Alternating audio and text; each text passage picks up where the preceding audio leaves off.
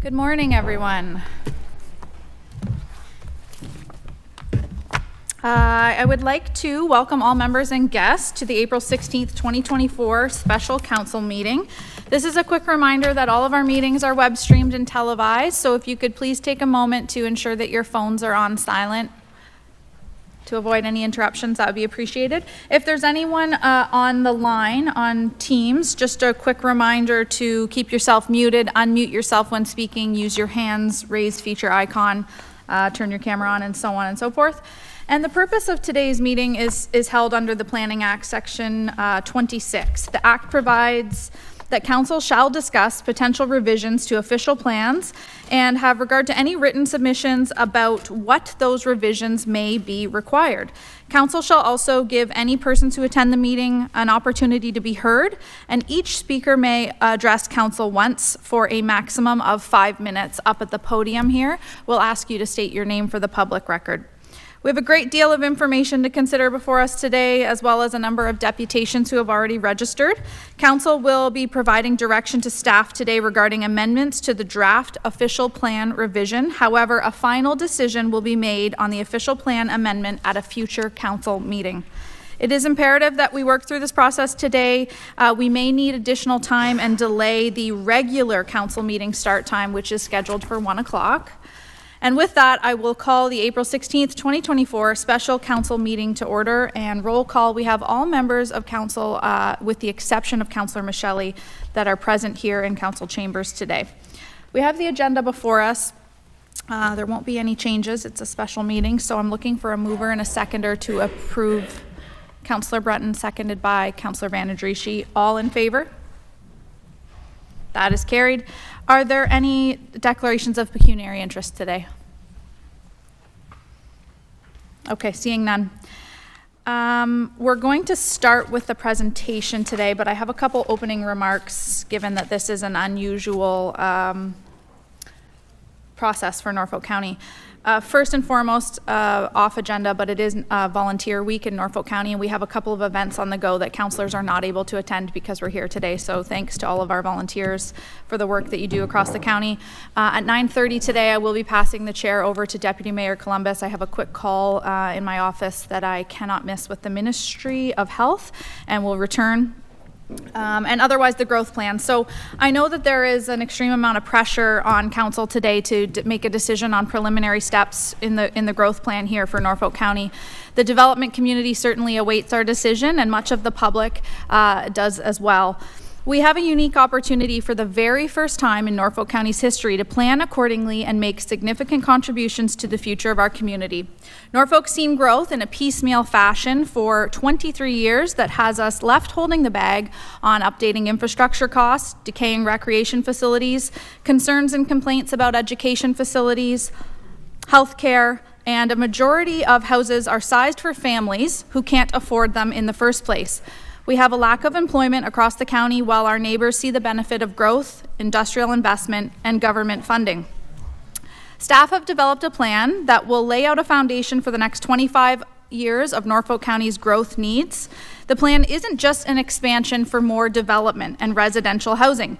It's a vision that does not need to be bound by the status quo. It's one that currently surpasses our boundaries and will set a course for Norfolk County's future that will create opportunities for generations to come. Much of the role when we sit around this planning table is to deal with Norfolk's present, but today we're given an opportunity to shape its tomorrow. I encourage you to think about what has been done and try to think beyond that when we make our decision today. Imagine a Norfolk where employment opportunities can sustain the cost of living and beyond, and can be listed on more than one hand, where housing is accessible to all income levels and where carefully planned amenities not only enhance our quality of life, but encourage investment across the county. Council has the opportunity to create a roadmap today that will see our grandchildren, all of our grandchildren hopefully, not just using Norfolk as a launching pad, but as a destination in itself. Because growth should not be piecemeal, focused solely on housing. We can create a community that's vibrant, diverse, and inclusive, a community where decisions were made with long-term strategic visions in mind that allow us to plan for infrastructure in a fiscally responsible way and can ensure that Norfolk remains a place that we're proud to call home. Of note, Western Ontario is growing. Total employment will grow at a rate of 8%, or 51,000 jobs, on top of the 163,000 from our current workforce that will retire before 2030. That's a total of 214,000 jobs that will need to be replaced somewhere. This does not include the investments already made in St. Thomas and Tillsonburg, Volkswagen, Stellantis, just to name a few. And our community has been asking us, why isn't that happening here? Now we have a chance. We have a chance to bring employment opportunities, create housing and amenities, to get our piece of the growth and change that is inevitably happening around us. As we go through the preliminary exercise today, Council, I urge you to think about the big picture of Norfolk's future. You can say no to growth today, but growth won't wait. Affordable housing options won't wait, and better healthcare facilities and schools will go elsewhere.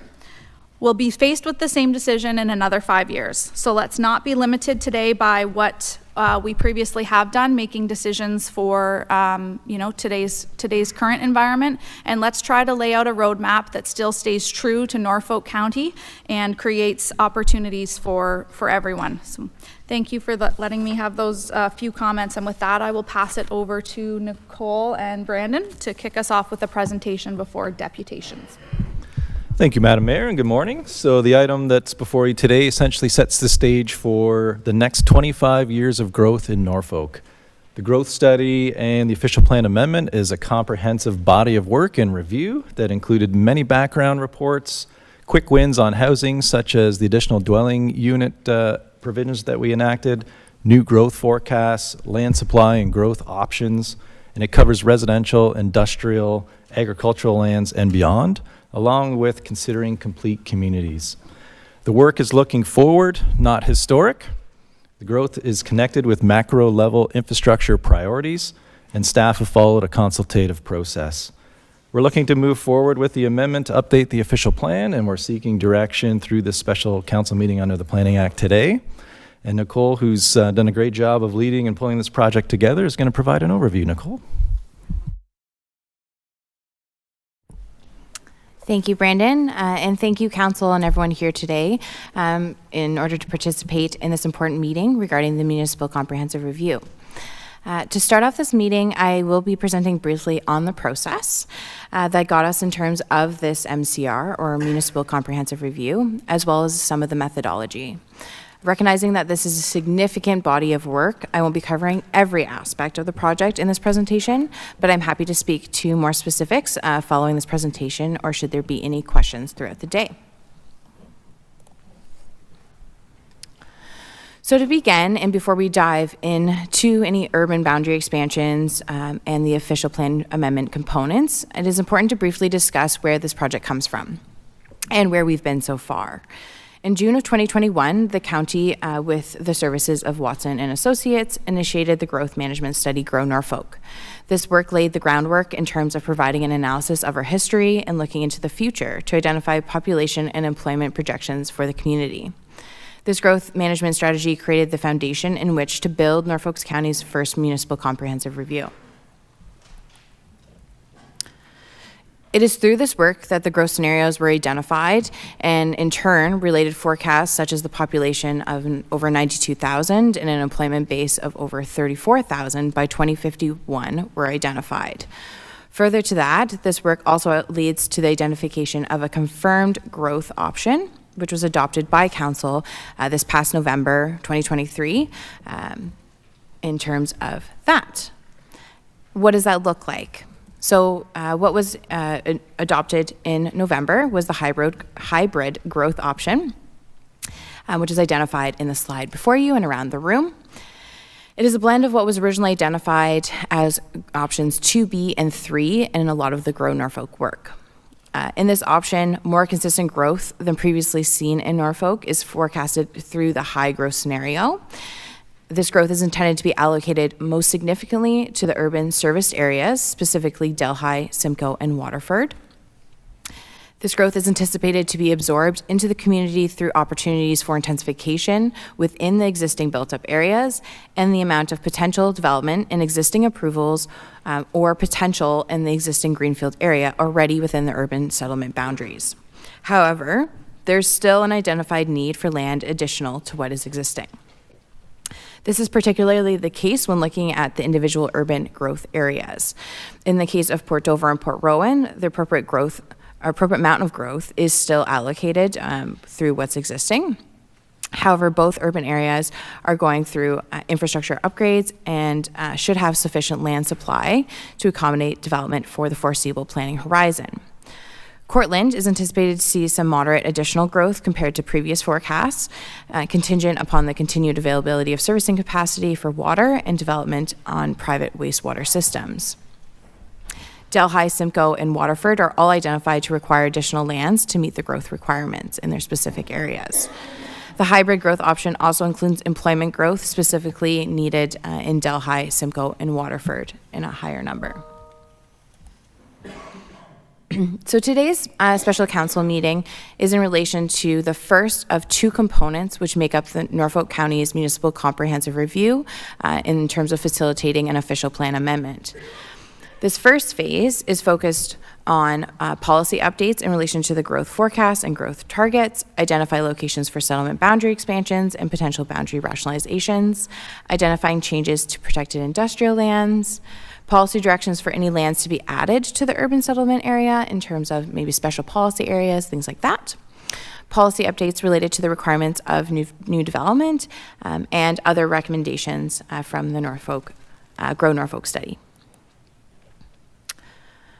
So for the sake of time, as I mentioned, I will not be fully diving into everything explored in the report, but for today's meeting, I'll focus on the overarching focuses of the project as well as that process. So the first area to focus on and discuss is protected industrial conversion evaluations. So this component of the work is based directly from policy at all levels. So we have the Planning Act in terms of speaking specifically about employment conversions. The Planning Act does provide a definition of what an employment area even is, or an area of employment as it is currently defined. And it defines it as an area of land designated in an official plan for clusters of business and economic uses, including without limitation, manufacturing uses, warehousing uses, office uses, retail uses that are associated, as well as facilities that are ancillary to those uses. A similar definition is provided in the PPS 2020. Policies in the PPS 2020 emphasize that planning authorities should assess employment areas to ensure the planned function is appropriate and that industrial and manufacturing uses are separated from sensitive land uses to maintain long-term economic viability. Section 1.3.2.4 identifies that the municipality may permit conversion of lands within employment areas to non-employment uses through a comprehensive review only, where it has been demonstrated that the land is not required for employment purposes over the long term and that there is a need for that conversion.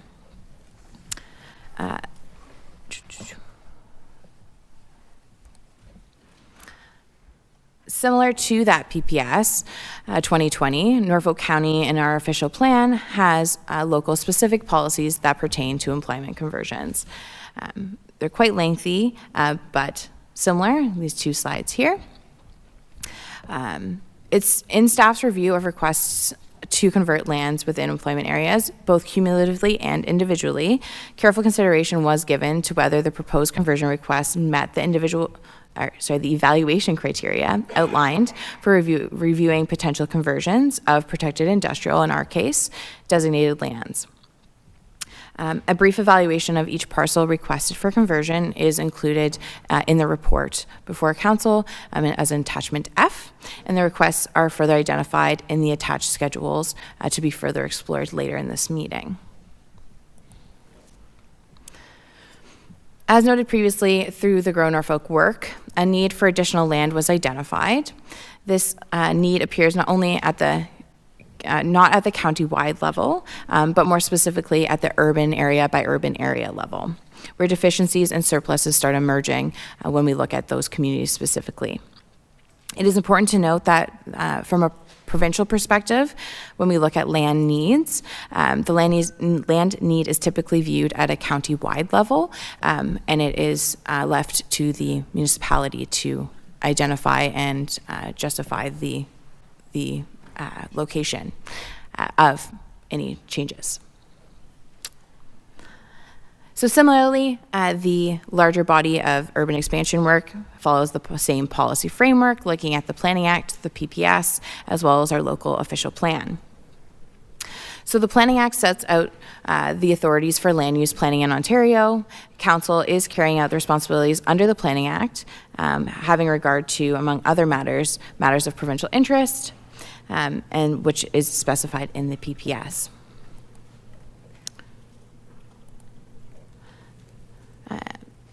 So a municipal comprehensive review, such as the one that's being completed now, must be consistent with all of the PPS policies that are applicable, and there are quite a few. So they have been included as an attachment to the report. That being said, just to highlight some ones that are of significance, 1.1.3.8 speaks to specifically what we look for in relation to settlement area boundary expansions. And these can generally be grouped into three kind of overarching areas, not to be kind of removed from the overall PPS policies and what guides good planning in Ontario and for our community, but this focuses on three specific kind of areas. So the first being sufficient opportunities to accommodate growth are required. This is how the growth management component fits in and how the county is able to establish what is sufficient and what we actually need. So that is covered off through the Grow Norfolk project. In terms of the other two, there's two focuses. First being infrastructure and public service facilities, making sure that they're available and suitable for development in the long term, are financially viable over their life cycle, and protect public health and safety and the natural environment. And then the last component, which is made up of a few points, is all around prime agricultural areas, of which, of course, this community is very acutely aware of its significance. So the focus is, of course, to avoid lands that comprise specialty crop areas, looking at alternative locations where there's no reasonable alternative, making sure that we meet minimum distance separation in terms of livestock operations, and not proposing uses that would hinder current livestock operations, and making sure that impacts from new and expanding settlement areas on agricultural operations are mitigated to the extent feasible. Much like other levels of policy direction, there are, of course, lots that are policies that are applicable, even at the official plan level. Some of the key growth-related policies in the official plan are focused within Section 6, including Section 6.4, which states that urban areas will incorporate the following: a full range of housing types, business opportunities at appropriate locations to provide a wide range of employment and services for residents, businesses, and visitors, full municipal services, a concentration of community services for the county overall, open space, natural heritage, and recreational networks that are integrated with open spaces throughout the county. And it further identifies that the county shall ensure that through its planning activities that each urban area develops with efficient land use patterns that minimize the extension of municipal services and infrastructure and will sustain the community and financial well-being of the county over the long term. Here's just another snippet of that policy in terms of the expansions.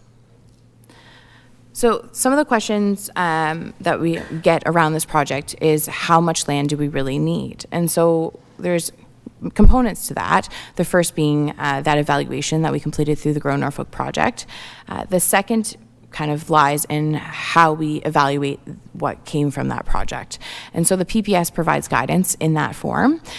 So under the PPS 2020, there's a time horizon of 25 years in which sufficient land is required to be made available to accommodate an appropriate range and mix of land uses. And so that 25-year timeline is what we are responsible as a county for providing in terms of our community and making sure we have access to land for. Some key numbers to have available or kind of floating in your mind. So residential land needs through that Grow Norfolk project were identified. And you can see here we have some positive numbers in gross hectares as well as some negatives identifying a need or a lack thereof by each urban area.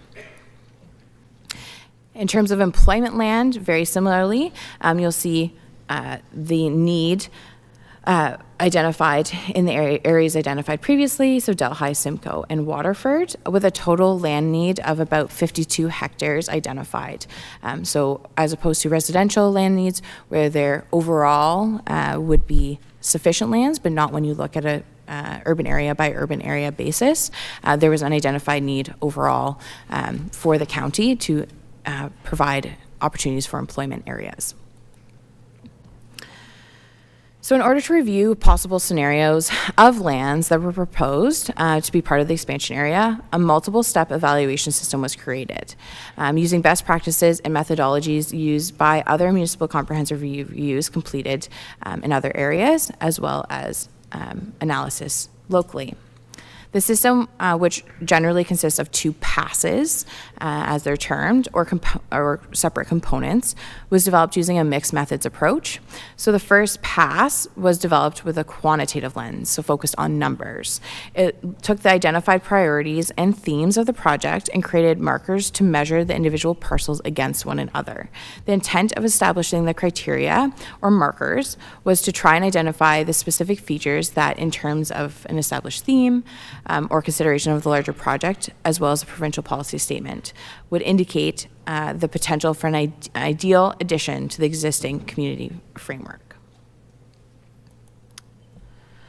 The criterion, as they pertain to the project themes and the overall policy that laid the groundwork, was established through input through the project's technical team, which was made up of representatives from various departments and divisions, including housing, development engineering, recreation, and facilities, some of which representation is here today to support. And this project was also designed to essentially create two areas of focus for expansion. One bucket, as I call them, is employment, and the other is residential. So employment areas are defined as noted and spoken previously, and they're whereas residential or community land needs are focused on lands required to accommodate housing for the forecasted growth, as well as the majority of population-related jobs, most office jobs and some employment land-related jobs. This also includes land needs for supporting uses, such as commercial and institutional uses like shopping areas or schools. And so just to pull it back into the first and second pass, that first pass was based on that quantitative number, and the second pass pulled the numbers that were provided there and provide that secondary review. So it is very much a check and balance. And that process was iterative, being that throughout the process, throughout engagement, which I'll speak about in just a second, those numbers or data was added and continuously reevaluated within the context of the information that was provided. So as our knowledge grows through the project, the analysis gets more robust, and we were able to provide better evaluation. In terms of the evaluation criteria, a separate document was provided to the general public through our Engage page, as well as through any correspondence through newsletters and components like that as well. But it focuses on a variety of areas, some of those being directly linked to that section of the PPS identified earlier, such as agricultural land, which we looked at through our land evaluation and area review. It also is tied to infrastructure and just general population numbers. But what's also tied into this is focuses at the local level as far as providing a complete community, as well as the overarching policies that guide the PPS when looking at it holistically as far as complete communities, healthy and livable communities that provide everything necessary for people to live their whole lives with many generations, similar to what Councillor or Mayor Martin spoke about earlier, that multi-generational approach. And so to evaluate this, and as mentioned just briefly before, engagement and consultation was a huge part of this project. So engagement was conducted through the study following an engagement program which was approved by Council in 2021. And it included various groups such as the technical team identified earlier, provincial ministries, as well as other agencies, landowner and development industry stakeholders, the general public, as well as the Planning Advisory Committee. And for the benefit of the public, staff did host a public information center on February 9th with a draft urban settlement boundary and draft mapping that was intended to be a conversation starter regarding the proposed employment area conversions as well as those boundary expansions. More than 50 members of the public attended this event.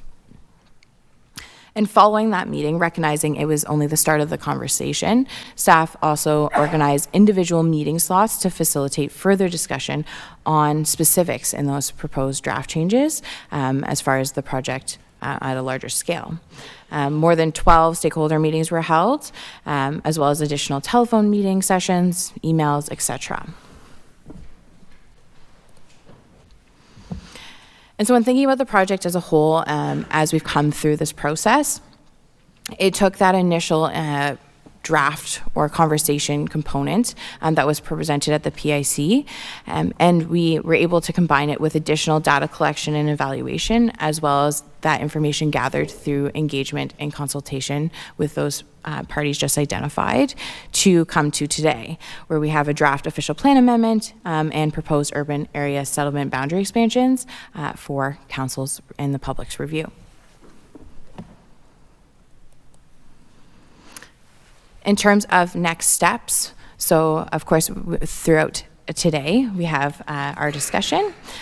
We're looking towards, as Mayor Martin identified, the approval eventually of phase 1, so through the adoption of an official plan amendment by council, and then that amendment would then go to the ministry for ultimate approval. Following that, there is that second phase mentioned at the onset that follows this concurrently, and that will focus on those hamlet components, agricultural lands more specifically, as well as natural heritage, so not forgotten in any capacity, just coming following this urban focus. And once both of those phases are completed, the intention of the work program is to move to community plans, which would then provide the majority of the official plan designations, as well as look at more of the zoning. That is a public process, and the intent is to allow the community to shape what the new urban areas will look like, not just what is currently existing and not just greenfield lands, but looking at everything as a whole and making sure we plan holistically for our future as a county for the next 25 years and beyond. And with that, I will close off my meeting. I think. Thank you. Thank you, Nicole, and thank you and all the staff for your commitment to putting this official plan review in process. I know it's been a great deal of work. Thanks for all that. And I know there's still a lot more to complete. So we're moving on. The mayor has noted that she is on a conference call with the Ministry of Health, so she's supposedly back within about half an hour. And I will lead from here on in. And we have a number of deputations, 16 that are registered, and then there's, pardon me? When you call the deputations, the first two are switched order. Okay. And there's a number of other guests here that wish to speak with respect to these applications, planning applications. So we're going to move forward. Each deputation has 5 minutes to speak, and I will let you know when you have 1 minute remaining. Our first deputation, there is switched to according to what the clerk advises me, we're going to call on David Holmes, the industrial park proposal for Courtland. Dave, if you could take the podium there. You've got 5 minutes, and I'll let you know when you got 1 minute left. Thank you, Councillor Columbus, and good morning, everyone. I'm going to be speaking this morning about an industrial proposal for Courtland. I have my Titan jacket on this morning, but these properties are owned by Mike and Sandy Clofer. So the current area I'm speaking about is directly east of Courtland. It's south of the current Titan plant, just on the south side of Highway 3. Next slide, please. So the Titan, if you look at the graph, the Titan property is the property north of Highway 3. There is 3 properties that we'd like to include into an industrial park. The part in brown is actually already zoned industrial. Parts 9 and 10 we would like to include as also industrial and have those encompass a large industrial park. So part 9 would be the former Chips Farm, which is infamous in Norfolk County, and would be nice to see that put into something constructive. And then part 10 is a new part that we'd like to include as one large. So this would create an industrial park of over 150 acres. And which is significant to the province in terms of access to provincial grants and infrastructure funds. Next slide, please. This is an example of just what an industrial park could look like. Obviously, there's various configurations that could be used, but this is just to show that it could be multiple. It doesn't have to be one, doesn't have to be several. It could be multiple configurations, multiple industries, multiple lot sizes. So. We're open to discussing with the county what would work and be in the county's best interest in that respect. Next slide, please. We'd also like the county to consider the inclusion of the rail lines that are being decommissioned. This would grant access to the industrial lands on the south side of the property. Next slide, please. So the issues that are pertinent to this property are the main issue is scalability. When you're looking at doing an industrial land, scalability and economics are very important. And an example of this is hydro. We have a vacant property beside Titan right now that has no hydro to it. It would cost about $2 million for Hydro One to bring hydro to that property. However, if we had a larger industrial property with multiple users, then Hydro One would be more amenable to financing and bringing hydro to that area. So, and that's something that the county actually could assist on and participate with us on. There's been, Tilsonburg's had success in that, in participating with Hydro One and doing that. We'd also be open to the industrial park being some type of a joint venture with the county. We don't know what that looks like, but it's certainly something that we'd be willing to discuss and negotiate. You have local owners and Mike and Sandy Kofer who would be very amenable to doing something that's in the county's best interest in this respect. In terms of some of the amenities that go with the industrial park, utilities, there is a natural gas line that runs along the front of the property. That area is septic. There is, in terms of water supply, which is a hot issue with Norfolk, we actually have done studies at the Titan property, and we have sufficient water supply on the Titan property itself to supply an industrial park across the street.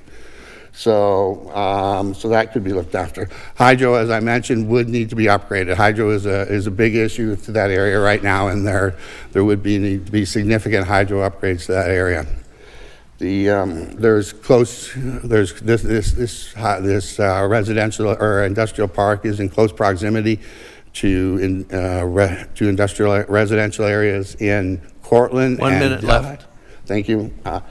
And I'd also like to mention that this would be a piggyback to some respect on what's happening in the big industrial growth areas up in St. Thomas, Tilsonburg, Woodstock. There'd be ample opportunity to piggyback on some of that.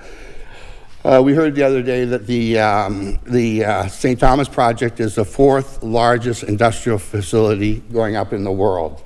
It is a big project. And we also heard that the MTO was considering upgrading Highway 3. to 4 lanes all the way down to Tillsonburg.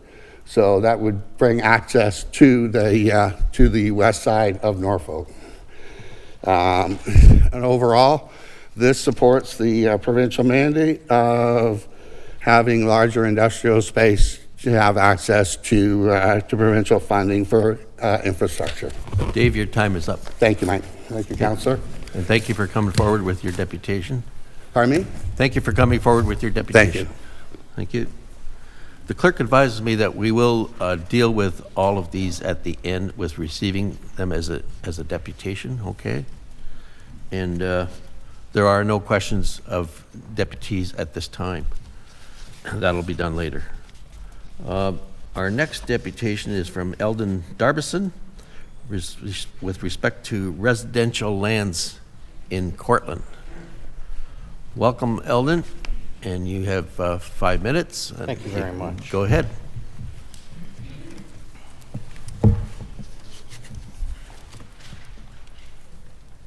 All right. Thank you for bringing up the slide.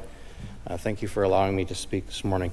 I wanted to speak about, on behalf of the Clofers, why is it important to also consider residential development as part of the industrial park? Residential development is an essential part of providing the people to work at the industrial park. There's no question in our minds that there's a great need for growth, not only in industry but also in residential. This is, in particular, I'd like to focus a little bit on some of the details. And it may be a little hard to see on that slide, but so far staff have recommended Part 3A, that's the yellow component, to be included in the urban area. What's important is that there's a little sliver shown as 3B, which is a segregated parcel of land. It's agriculture. It can't be left alone. It needs to be included with that recommendation, as well as Part 3C, which is a little purple area. It looks like a triangle, which is an ideal for stormwater management.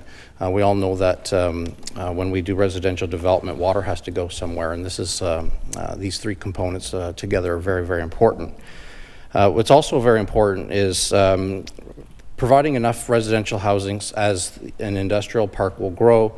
It will require more population. So Part 5A, we're asking that be included as well. This will also bring an opportunity for a community park as well as different forms of housing. Part 5B, which is labeled future development area, we recognize that this is also another component of residential to support that industrial area. However, we understand that there may be some concessions for how much land can be included in an urban area, and this particular area, while we are asking for it to be included, it may come at a later time. It's also important that this railway corridor is a key component of seeing this realization. The railway corridor will be removed. It will become a utility corridor and a multi-use trail, a road. It will provide connectivity between the industry and the residential component of Courtland. This is a 20-minute walk. The days of two cars is coming to an end. Things are very, very expensive these days. And so providing an opportunity for people to cycle or walk or even just rely on one vehicle to and from work is very, very, very critical, which is why this Courtland proposal has to be viewed holistically. So I guess we need to get this right. We have to do it now. And we've had enough discussion at the beginning, which really highlighted the fact that we have one opportunity now to get it right. And we urge council to seriously consider both components, the residential component and the industrial component together, to see Courtland thrive, be competitive with places like Tillsonburg, St. Thomas. The connectivity is there through the highway network. There's a great opportunity for seeing Norfolk get on the map from both an industrial and residential perspective. That's my presentation. Thank you. You still had 1 minute left, but that's great. We will move on to item 5.3, and we're going to call on Rashika Angrish. Protected industrial to urban residential and industrial designation in the community of Delhi. I take it one of you is Rashika? So, go ahead. Yes. Okay. Good morning, council members. Thank you for the opportunity to speak. My name is Benjamin Jealous, and I am an owner of the Bluegrass Estate subdivision in Delhi. We have proudly been developers in Delhi for 17 years. I am now the third generation with my father and grandfather before me. We began with the Wintergreen subdivision off Hawtree Road and continue with our Bluegrass Estates, phases 1, 2, and 3. In total, we have developed 175 units in Delhi. Our reason for being here today is phase 4. In 2019, we had our pre-consultation meeting for the overarching plan for phase 3 and 4. At that time, we had only support from staff and no objections, but we had to do an official plan amendment. So in 2022, we submitted a redesignation request as well. Our plan has been the same since the beginning, to build an extension from Argyle Ave to Fertilizer Road, and to convert 6.1 acres of these lands to residential, but to leave the rest as general industrial to facilitate a proper transition and to provide employment to support the existing community. We are not requesting any conversion of lands that abut a former landfill, as hopefully you can see in the visual report in front of you. If council agrees with our request, we will be happy to continue our Bluegrass Estates Phase 4 development with our strong commitment to local builders and local contractors, building homes suitable for Delhi.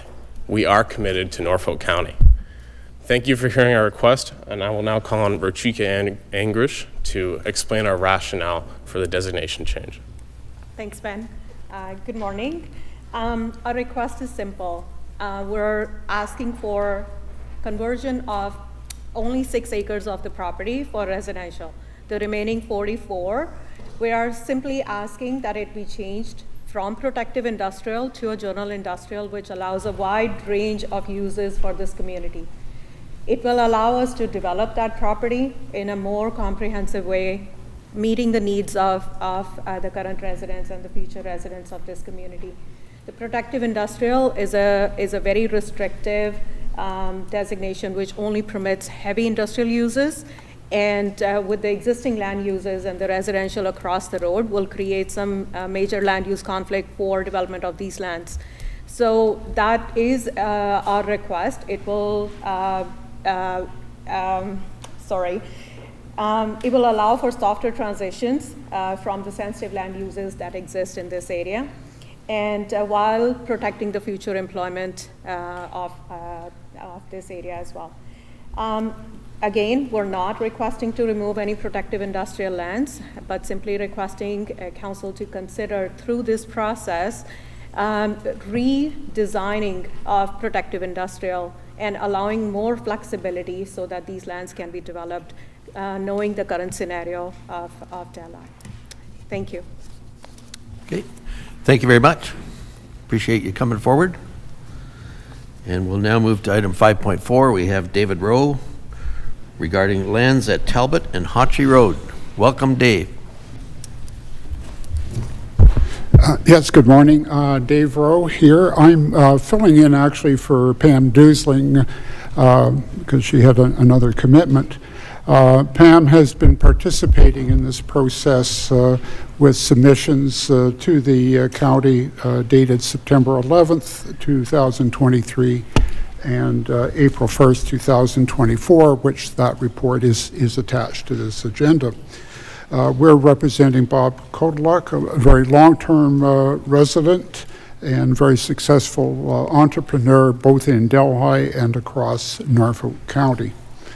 Bob's land in particular for today's discussion is lands located on the north side of Highway 3 or Talbot Road and just lands east of the Hawtree Road. It does have actually access onto Talbot Road or Highway 3. Therefore, my comments are specifically related to the Delhi, and we are here in support of the option number 1 that was provided on page 31 of the full staff report. Option 1 closely follows the policies of the official plan as described on page 26 and 27 of the full report. It's a logical extension in all directions in Delhi, and it also includes both my client's property, but a portion of the Delhi Golf course property north of the provincially significant wetlands. The option 1 squares off the municipality. It encourages a walkable community. It provides a greater options for a greater number of developers and potential developments because the eggs are not all being put into one basket. It also allows for incremental growth, which Delhi has a history of very slow incremental growth, and my opinion is that the recent growth spurt is more of an anomaly rather than a trend. My client's property, in particular, is close to the main business area, downtown Delhi, and again is very walkable. It's also across the road from the Delhi Arena ballpark and the newly renovated swimming pool. And it also has access to the natural open space area around the Quants Dam. It's clear that option number 1 is a desirable option. Now, option number 2 removes my client's lands from the expansion, and it includes all of the golf course property, which extends all the way down to the Simco Bend and Gilbertville.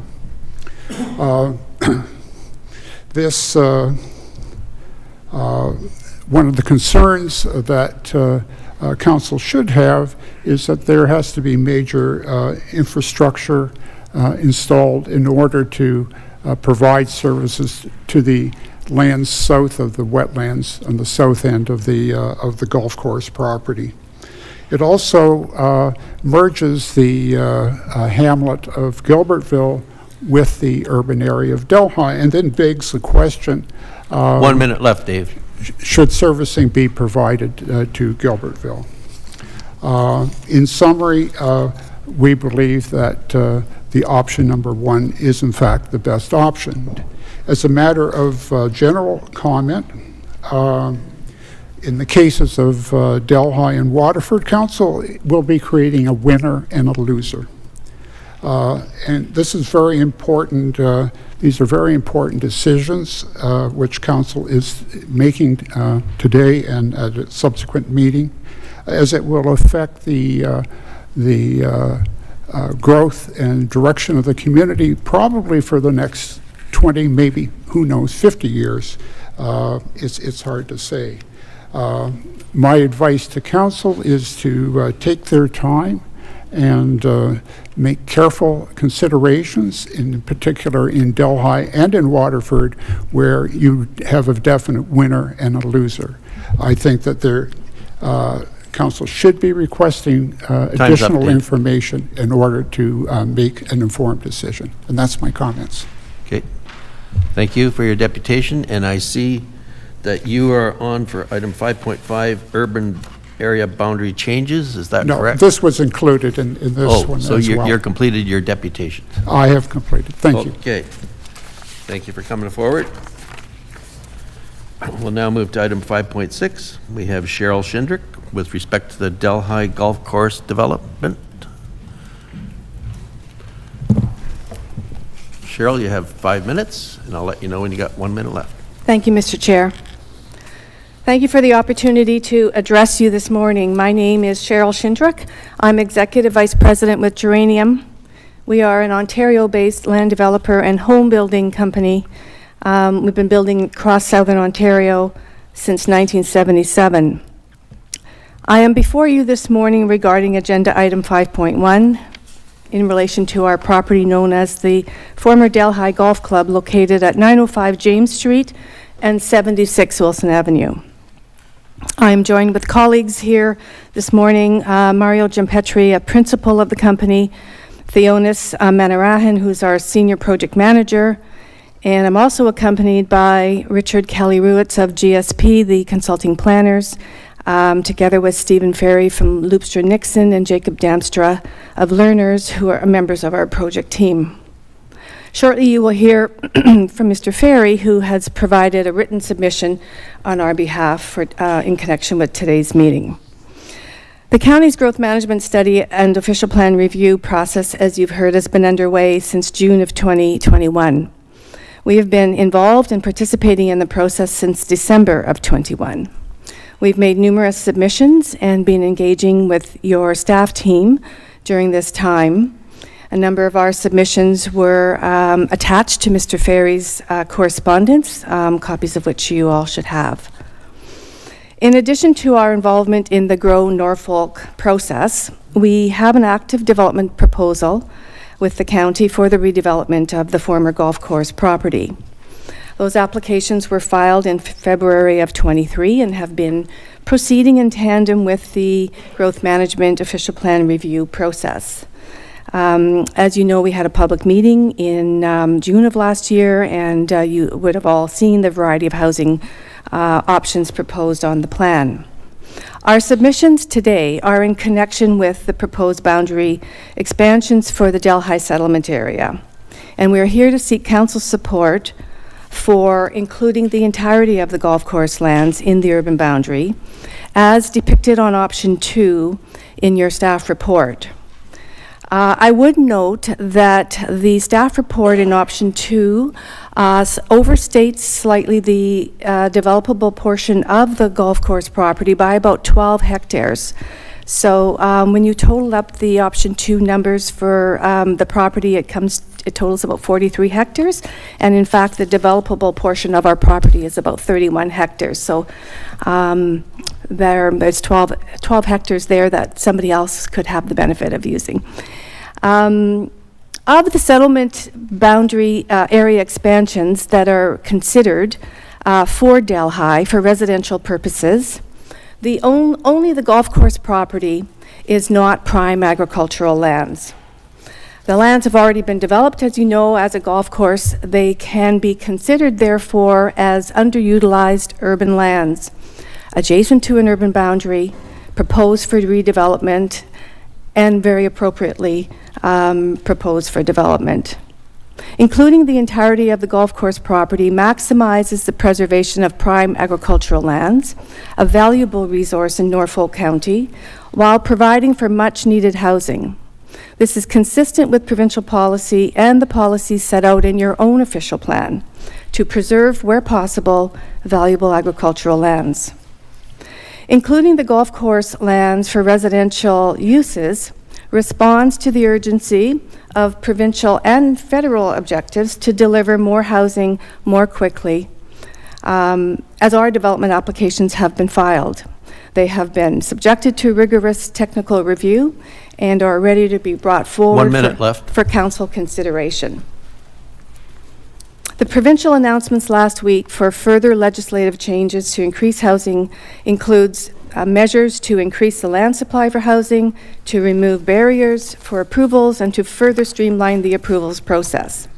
Since filing the development applications, we have engaged with the community, in particular the residents adjacent to the former golf course lands. In the course of those discussions, we made modifications to the development plan to respond to concerns and community desires. Many of those residents have taken the time to express their support for the plan, for our efforts, and for the concessions we've made, and we are grateful for that.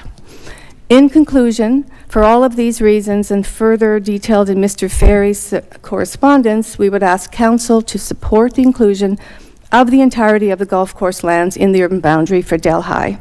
Mr. Ferry will speak momentarily, and I'd note that Mr. Damstra is not going to be speaking, and perhaps his time could be allocated to Mr. Ferry. Thank you, Mr. Chair and Council. Thank you for your deputation.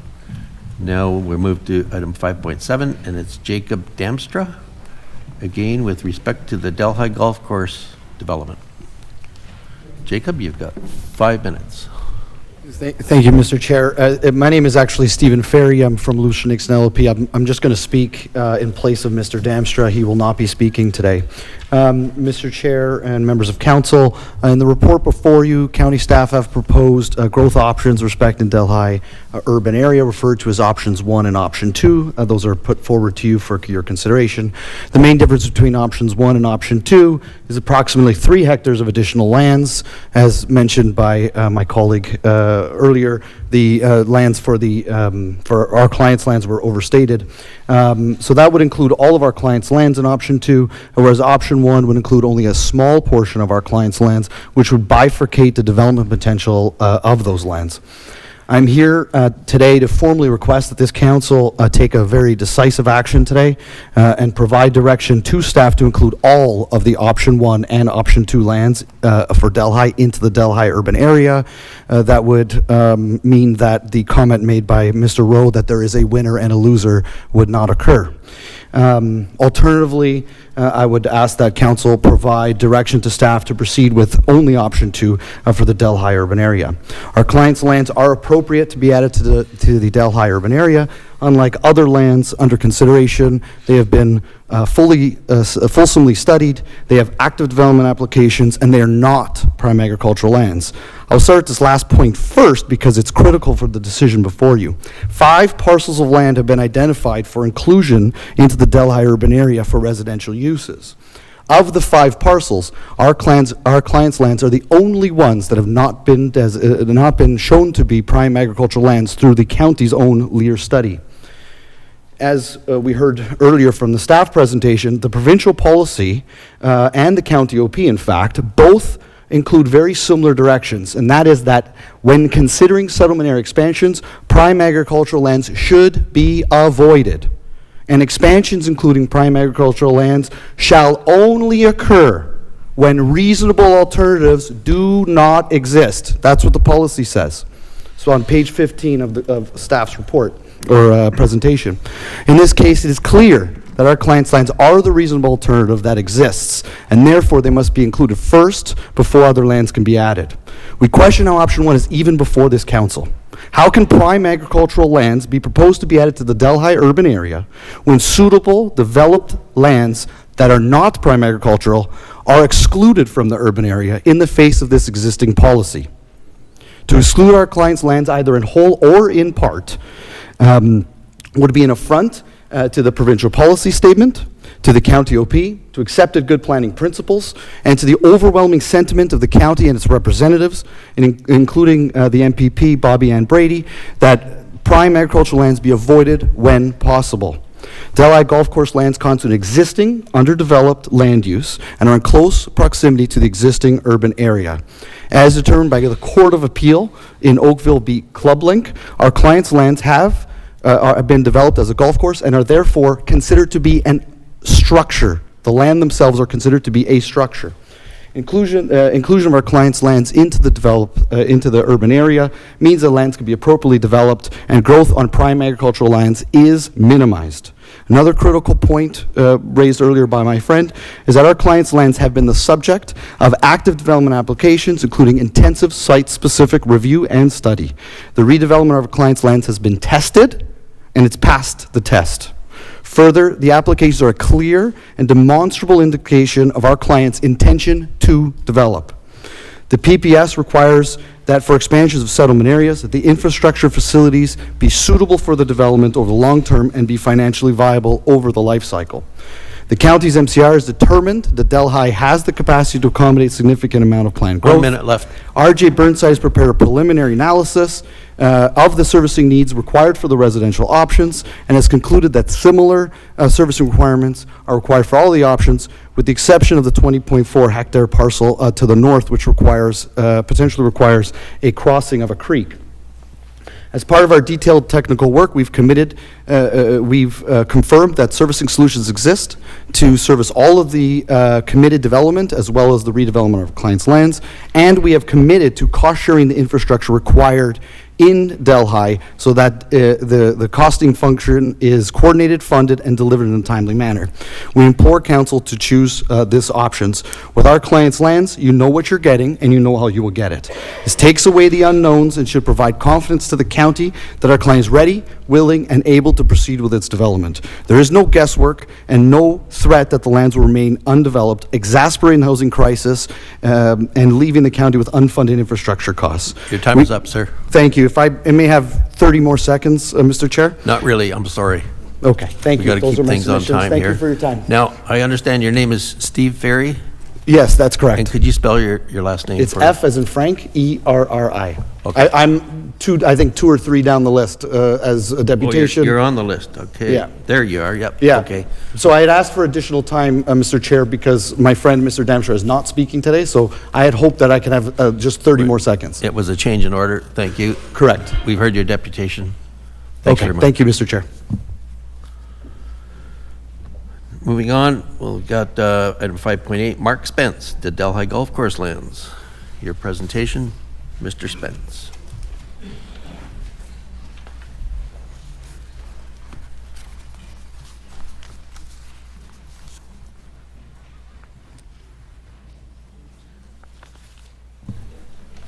Thank you. Mr. Chair and Go ahead, Council. Mark, you got 5 minutes. Mr. Chair and Council, ladies and gentlemen, I bring you greetings from the Delhi and District Chamber of Commerce. My name is Mark Spence. I'm the president of the Delhi and District Chamber of Commerce.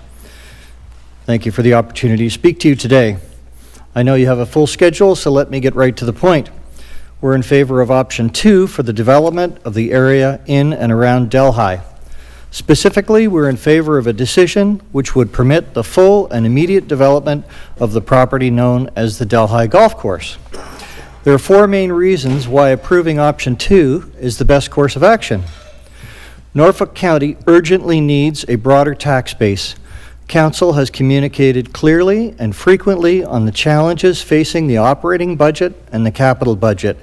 These new homes will increase the county's tax revenues. 2, new homes will attract young families, and they will be looking for goods and services which will stimulate our local small business market. These families will also provide a supply of labor who will be looking for good jobs. This supply will encourage existing businesses to grow and new businesses to move to Delhi. And those new and expanding businesses will also bring more tax revenue to the county. 3, residential development takes tens or hundreds of millions of dollars. We have a developer today who is ready to make this investment in Delhi. Let us not stand in their way. 4, we heard from Professor Brock Dickinson at the Innovation Frontier Forum on April 4th that the population age demographics in countries around the world is going to lead to a boom in domestic manufacturing in North America. I'm not suggesting that manufacturing will become a focus for Delhi, but I am confident that we can and should grow. Our focus is likely to be agriculture, industry that supports agriculture, and tourism. If we don't allow houses to be built, and quickly, we may miss a huge opportunity. This concludes my presentation. Thank you for your time. Thank you, Mark. We will now move to Carmen Jandu. Item 5.10, Norfolk County Health and Education Precinct Proposal for the town of Simco. Welcome, Carmen. And again, you've got 5 minutes, and I'll let you know when you've got 1 minute left. Thank you very much, and thank you for giving me the opportunity to speak today. I represent Hillcrest Road Limited and Westwood Trail Developments, who are the majority landowners for 50 hectares of lands located at the west boundary of the Simco urban area, north and south of West Street, and east of Hillcrest Road. Earlier this year, a very unique opportunity was proposed for our clients' lands to respond to a new vision for a campus of care by the Norfolk General Hospital and the Norfolk Nursing Home. This vision includes the development of a state-of-the-art long-term care facility with opportunities to include allied health services such as a nursing home, seniors home, hospice, and supportive professional offices. In response to the search for a campus of care location, we have proposed a special precinct designation that we have dubbed the Norfolk County Health and Education Precinct, or NHEP for short. We propose that the NHEP provide a vision for the campus of care together with the interest received from Fanshawe College, who have identified the potential to create and develop its educational offerings within the proposed NHEP area. We understand that staff's direction of the Grow Norfolk program did not anticipate the growth needs for health and education. However, Council should be aware that the county official plan provides policy direction to ensure that the appropriate locations for education and healthcare be considered through its growth plan policies. Watson's growth management study also anticipated the increase of employment growth, including education and health, and identified that there would be a demand for seniors' health facilities and related development to meet the county's aging population base. As such, we submit to Council that the official plan amendment today is the appropriate time to consider the inclusion of the NHEP lands for major institutional uses. The consideration of the new campus of care later in came later in the Grow Norfolk process. So as a response, we have submitted a very robust planning report that is included in your agenda today on page 64. If you can turn to page 69 of that agenda, the report provides a locational plan for the NHEP lands. At the time I drafted the report, there was Westwood Phase 3 that was included as a part of the proposed community lands. These lands, for some reason, have been removed from the recent report. We feel that this is an important connection for the NHEP lands that would connect and provide that bridging development between the hamlet of Hillcrest and Simcoe, and we propose that these lands be included in the NHEP lands as well. Described in detail of the planning justification report, the NHEP lands meets the policy direction within the PPS and the county official plan for major institutional uses. The subject lands are very well located. We're 1.2 kilometers away from the existing hospital. We're located on 2 arterial roads. We have, being located on the west side of the community on arterial roads, we also direct increased traffic away from local roads. As an arterial road, we're designated to be 36 meters wide with sidewalks on both sides. We enhance pedestrian connectivity between the hamlet and the urban area for Simcoe. As a part of our planning justification, we also included a very high-level analysis of servicing and traffic to ensure that there is going to be an efficient and achievable expansion of these services. The boundary roads are able to accommodate for the internal road systems and connections that we can anticipate, and servicing is included on West Street. That can be easily and achievably extended to service this area. We've had the opportunity to also review the wellhead protection area, and I think a very important secondary improvement for getting the services across West Street is that it can see the improvement of the wellhead protection for the county wells located south of West Street by decommissioning any existing sanitary services in that area. 1 minute left. Thank you. We had the opportunity to review staff's report and an analysis of our unique circumstance, and we agree with staff that the council should consider the inclusion of these lands for major institutional bounds by the proposed specialty policy area, that designation that is included in my planning report. It'll provide the level of assurance for our clients, Norfolk General Hospital and Fanshawe College, to continue their discussions and give us the opportunity for public consultation and to create a master plan for the area. Through our deputation, we request that council endorse this very unique opportunity and include this land to establish a campus of care or provide an opportunity for Fanshawe to enhance their educational opportunities in the area. So, final ask is to have these NHEP plans included in the official plan amendment during this growth management process. that concludes my presentation. Thank you very much. And thank you for your deputation with respect to this project that we're undertaking. And I see the mayor's back, so I'm going to switch chairs and let her back in this chair. Madam Mayor, we are at item 5.11, and John Valley is next.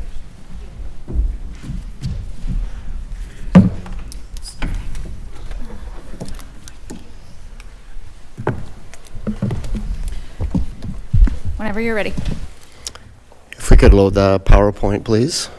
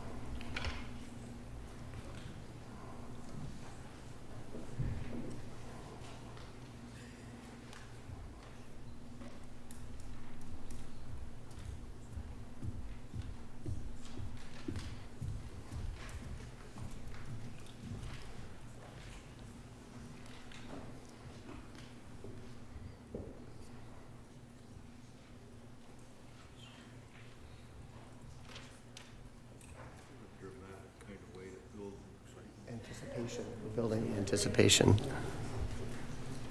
We're just having technical difficulties, but we're going to try from another computer in just a minute.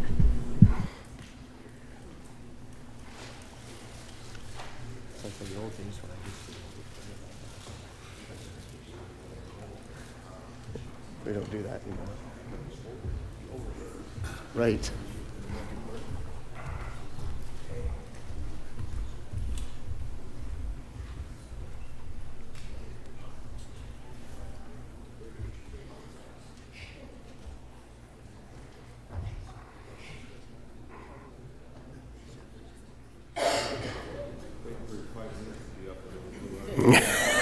Yeah, the clock is running for Mr. Valley for sure. Mine's still at 0.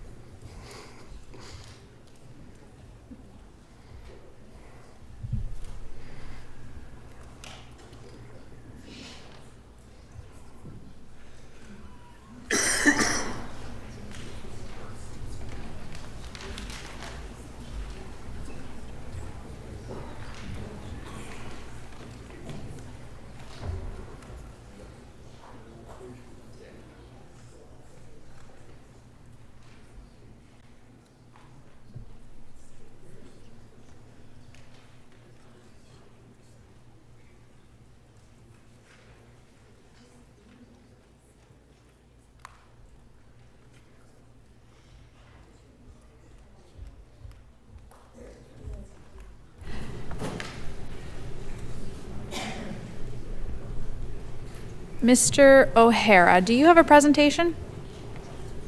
You do as well? Okay. I was just trying to skip ahead maybe for someone who didn't have a presentation. Okay. All right, well, Mr. Valley, can we start with 512, which is Waterford? Can we skip Simco just while we're trying to open that presentation? Absolutely. Okay.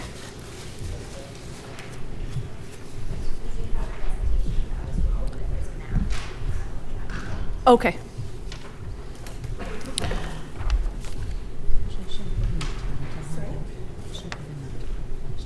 Actually, oh no. It was just a large It was in the presentation. It's in John's presentation, it's just blown up, but.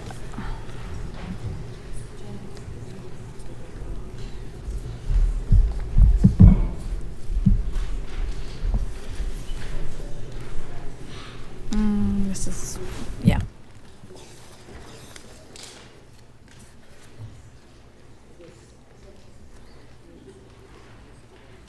Okay, it's up and ready, so whenever you are, 5 minutes, Mr. Valley.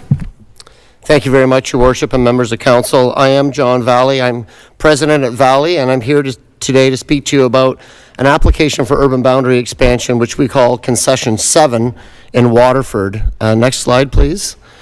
The property is located at the north end of Waterford. We have 63 hectares here. We are immediately north of the villages of Waterford and west of Main Street. To the north of us is Concession 7, thus the name Concession 7. Next slide. There's a vision board, which my clients, Tom and Angie, have handed out to you. This shows the wide variety of development proposal that's here. This is not just another residential subdivision. There's commercial use, parks, schools, long-term care, all kinds of things built into this. It's a very broad vision, but I'll allow Tom to speak to that later, or if you have questions on that, we can certainly address that. Next slide, please. Our proposal is to bring the entire 63 hectares into the urban boundary. We do believe that this is the best proposal before you in Waterford because it has that wide range of uses, commercial, retail, schools, and so on. We're looking to attainable housing, and we're looking to address a variety of demographics. We don't think you need to choose between Concession 7 and the parcel to the south. Those are the two options that are before you in your agenda. We do believe that you can bring both of these proposals in, as was hinted at by the mayor in her opening remarks. We know that the province is looking for growth. We know the province is encouraging housing and is looking for Norfolk to bring housing into Norfolk County, and we think you can do that by bringing both of these applications into the urban boundary. Next slide, please. The challenge that this project has had with the process is that the property has been divided into two separate pieces, ID 7 and ID 8, despite the fact that they were submitted to you as one comprehensive package. What this has done is it's lowered the evaluation scores for each part, because one half maybe has a stormwater outlet while the other half has road access.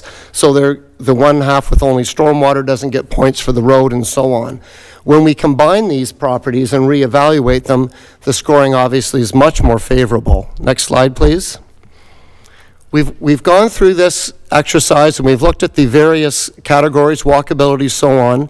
You can see in the chart there are scores for ID 8, which is the west part, ID 7, which is the east part. Again, these were submitted as one application, but because of PIN numbers, they were divided into two. When we combine the scores, which is the green column, you can see that the scores are much higher. Next slide, please. And at the end of the day, when you total this up, the score for Concession 7 combined and corrected is 51, which is very similar to what we've got at the other parcel on the south side of 50. Next slide, please. There's a lot of discussion about servicing, and this scoring is critical for servicing. Stormwater management can be addressed here because the low end of the land is at the south end, which is right beside the existing stormwater pond for the villages of Waterford. That storm pond can easily be expanded and used for both developments and use the existing outlet pipe that is there. So this development should score very high for stormwater servicing. Next slide, please. As well as water main and sanitary sewer, there are services within the villages of Waterford that can easily be extended to service this new development without the need for extending or creating new infrastructure. There's also an opportunity to extend the sanitary services and water services on Main Street, providing an economical solution to servicing of the site. Next site, please. Next slide. Sanitary is the same thing. There's existing services right in that existing development that can be extended into the Concession 7 project, and those sanitary services can also be extended up Main Street with easy access into the site. Next slide, please. We have submitted a number of documents in support of our application. You can see them all listed here. It's unfortunate that these documents were not provided to council in your package. However, they have been supplied and reviewed by staff. Next slide, please. Our use is very diverse, and this is why we think that we should be included, and our ask of ours is on the next slide, please. Our ask is simple. We ask that this Concession 7 be brought into the urban boundary, that ID 7 and ID 8 in your staff report be added into the urban boundary in conjunction with the parcel at the south end. It does not need to be one or the other. We ask council to think long-term, be aggressive, and go with both of these sites. That's my presentation. Thank you. Thanks, Mr. Valley. I don't know if council members were asking questions before, and I think to try and streamline it, we're not going to, but the clerk said we could ask clarifying questions. So are there any clarifying questions for this? I just have one. I can't see really what these maps say, and I just heard you say there are alternate uses outside of residential. So are you able to, I just can't read the font on what's included. Yes, if I could just borrow this for a second. So there's all kinds of uses permitted here or proposed. I suppose up in the top right corner is the big red area, which is commercial. In there, we're talking about a wide variety of commercial uses, potentially hotels, gas stations, hardware store, restaurants, coffee shops, all these commercial uses that council has been asking for in other developments that we've been involved with in Waterford. We're also talking about schools, parkland, affordable housing, attainable housing, long-term care facilities, walking paths, connectivity links. All these things are built in. It's our idea to take all the things we've heard council asked for and residents of Waterford asked for in other development applications. When we've been here, say at Orchard Square in the south end, there was a huge request for commercial property. So there's an enormous section of this plan that is dedicated exclusively to commercial. And that's where we think we separate ourselves a little bit, in that we're not just another residential part with a lot of housing. There's a lot more to it with the schools, institutional, long-term care. Interesting. Okay. Thank you. Oh, sure. Councillor Huffman, then Columbus. Thank you, Mayor Martin. I just wanted to clarify, when you're saying schools, you're not necessarily, it's not that there will be a school there, you're saying that there is land available should a school be built. I think you need to clarify that. Yes, so the plan designates a school site. We know that schools and capacity is a challenge in Waterford, and that children are being bussed out of Waterford because there's no capacity. So we're offering that as an alternative to the school board. We think that's part of a complete community, and that would be a valuable piece of opportunity here in Concession 7. Councillor Columbus? Madam Mayor, when I took the chair there, I was advised that there would be no questions. They would be coming at the end. Oh, just my to be apologies. fair and equal to all the applicants. So sorry, so questions at the end. How are we going to circle back to well, they'll have anyone who spoke? They'll have to be noted somehow. It's Okay. just that was my understanding, Okay. and Nope, we want it that's to be fine. fair and equal to everybody. Yep, no, I apologize. Okay. Park that one. You are still on deck, and we'll go to your original presentation. We're going to pull that up, and we're back in Simco. Nope, we'll do it at the end. You can begin whenever you're ready, and then I'll watch the clock. Thank you. So here I am again. I'm now speaking to you on a parcel in Simco. Mark and Kristen Gesquire are our clients, as well as Silvestri Investments, Inc. If I could have the next slide. This is a piece of property at the south end of Simco, highlighted in orange on the map. It's immediately to the south of the Harvest Glen subdivision, which is the area containing the Holy Trinity Catholic High School. It's 104 acres in size, and it also is bounded by Highway 24 to the east. Next slide, please. This is our vision of what this project will look like. It's important to know that this is basically an extension of the existing subdivision, the Harvest Glen subdivision that I referred to, and making it complete and looping it back out to Norfolk Street, providing a great community. We have the extensions of Oak Street, Queen Street, Elm Street, and obviously connection to Norfolk Street. We're in close proximity to high schools, daycares, public schools, churches, a 6-acre park, the fairgrounds, the rec center, Norfolk General Hospital, commercial plaza. All the things you're looking for in your scoring criteria are all within walking distance of this proposal. Next slide, please. Back in February, Norfolk County staff suggested that 6 different properties should come into the urban boundary in Simco. The Silvestri parcel was not included, but the Gasquire parcel was.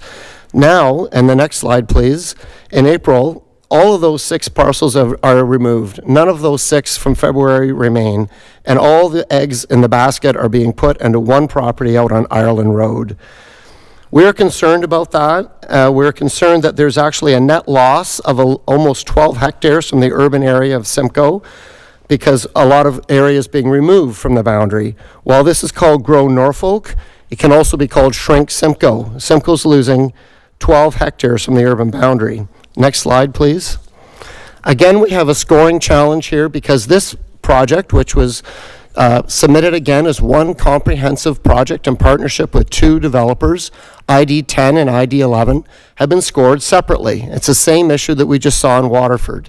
When the scoring is combined, as per the proposal, the project obviously scores much better.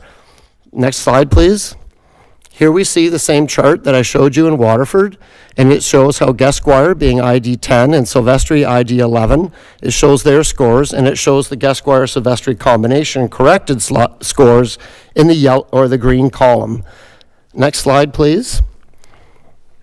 Again, when you tally all this up based on the combined scores and corrected for servicing, the property now scores 54, clearly being the preferred location here in Simcoe, which would rank it number 1. Next slide, please. This good scoring is because, again, of servicing. There are 2 legal adequate outlets on this project already, no infrastructure required. There are 4 water main connections. Your consultant, Reed Voorhees and Associates, have also already completed the modeling for water main and the water modeling for sanitary sewers, showing that this property can be serviced. This is an ideal situation from an engineering perspective. Servicing on this site is extremely straightforward, and it's a bit of a given. Next slide, please. Your official plan, today's official plan, is very interesting. Down in the bottom right corner, we're going to zoom in on the next slide. Down in the bottom right corner shows an existing collector road in Oak Street and in Queen Street, showing them being extended through the Silvestri lands and through the Gasquire lands. This is the only property in Norfolk County, the only one where your Norfolk County official plan shows future anticipated roads outside of the urban boundary. This is very clear that when the current official plan was completed, that the intention was that this land would be in the urban boundary in the next go-round. This is the only time that this happens anywhere in Norfolk County.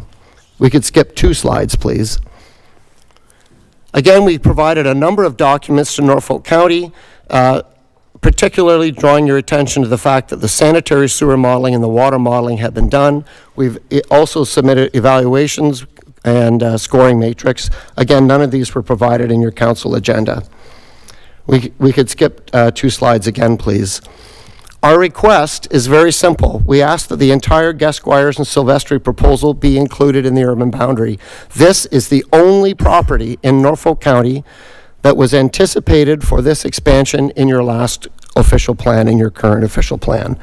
We believe, again, that council can add this piece and the piece on Ireland Road, and it does not need to be one or the other. Again, we encourage council to be aggressive, think big, and go with both of these applications. That is my presentation. Thank you very much. Next, we have Mr. O'Hara, and we're back in Waterford.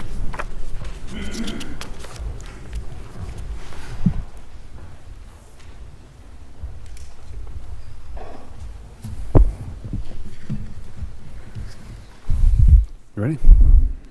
Your Worship, councillors, members of the public, this is concession 7 that we're talking about. Next slide, please. This is a visual. It's a 62, 63 hectare project with both mixed use and residential. Of this 62, we've got 7, next slide please, we've got 7 acres of 7 hectares of much needed commercial retail. The project will be phased in over 15 to 20 years, giving Norfolk County enough time to increase capacity. It should be noted that we do have enough capacity, and we've completed a study that we have enough water and wastewater for the first 2.5 to 3 phases. Next slide, please. The historical timeline of this, we've been working on this since 2018. We've done a highest and best use study, met with elected officials numerous times, completed a boundary survey, completed a water and wastewater capacity report, revised our phasing, and completed the vision board that you previously saw. Next slide, please. Additional work that we've completed a planning rationale report. We've already got phase 1 and 2 ESA completed, a full legal study, 2 appraisals, discuss with CMHC the possibility of affordable housing, discuss with Waterford Trail connectivity, and we've got the trail coming very close to us, and we've even recruited tenants for our commercial retail. Next slide, please. You know, the province, in an announcement last week, said they're looking for shovel-ready projects. Well, we're ready. Once a growth study is completed, we'll complete our planning with Valet and complete a plan of subdivision sometime in 25. Next slide, please. Why we need the entire piece, further to what John Valet said, we propose a vision with different housing options. We want to allow young buyers to purchase a home. That's our biggest problem right now, we see as developers. Our house pricing has gone up so much that young people cannot afford houses, so we're looking at models where we can build smaller homes. We want the youth to be able to grow into a home where they can start with a smaller home, add the ARDU if they want, and then build a garage in the back if necessary. We also want to have an age-in-place facility, a long-term care facility for people. We're working with the Golden Pond downtown Waterford, where they would grow their facility to concession 7. The direct economic spending here is about 3,000 construction jobs, and our commercial retail will generate about 1,200 ongoing jobs in the mixed-use commercial retail. We use a different model than a lot of developers. We sell lots as well as build ourselves, and so we have up to 12 builders that are looking for lots from this development. Next slide, please. We feel that we fit right into the Mayor's affordability roundtable. We've got a variety of options, housing options, and we believe with the tenant that we need to put a roof over everyone's head. We've got space for a large park, and we've really listened to the people of Waterford. They want a water park, they want a pickleball, a play area, they want a dedicated space for a school. They want a long-term care facility there, so their loved ones don't have to drive to Hagersville. They want space for affordable housing. They want transit stops to connect. They want us to connect to the Waterford Heritage Trail. Next slide, please. Mayor, you asked what will be included in the commercial retail. Well, a much-needed hotel and conference center. We're looking at a gas station, convenience store, restaurants, retail, hardware store, grocery store, a medical center. We're looking at recruiting doctors, and we'll look to work with Norfolk County. I know that they're trying to recruit doctors now, and we're willing to do that and work with you we'd like to bring at least 3 doctors into this medical center and have it all encompassing, have it as an imaging center as well as doctors. Just under a minute left there, Tom. Thank you. We think there should also be a fitness and wellness portion to this complex, as well as rental apartments. You know, clearly it is a large chunk of land, but we feel that it's a great opportunity for Waterford and Norfolk County. We have listened to the public, and we've been residents of Norfolk County and Waterford for the last 8 years. And clearly, many of the components that we're including in this development are things that people have asked for. Thank you. Thank you very much. Carmen. Welcome back up for Waterford.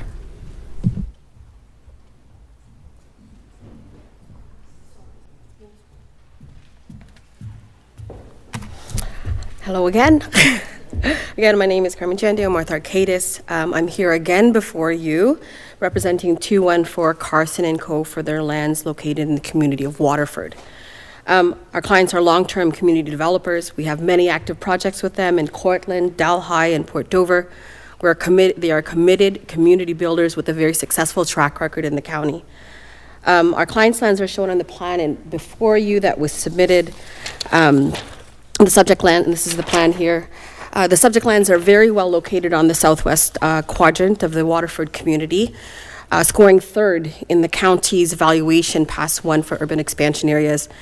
There is servicing available right on Highway 24 that does not require any erroneous extensions for servicing to make these lands come online. And we are walking distance to existing commercial, community uses, services, parks, and schools. Our objective is to develop a walkable and complete community that has opportunities to foster active transportation, provide existing connections and extend connections from existing communities into this new community, provide for affordable housing options, and strengthen existing important corridors, such as Highway 24. The total land area is about 33.1 hectares, approximately 75 acres. We developed our first concept plan in 2022, which we submitted together with our request for consideration to staff. The concept plan in front of you accommodates for a variety of housing options that were identified in the housing study that was done at that time. We include single-family homes and townhomes, 4-story mid-rise buildings, as well as a large community park centralized and a stormwater management pond block.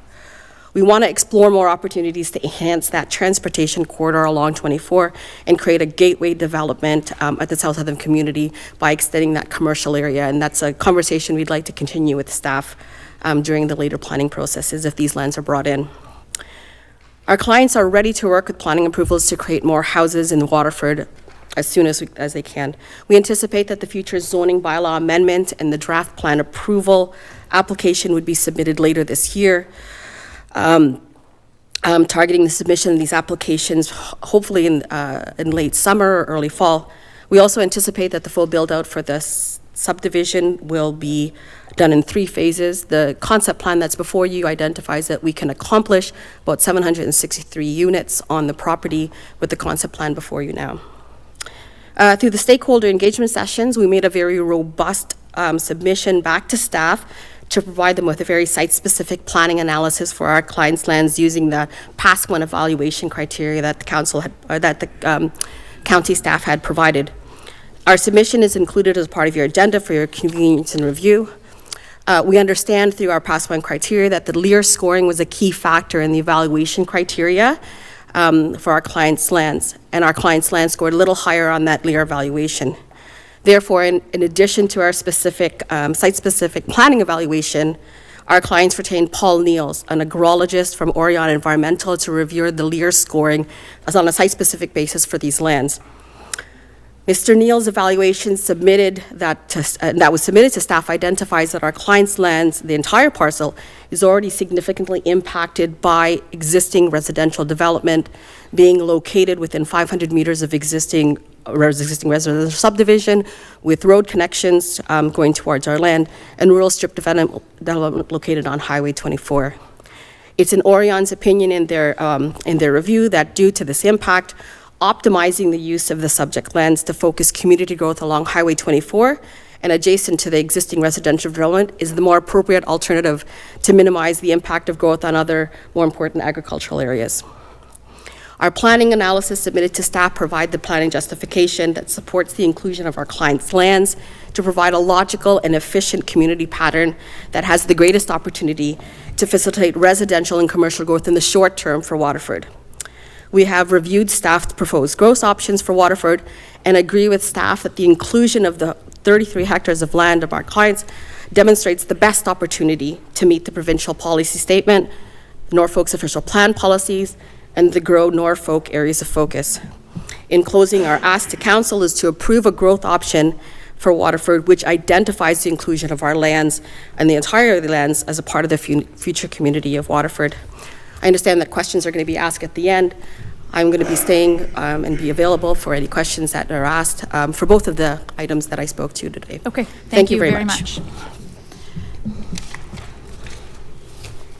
We're almost there. Cephas? Do you have, is there something we're putting on the screen for you? Thank you. No, I'll just speak to some notes if that's okay. Sure, go ahead. My name is Cephas Pancho. I'm the Development Commissioner for the town of Tillsonburg, responsible for economic development, marketing, and also real estate. And real estate is why I'm here today. I'm here today actually on behalf of Mayor Govesi and Tillsonburg Town Council. I'd like to congratulate you first on your growth plan. I think that what you're doing here is a good exercise, and I'm certainly seeing lots of positive opportunities for Norfolk. So thank you for that, or congrats on that. My request here today is a little bit different than others, so I'd like to thank the mayor and staff for accommodating us and getting us on the agenda. I'm here to ask for approval in principle for Norfolk County Council for some acquisition by the town of Tillsonburg for some land outside of our boundary, so it's outside of the Tillsonburg boundary, but close to and adjacent to it, but within Norfolk County. So just going through the Municipal Act, we're looking to be good municipal partners and looking for your support. The town is looking at acquiring these lands for a large sports field type complex, and we think that this will be beneficial not just only to the Tillsonburg residents or even Oxford County residents, but particularly the residents of West Norfolk as well. So this is an opportunity, I think, for both the town and also Norfolk County. We think that frankly, we're helping you solve a little bit maybe of your own recreational problems that I know that we're all experiencing with the growth that this area is seeing. So really, I wanted to make that request, and I know that this is just a first step, but if supported in principle by Norfolk County later today, we'll bring more information forward at a future meeting of Norfolk Council. So unfortunately, I can't stay for too much longer, but hopefully if we do get to the questions, I can take some questions at that time. So really, again, want to thank you for this opportunity. I want to wish you well with your growth plan, and congratulations again. Thank you very much. Our last deputation that registered in advance is Gordon, who would like to speak to Protected Industrial Lands Norfolk North.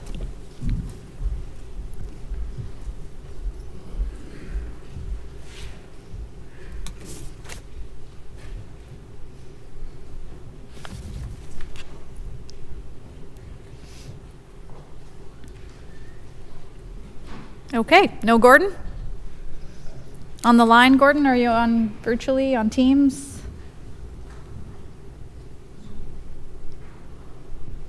I can see one person listed as guest without a name, but you're muted.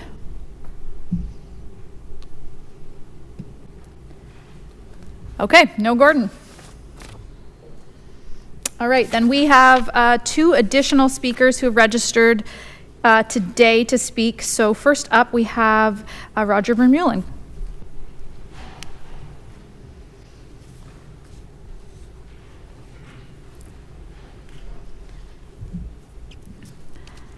Welcome back, Roger. You can begin whenever you're ready, and you have 5 minutes. Thank you very much, Your Worship, and greetings to members of council and staff. My name is Roger Vermeulen. My wife and I, Eleanor, live on Wilson Avenue, which is adjacent to the former golf course. If you look into the word speculate. I'm sorry. Okay. All right. Anyway, if you look up the word, is that better? Yeah. If you look up the word speculate in the golf course, it reads in the dictionary, it reads to invest in stocks, property, or other ventures with the hope, but not the possibility, but also the possibility of loss, i.e. a risky undertaking, a gamble. Now, Geranium alone speculated on buying one thing, hoping to turn it into something totally different. Geranium knew at the outset different amendments would be required.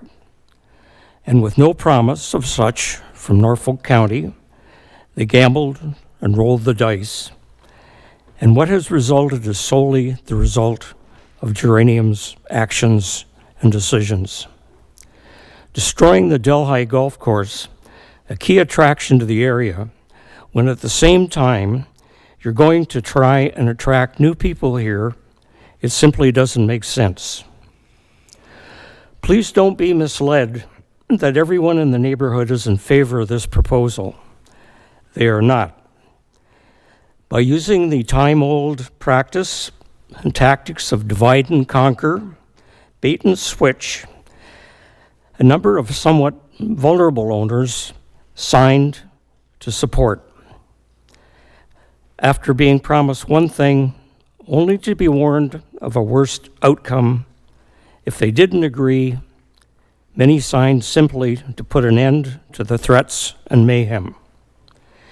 Many of those who didn't sign, or who spoke out at meetings like this, were subsequently labeled as troublemakers, and they divided the community.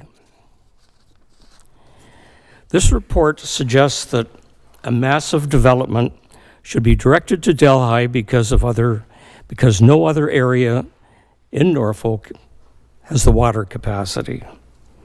After listening to some of the presentations today, I don't seem to agree with all of that. And now, what they provided for us is a new population projection in this report that is 300% higher, or triple that of what Norfolk's December 2021 report on the same thing totaled.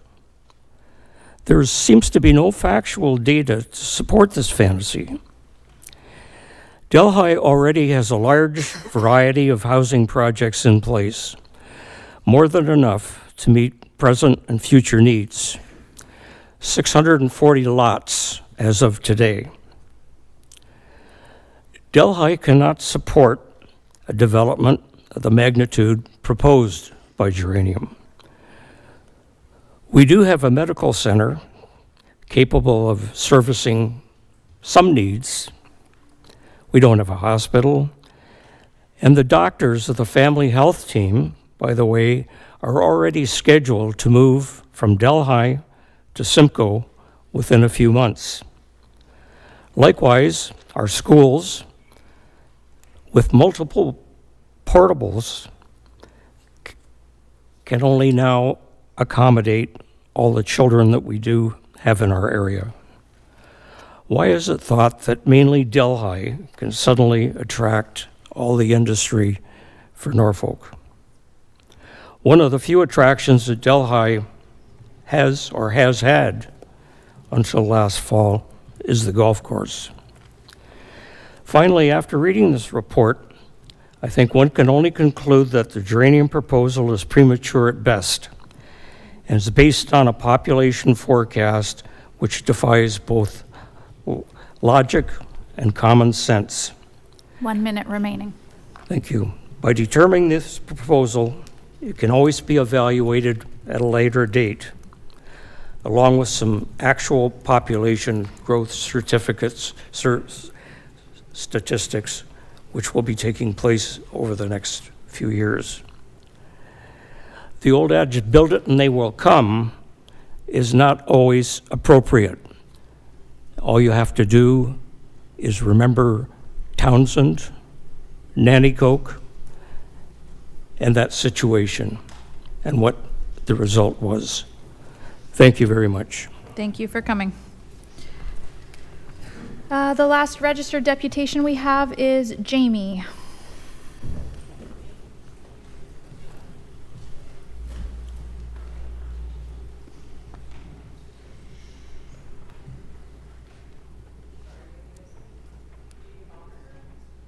Yes. No worries. Take your time, come on up, and whenever you are ready, the clock will start 5 minutes. Thank you for hearing me speak. I'm a little bit out of my element here. Yesterday at about 10 a.m., I received a register letter in regards to the property that my husband and I purchased 3.5 years ago, being 511 West Street. This is a property that apparently is under consideration not just for rezoning from agricultural to residential, but also for the proposed expansion or the hospital project. Sorry, I don't have all the lingo. When I first received the letter, there was a map included. That map was actually the incorrect map that should have been included for our project, because that was in regards to the proposed development near the Walmart complex that has been discussed. Ours, it seems, isn't just about rezoning our property from agricultural to residential, but actually an acquisition of our property along with the other ones on that side all the way up to Hillcrest, which would have to then apparently remove our home. So not only would I like to keep my property agricultural, I purposely purchased it as agricultural 3.5 years ago after a multiple year search by my husband and myself to find a property that would suit our needs. Where we settled on this property, I did read some of the 200 and some odd pages, but again, I've had less than 24 hours to prepare. And in that, it kind of inferred that there was no effects to agricultural because there is no substantial agricultural development or use of property. I can't speak for my neighbors, although I have seen one of the other properties that does have livestock, just like the wildlife in my backyard of deer and wild turkeys would also be affected. But for my husband and myself, we actually purchased it so that we could start a sustainable food forest where we would be able to provide at a point in the future a alternative and healthier option to the community at a more reduced cost, because as we all know, produce costs continue to go. We ourselves look at being more environmental and being stewards of the land. At this point, we are not actually agricultural for sale because we've been using the past 3.5 years to invest in the property, do soil amendments, natural insect control for a Japanese beetle problem. We've planted fruit trees and we're still in the development stages. That is why it is not registered with Norfolk County, that we are trying to become a small agricultural sustainable food forest outlet for the community. If we had known when we purchased this property in November of 2020 that at some point in the future it would want to be demolished, we certainly wouldn't have invested the amount of money and time that we have. For instance, last year alone we put on a metal roof. Why would I have invested over $25,000 into a metal roof on my property that I don't know at this point how long I'm going to own it and how I'm going to be able to use it in the future?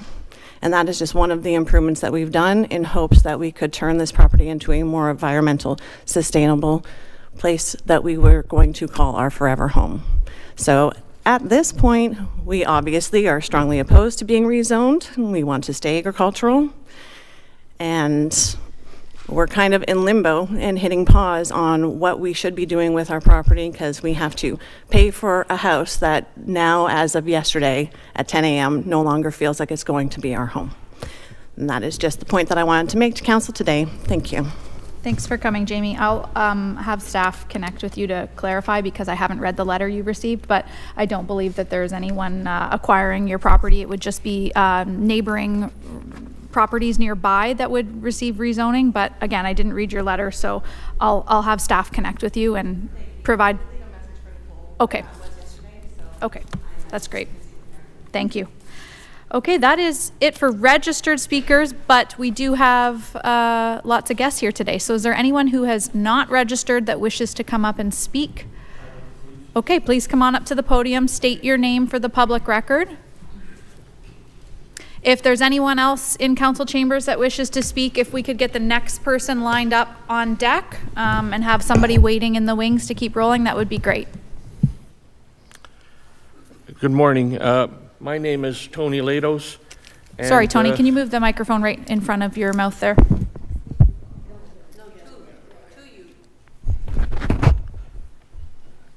Is that better? Oh, okay, thank you. My name is Tony Lados. For the last 12 and a half years, since the fall of 2011, I have owned and resided in Unit 12 at 74 Wilson Avenue, Delhi. That is the string of 20 condos adjoining the northerly edge of the fairway 14 of the golf course. My remarks are restricted to my opposition to the inclusion of any part of the golf course property in Delhi's urban area. And the bottom line of my position is that one ought not to try to fix something that is not broken. I've looked at the planning department's report that was released at the end of last week for today's meeting. It refers to the growth forecast prepared by Watson Associates economists just over 2 years ago in December of 2021. That report started out citing the 2021 census findings, 67,490 people in all of Norfolk and 5,500 in Delhi. So Delhi's population was 8.15% of Norfolk's total in 2021. The Watson Group forecast those numbers 30 years down the road as of 2051 at 92,700 for Norfolk and 7,770 for Delhi, which would have been 8.4%.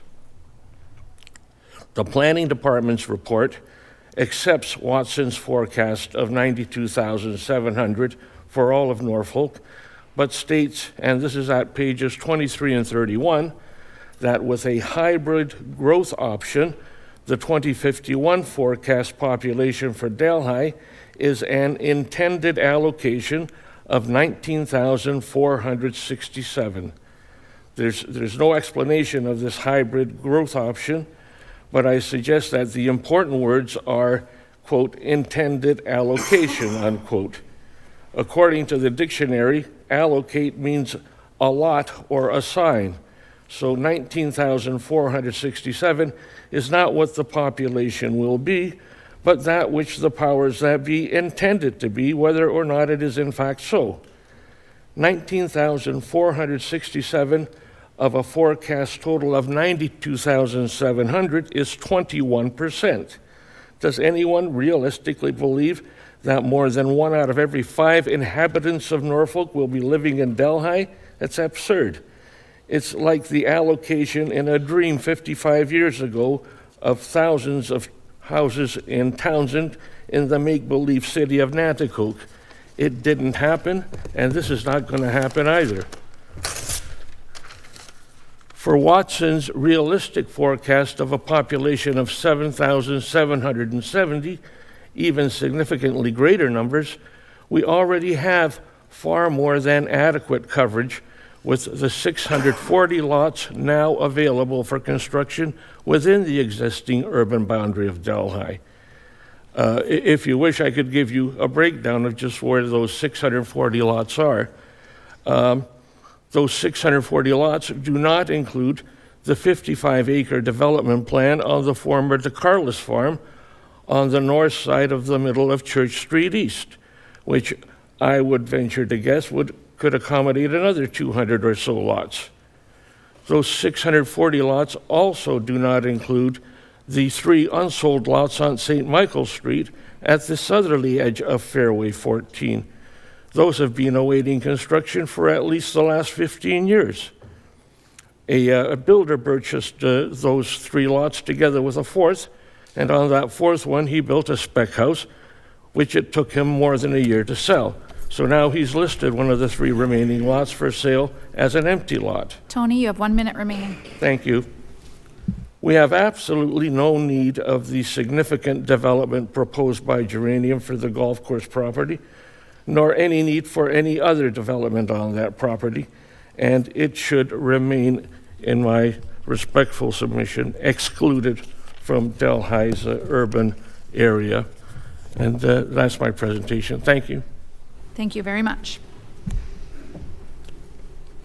Come on up, Mr. Bunting. Thank you. Thank you. Your worship and honorable council members, I actually did not come planned for a deputation today. Please forgive me. I actually just decided to do a deputation when I heard Mr. Valley give his deputation today. Recently, I had the opportunity to purchase a piece of land from Mr. Bill Culver, and that was originally proposed to be a part of the growth plan for Simco. This morning, I recently found out that that piece of land is no longer being proposed from Norfolk County to be a part of Simco's growth plan. Being a local home builder, we've invested some significant cash flow from our business into this piece of land with the expectations that we would be having the opportunity to develop this property within the next few years. I would just ask that you would review carefully the Simco growth plan and reconsider this piece of land that is near Evergreen Hill and Hillcrest Road. I believe it's just above the Carlos farm on the west side of Simco. I believe that Simco has, it is a large piece of land. It is our main town within Norfolk County, and I believe there is a significant opportunity for growth to Simco in the future. Thank you very much. Thanks, Sam. Before you go, we have maps that identify the ID numbers. Are you aware of the ID number? I'm not aware of the ID number at the moment, no. Okay. If we can get Sam a map before, Nicole. I think, point of clarification, I think Sam will confirm, but I think ID number 1? Yes, ID number 1. Thank you. Perfect, thank you. Is there anyone else in council chambers that wishes to speak? Is there anyone on the line that wishes to speak? And final call? Okay, I guess that's our full list of speakers today. How would you like to handle questions? You want to take a break? Stretch your legs, go to the bathroom. How long do you need? 10 minutes? All right, back at 10:45.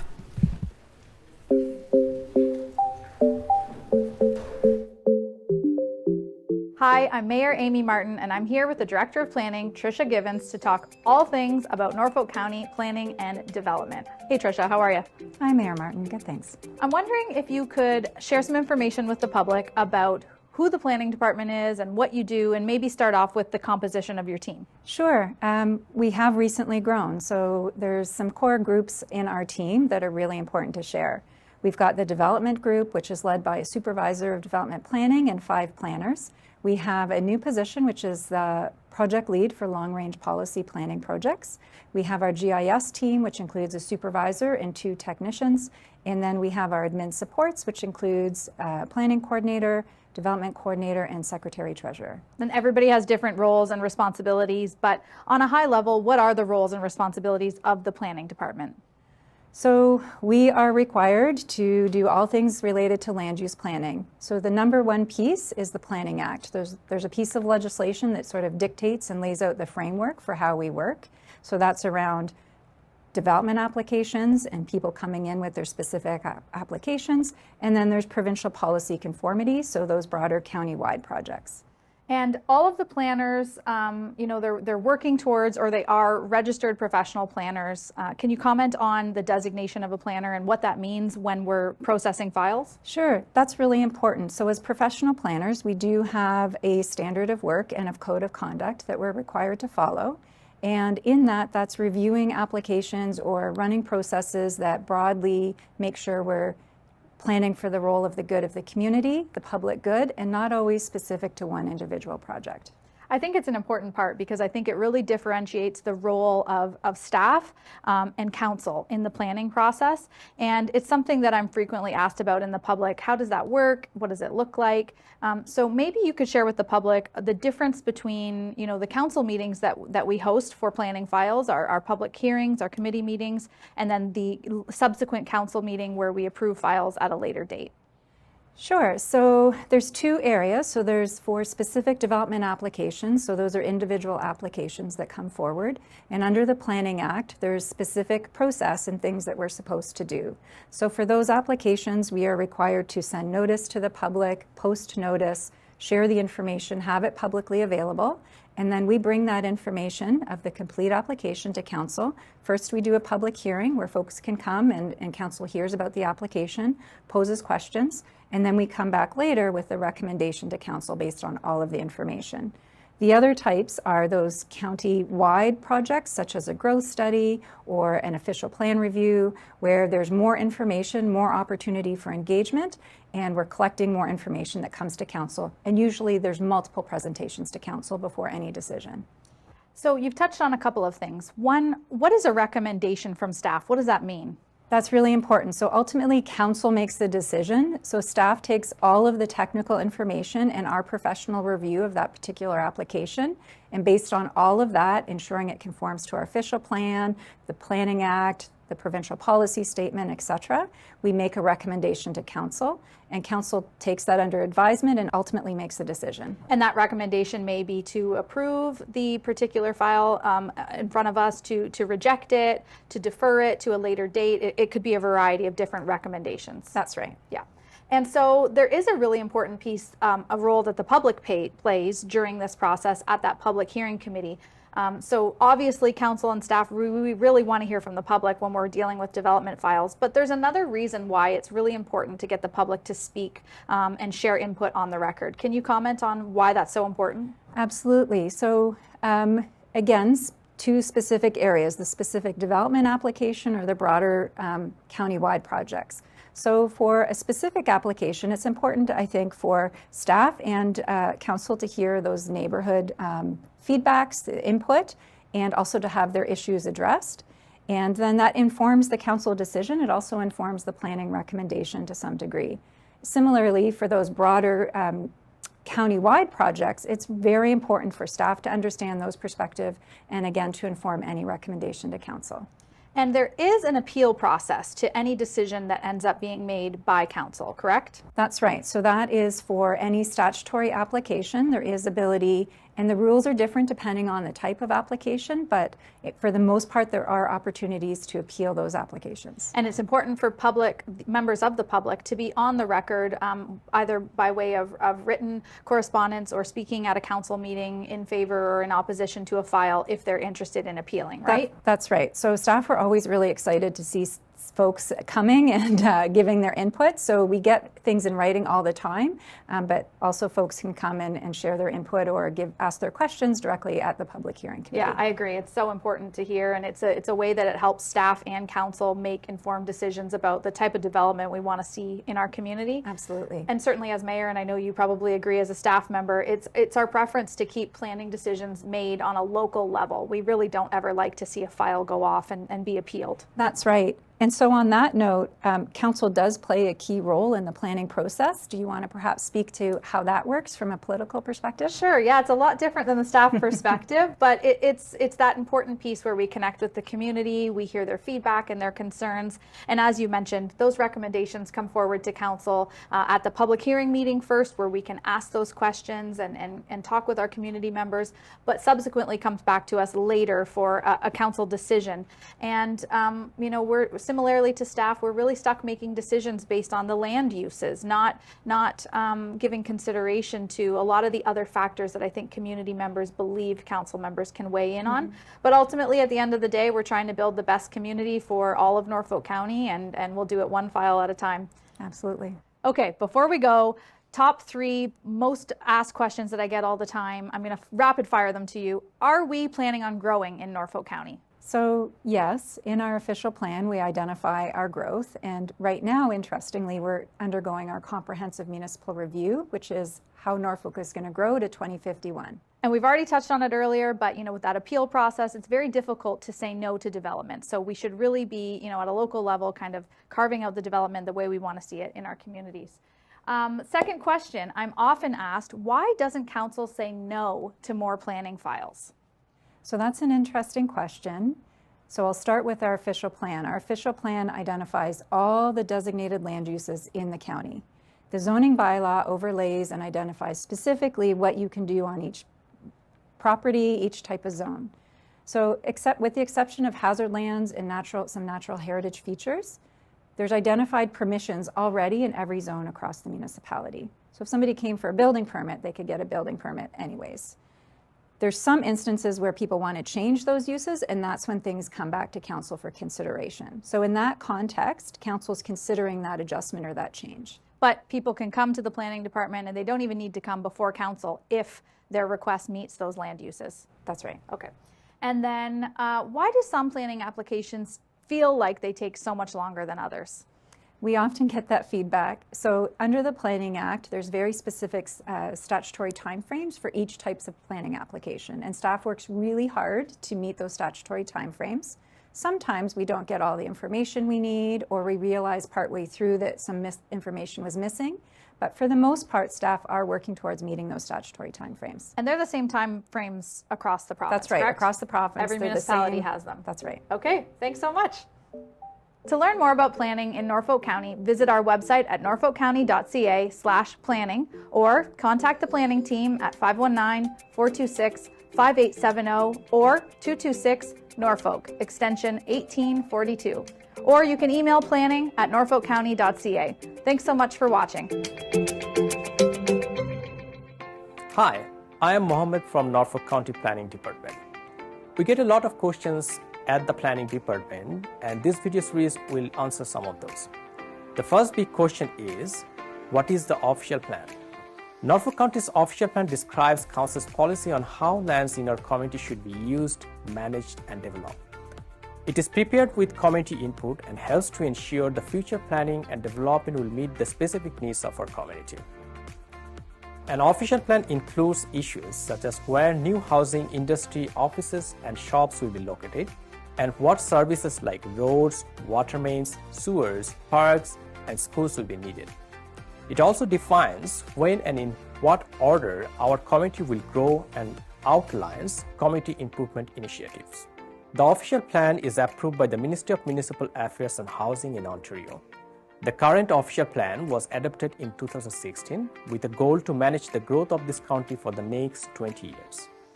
Residents can see Norfolk County official plan on our website at norfolkcounty.ca/official plan. What is a secondary plan? A secondary plan is a more detailed policy document embedded within the official plan to address the growth and development issues unique to a specific area of the county. For example, the lakeshore area in Norfolk County or a particular urban area with defined characteristics can be a secondary plan. As I mentioned, it is a more detailed policy document. It provides directions on where future development will occur with a guideline on density, road access, infrastructure services, different building types, building heights, or even design guidelines that are compatible to that specific area. In Norfolk County, there is only one secondary plan at this moment, which is the Lakeshore Special Policy Area Secondary Plan.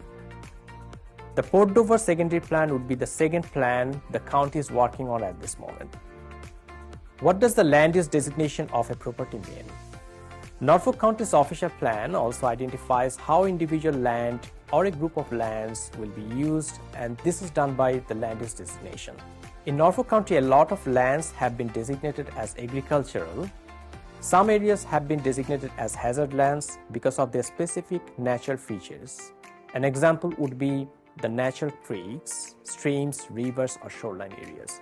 Some lands have been designated as residential, commercial, or industrial to efficiently manage the growth of specific land use. Each land designation has rules about the kind of development allowed. The official plan uses growth management data to identify where and how much growth will occur in the next 20 years. In accordance with the provincial requirement, Norfolk County reviews and updates these growth areas every 5 years. What is the process of changing an official plan designation? A landowner can request to change the designation of the land through an official plan amendment application. This change requires a public hearing meeting and council's decision. A landowner needs to consult with a planner to get more information about this process and to identify the required documents they must submit. Any official plan amendment needs to conform to the provincial policy statement, which is a planning policy document that affects all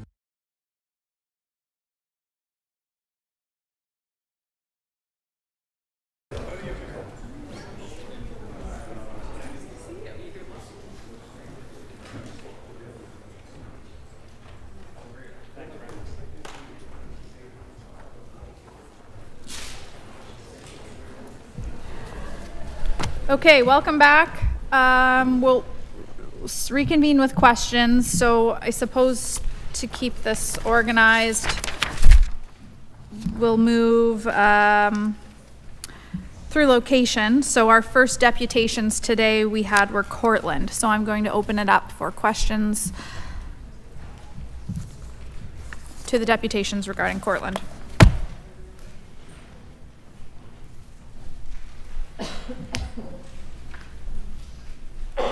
Councillor Van Andrieschie. Thank you, Madam Chair, and through you. Yeah, we'll start in Courtland, which is great. First, I'd like to say this is our one opportunity in every 10 years to be forward thinkers, and we don't want to be stagnant or closed-minded for the future. We really want to look forward for opportunities. What's interesting is this is an opportunity given to us to look for a future plan. And yet, we have so many developers here ready to put the shovels in the ground. So it's amazing what we've got and amazing what we can do for the future. So I look towards to Courtland, and I'd like to ask a couple of questions. Who do I ask it to?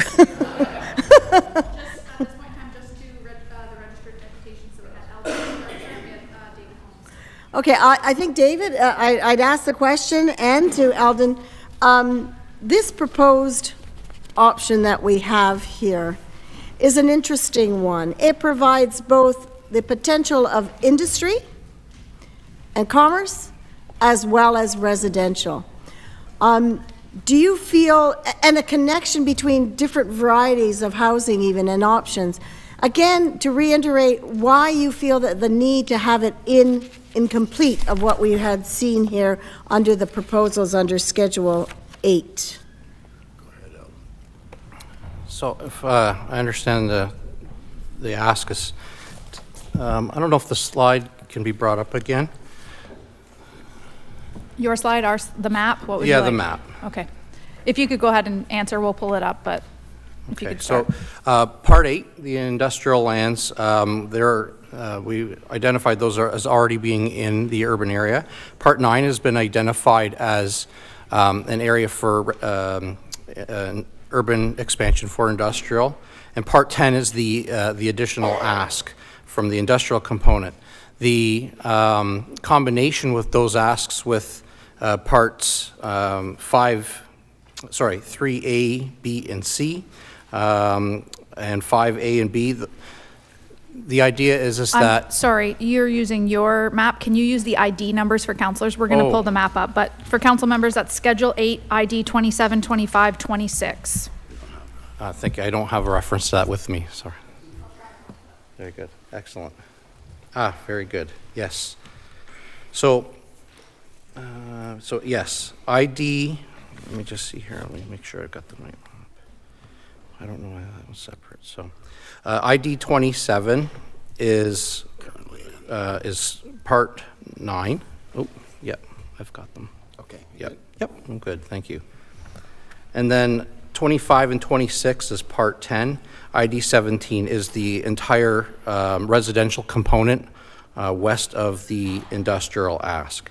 So the idea is that both are necessary.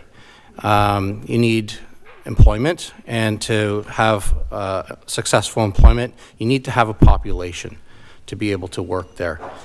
We find that through a very important component, which is Part 11, the conversion of that railway into urban lands as well, that will provide the connecting corridor between the employment lands and the residential lands. This very, very key component, not only for utilities, but for connectivity, bringing people to work within a 20-minute walk or bike ride. It eliminates that, that need for a second vehicle for those people who do work there. Thank you. If I can continue. The idea of an industry brings in extra tax base. Residential tax base sustains us for we can have the things that we require in our Norfolk County and the extra amenities that we are looking for. But industry is key and core. What's happening in St. Thomas and area, Tillsonburg, coming down the road, can you explain to us the high potential that is there? Now, we all look at something that was created in 2020, all the documents that are sent down by the ministry, how to follow. But times have changed.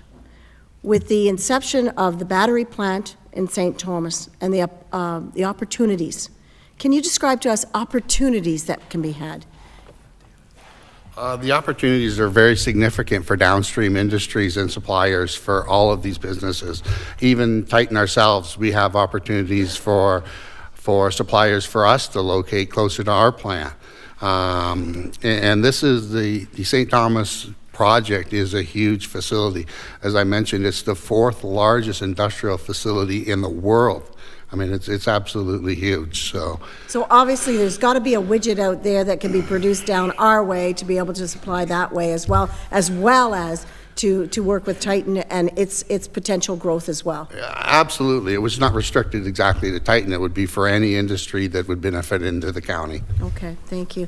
I don't think I want to ask too many more questions except to say that I support this wholeheartedly. We need a place to live, but we need a place to work, and we need to contribute to what's going on in what's been happening in the St. Thomas and the area moving our way. So it's very, very important to stay on board, to stay active. This is an opportunity to grow Norfolk, and I think this is a fantastic. Thank you. Thank you. Councillor Van Passen. Yes, thank you, Madam Mayor, and through you, I probably got this sort of question on a bunch of the properties, but if I look at Courtland, there is municipal water out to Courtland for residential use, but I think expansion, what would be lacking there would be a thing like a water tower, so that there is extra capacity for fire protection and those kind of things. And, you know, that's infrastructure that the county would need to get there. But would development include the concept of a front-ending agreement where the developer would fund the cost up front on things like that and sort of get reimbursed? I'm not an engineer and I'm not a planner, I'm not on these things. I was just sort of thinking in the real world, is that something that developers in Courtland would look at, is sort of helping the county's cash flow? Yes, that's definitely a possibility. There's numerous opportunities, I think, for the developer, the owners, to assist the county and work with the county, provide land for a water tower, do some financing, whatever. There is absolutely a desire to help out and assist the county with any infrastructure needs. Thank you. That's the answer I'd like to hear. Councillor Columbus. Thank you, Madam Mayor. And this development, this residential development, is identified ID 17, which is west of the industrial. How many units are you looking that could possibly be in there, and what's your anticipation date for something to move soil there, or something of that nature? Through Madam Mayor. Yeah, so the entire the ID 17 area, there are in the bigger plan there's additional lands. The bigger plan is about 422 units. For this particular parcel, we're looking at about 222. Okay, and obviously to be phased. Right, and down the road to the west, there's some residential units that Titan's developing. How many would that be? Yeah, so that's the other 200. So there's if we're referring to the map that was on the screen earlier, that would be the green area, part 2, part 1, and part 4. Okay. All those areas, that's the other 200 units. So it's 422 plus 222? No, 422 in total. Approximately 422. And that would be a mix of affordable housing, potentially low-income housing. We're discussing with the province and with the county options for housing. We have a good example of that is the Ukrainians that we have here. We have 50 families, and they're looking for housing now. We've had them in subsidized housing for over a year now, but they're looking to move out and get into their own housing. So we're trying to find something that would be affordable to them. Thank you. Councillor Brunton. Thank you, Madam Mayor. Just so I'm clear, Courtland's all their water is from Delhi right now? That's correct, yes. Are there any private wells there? Like some of the residents probably have private wells? There are some private wells, and we at Titan have private wells there too, which we have significant volume on a daily basis. We can supply about half of what the Delhi wells supply just on the Titan property itself. So there is numerous water in the area that we've had studies done, and even Tillsonburg has their wells located just outside of Courtland, so in Norfolk County. So there's lots of opportunity for well water in Courtland. So okay, and then everything in Courtland is on septic. There's no wastewater system there at all? That's correct, yes. And all the lots that we've designed are all designed with septic in mind to fit septic systems, private septic systems. Okay, thank you. My only question, actually Councillor Columbus posed it, but I didn't hear an answer. So ID 17, the residential, when would you hope to build? Well, that would be phased in after the current existing areas would be done. So that would be it would be a few years out. We'd utilize the areas to the west and the north of the railway track would be developed first. Okay. And then I apologize if this is repetitive and you said it earlier, but I missed your deputation. So with the inclusion of ID 25 and 26 to already included 27, what is the land mass on the industrial park? So it's over 150 acres. Depending if you include the rail or not, it'll be between 150 and 160 acres in total. Very good. Thank you. Thank you. Okay. Is there any opposition to inviting Cephas back up to do Norfolk North while we're in this neck of the woods? He was at the end of the deputation list, but I think he has to leave. Okay, let's switch over. Questions for...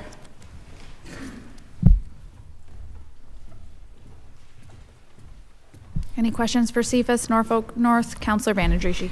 Thank you, Madam Chair, and through you. Cephas, I wonder if I may call you Cephas. The land that you're interested in, could you describe it to us, or if there's a map that we could pull up and put it on? You're looking at behind the cemetery, we call the Tillsonburg Cemetery, and then Norfolk's on the other side of the road. So if we could see that there, that would be. That's Schedule 7. Very have last page of the big sheets on your desk. And it's on the monitor in front of you. Okay, I'm going. Oh, there it is. Okay, perfect. It is a large area to be acquiring. Are you looking at the entire 23.2 hectares? No, thank you, Mayor, for accommodating my schedule. I appreciate that. And through you, of course, to Councillor Vanendrishi. Hopefully I got that name right. Thank you. The parcel is about 36 acres, so it's a portion of the lands within that block. Mm-hmm. Okay. And then your question? And the question would be, looking at the map, what area were you thinking to use for the field park? I guess that north parcel, if you will. And so we're looking at putting in a number of sports fields. So it would be ranging from soccer through to potentially baseball diamonds, etc. And of course, pickleball. You can't forget pickleball these days. Yeah, can't forget pickleball. Okay, and that area. How are you going to? Will it require servicing? Are you going to be able to? Right. At this point, through the mayor again, we are not. Most of those uses are dry uses, I guess you could say. So we're not anticipating any servicing as part of that at this time. Okay. Okay. Alrighty, that's all my questions. Thank you. Councillor Huffman. Thank you, Mayor Martin. Through you to the deputation. When would you be looking for this to take place? When would this sports complex fields be come to fruition? That's a great question. Thank you. Subject to a lot of things, of course, as I think you're probably well aware in your role. Through the mayor, to answer your question, though, I think that some of that would actually take place very soon in the near future, assuming a few other parts of our plan come together. But we do have a need, just with the growth that we've experienced. We were at one point with the last census, third fastest growing community in Canada. So we've run short of soccer fields. We've run short of pretty much every recreational amenity. So some of that would certainly be in the near future, subject to available funding and council approval, but like literally within a year or two could be the timing on some of that. Okay. And of course, phased in over a longer time. Okay. And I just wanted to say, I know that you mentioned that it would be dry use, but when you're looking at the soccer fields and things like that, you would obviously need to water these fields. So would there not have to be these lands to be serviced? Yeah, that's certainly a logical proposition. I would agree with you. There is a well on the property as well, already existing well, so we would have to look at that, but we have not done our full due diligence on that particular aspect. Okay, perfect. Thank you very much. So thanks for coming today. So just to be clear, you don't need our permission to acquire the lands. You're just being a friendly neighbor? We'll take your permission. Again, we're doing this, we see ourselves as neighbors and being good neighbors. Like they say, good fences make good neighbors, and we're here to be a good neighbor. And in acquiring the land and putting up any recreational uses, I believe you stated earlier that these are open to Norfolk County residents? Yeah, particularly there's certain tweaks within the Municipal Act that certainly that if your approval were formal at some point, it would certainly, there's actually different iterations of whether it's for your own residents or not. So we would certainly, your approval and consent would then formalize that for sure to be open to everybody. And if that is the will of council, I look forward to a Norfolk County user fee that's extremely reasonable for our residents to use the recreation services. And also, I don't know if you notice, you can quit showing off about being the third fastest community here. We might have 150 acres of industrial land soon, okay? Good.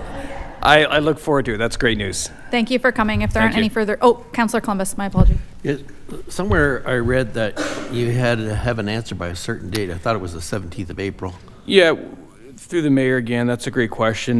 You know what, we recognize that there's a due process involved here, so take the time that you need, and we'll make our own decision. Thank you.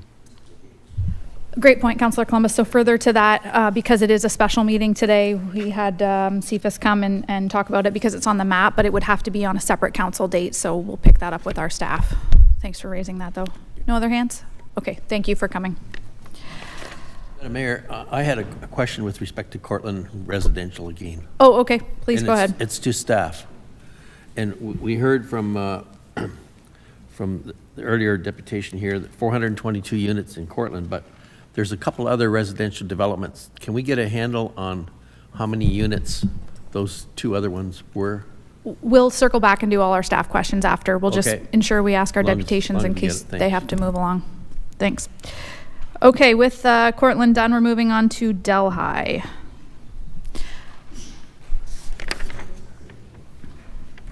I suppose you should direct your question to the specific speaker because we had a handful. Councillor Van Passen.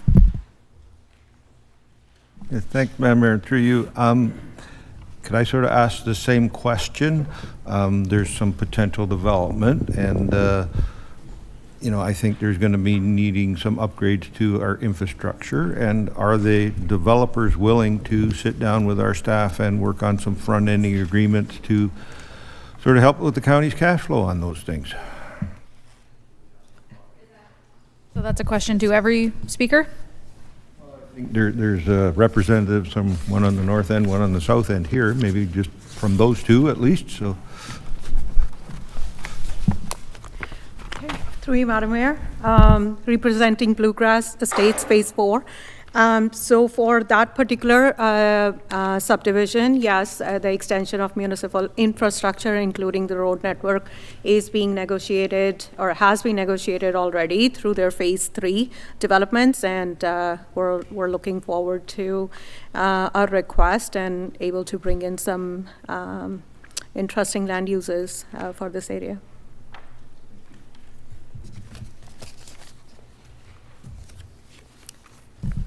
Sorry, thank you. No, not at all.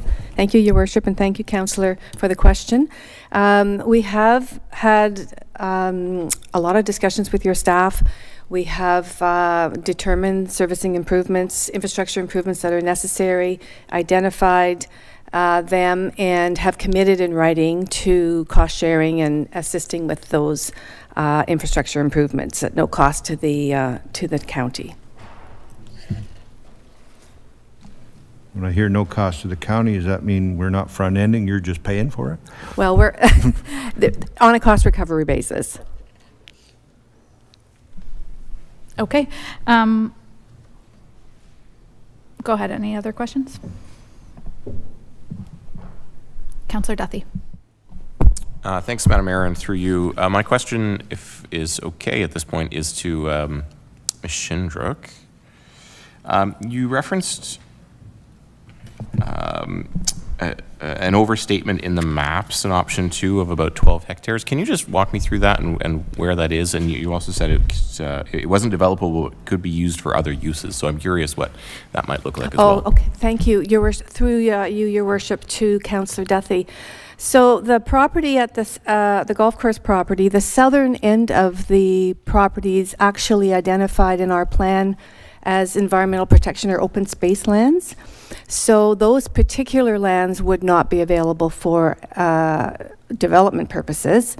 I guess what I'm saying is that those 12 hectares could be allocated to some other property should council wish to take that acreage and use it for the purposes of justifying another property to be included in the urban boundary. So that was the intention of my comment. I'm sorry if I misled you. Councillor Columbus. Thank you, Madam Mayor.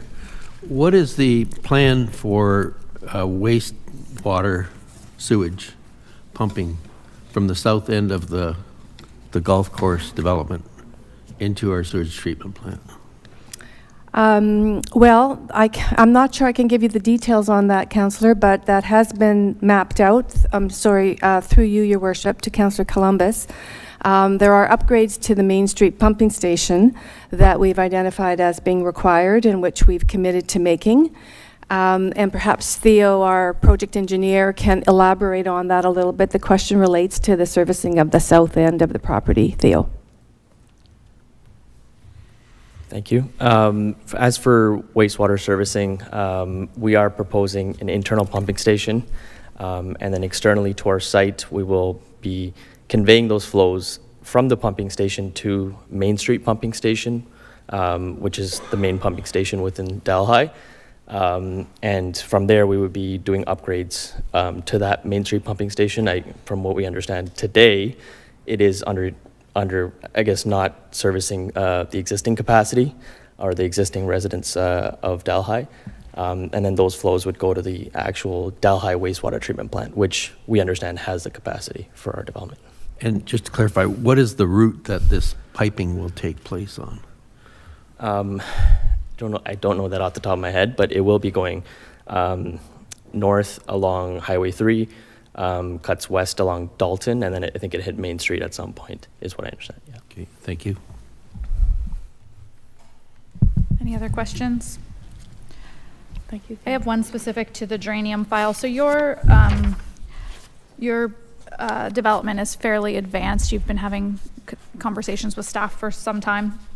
And today we heard, and we have heard before, community members, their loss of enjoyment on the golf course and amenities.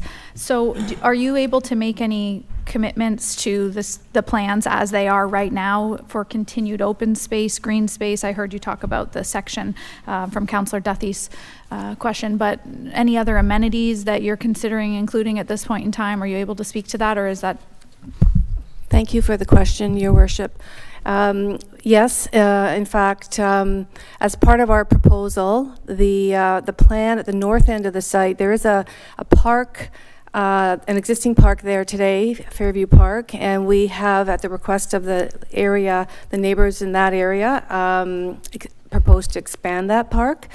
And then all the natural heritage areas, open space areas that are not proposed for development are proposed for public ownership, for the ongoing enjoyment of the community and public access. At the moment, they are private, but we propose to put them into public ownership and ensure that they are available for the enjoyment of the community going forward.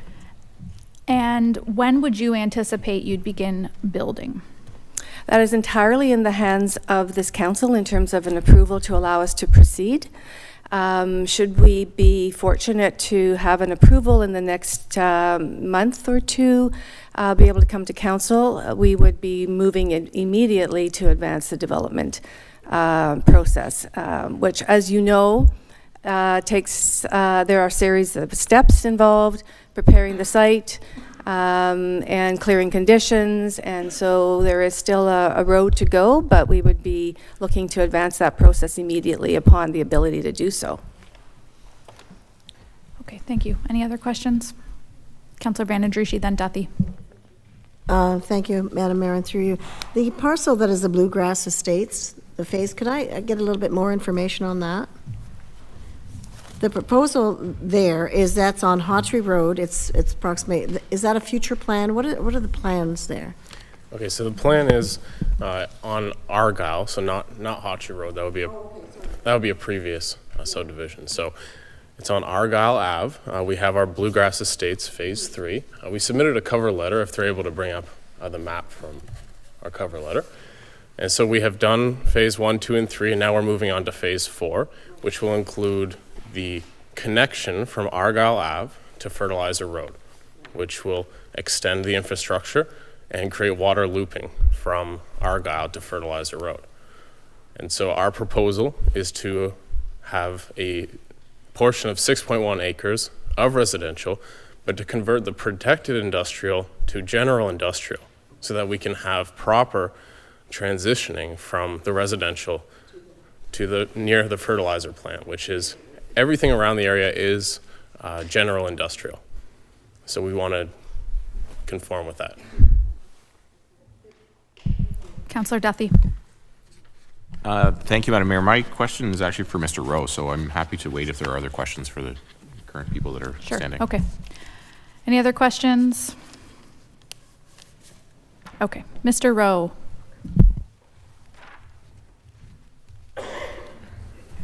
Yes, I'm here. Thank you, Madam Mayor, and through you. Mr. Rowe, can you just talk to me a little bit, and my apologies that we're looking at different maps here, and certain things have ID numbers and certain maps don't, and it's a little bit back and forth. So can you tell me which parcels specifically, and then is it a portion of each that you were requiring? Yes, actually, I do have it here somewhere in my, okay. Actually, what John Valley indicated is a problem throughout your document. The property identification numbers don't match up with the lands that are being proposed to be boundary extended and redesignated. So when you look at the evaluation sheet on page 60, and John Valley indicated, and it's quite clear, the figures that are shown on that evaluation sheet don't really match up with probably the true numbers or the true points of the evaluation system. Sorry, Mr. Rowe, can you look at that screen in front of you there? We have Schedule 9 pulled up, which is the ID lands. It should be right on your, is it not on the podium?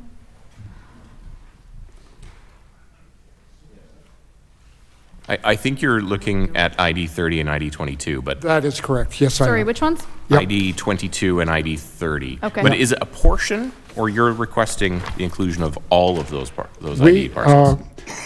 We had requested that it all be included. However, staff, again, I think, decided, and they cut back and they only included a portion of it. And then again, if council goes to do a proper review and compare properties, I think you really need staff to redo the scoring as it relates, because the properties, they're doing it on the base, I presume, PIN numbers or properties, as opposed to actually what would be developed.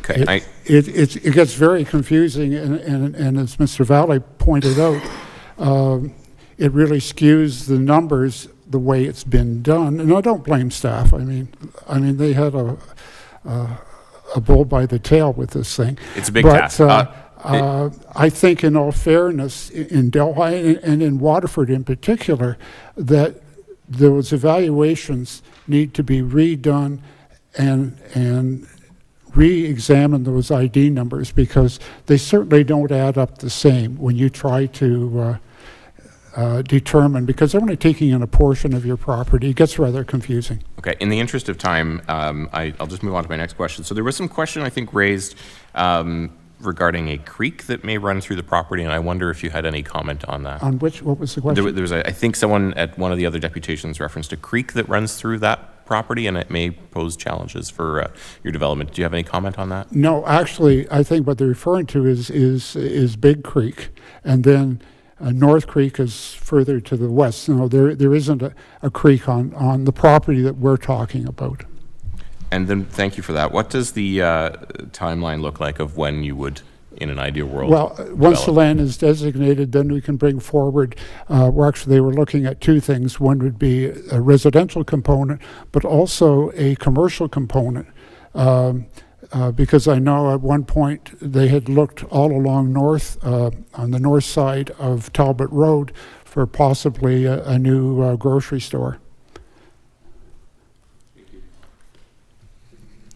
And my client's property actually has access onto Talbot Road, actually just opposite Western Ave, if you come up to Western Ave and Highway 3. Any other questions for Mr. Rowe? Okay, thank you. Thank you. Final call on Delhi questions.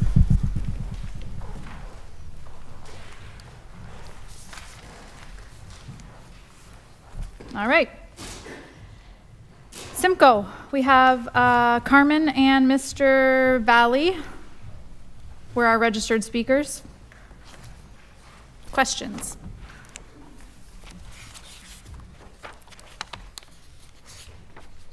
We can pull up schedule. Tell you got it already. 10.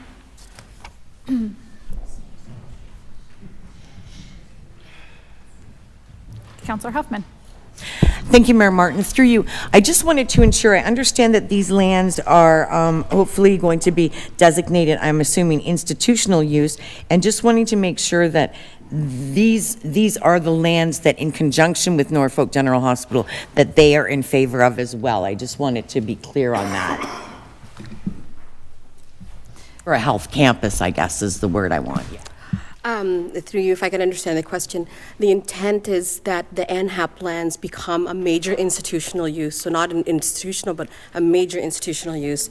The county official plan has specific policies regarding the placement and the location for major institutional uses.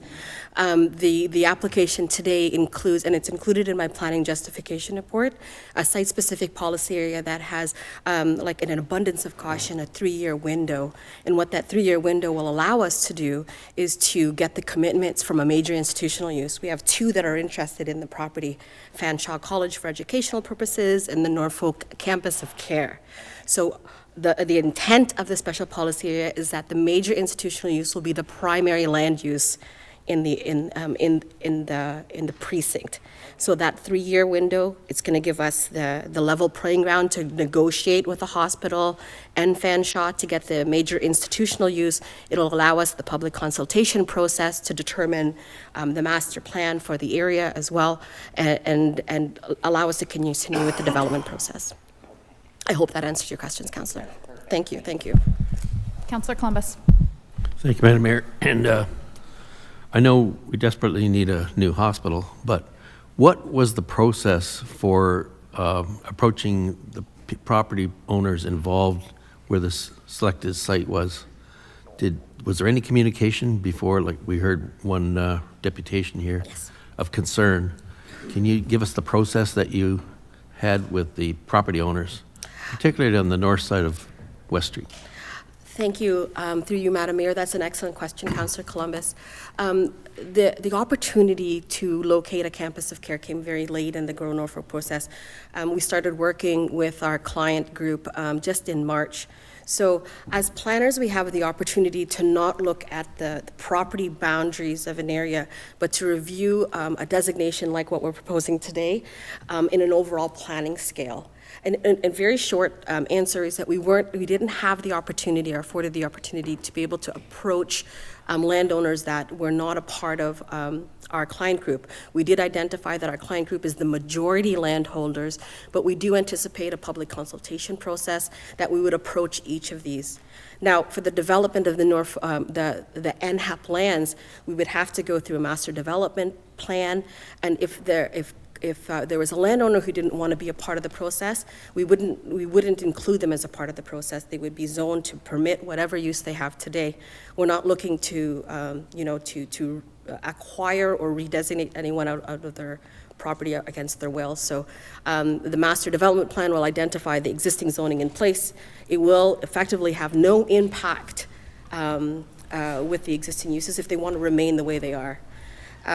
Obviously, we understand that the special policy area that will put the NHAP in place needs further consultation with staff, because we think that we need to work with you to refine that and to make sure that that special policy precinct is going to be in place and going to function as we envisioned.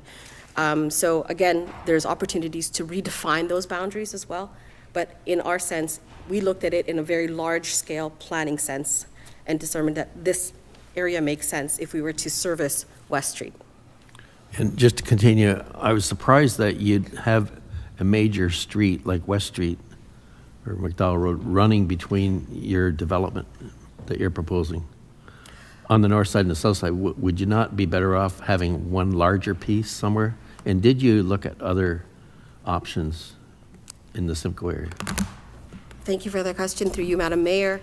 I represent the client group that owns the land, but they were still in negotiation with the hospital. I understand from their negotiations, I'm not a part of those, but that there's other candidate parcels for the campus of care. But again, our precinct being proposed now includes the hospital as a major institutional and the opportunity for the Fanshawe College educational opportunities as well. So it's a more robust type of precinct that will permit both of those institutional uses that weren't readily identified during the growth process today. Councillor Columbus, that'll be a great question for staff if you, when we circle back around, make a note of that. Any other questions for Carmen? I have one, Carmen. In the justification report, you speak about the 3-year time frame commitment. Mm-hmm. Are you aware of that in practice anywhere else? Is that legally binding? Can you elaborate on that more so? We've had other special policy areas that didn't quite have a 3-year time limit. That was specific to this area. And again, we're open to looking at the policies as being proposed as a special policy area designation. But the 3-year process was really in order to get the commitments we had. We find that the redevelopment, we're not asking these lands to be part of the urban area.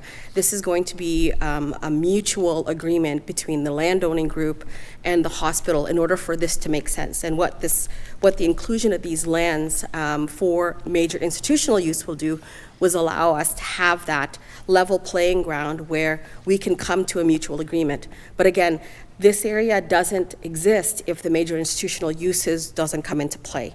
And that will give us the opportunity. Now, the advantage, from what we understand, is that the hospital in particular is really looking quite quickly at finding the appropriate location for their campus of care. So the 3-year program, although that it's very special and specific to this application, I don't think it was done in abundance of caution, but again, the major institutional use decision is likely to happen very quickly. Yeah, no, I understand how it benefits the landowner and it benefits the hospital. I'm wondering, where the security is for the municipality to go and take a sizable piece of land, redesignate it, and then have the 3-year time frame come up, and then what? Well, when the 3-year time comes up, we propose that if the commitment or the master plan for the area that identifies the use as the primary major institutional doesn't come into play, then that special policy area will expire and the lands will be as they are today. Yeah, it's an interesting concept. I've never heard of it before, and I didn't know if you knew of any examples of where it had been in use. We do, through you, Madam Mayor, want to provide the level of assurance that the vision that we see for the NHAP plans is going to be in place. And we found that, the application of this kind of implementation period, it is an appropriate application, but happy to further discuss that with staff and legal staff to make sure that that's binding for the community and that we meet also the communities of the yeah, and for the record, I like it. I think it's creative and it's interesting. I'm not familiar with it. Councillor Brunton, go ahead. Thank you, Madam Mayor. My question too, have you looked at servicing it all out there? Like how the land is, how everything would have to be pumped for sanitary out there? Through you, Madam Mayor, thank you for the question, Councillor Breton. Yes, we did a high-level servicing strategy. Arcadis did it, and it's included as a part of my planning justification report in the appendices. There are two 300-millimeter water main and sanitary services that are just east of the development on West Street. That's about at Holden Street. And we understand that in order to bring water over, we have a looping system that's included in plans as a part of that surfacing strategy. But for sanitary in particular, we'd need a lifting station or lift station in order to pump gravity feedback to the thing. But these are all both achievable servicing strategies that would be further refined during the functional servicing report development. And you're well aware that this is in the Kent Creek water well. Absolutely. For Simcoe's drinking water supply. Absolutely, sir. Yeah. And through you, Madam Mayor, I think this is a fantastic opportunity. With the servicing of West Street, we have the opportunity that possibly would bring and decommission septic systems from that wellhead protection area out and provide, if we provide servicing on West Street. And that was also identified in our the high-level servicing strategy. We're looking for the, making the health of the wellhead protection area higher, decommissioning septic systems that can be decommissioned and take them offline. And we think that that's just a net gain for that protection area. Councillor Brunton, you can find that on page 75 through 90 on the agenda. Thank you for your question. Okay, thank you. Waterford. Carmen, you might as well hang around. John and Tom. Questions about Waterford?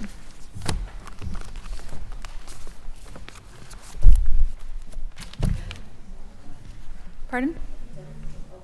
Yeah, but that was Simco, unless do you have something? Sure. Sorry, Carmen, we're still on Simco. Mr. Valley, a question for you. Okay. I'll step to the side.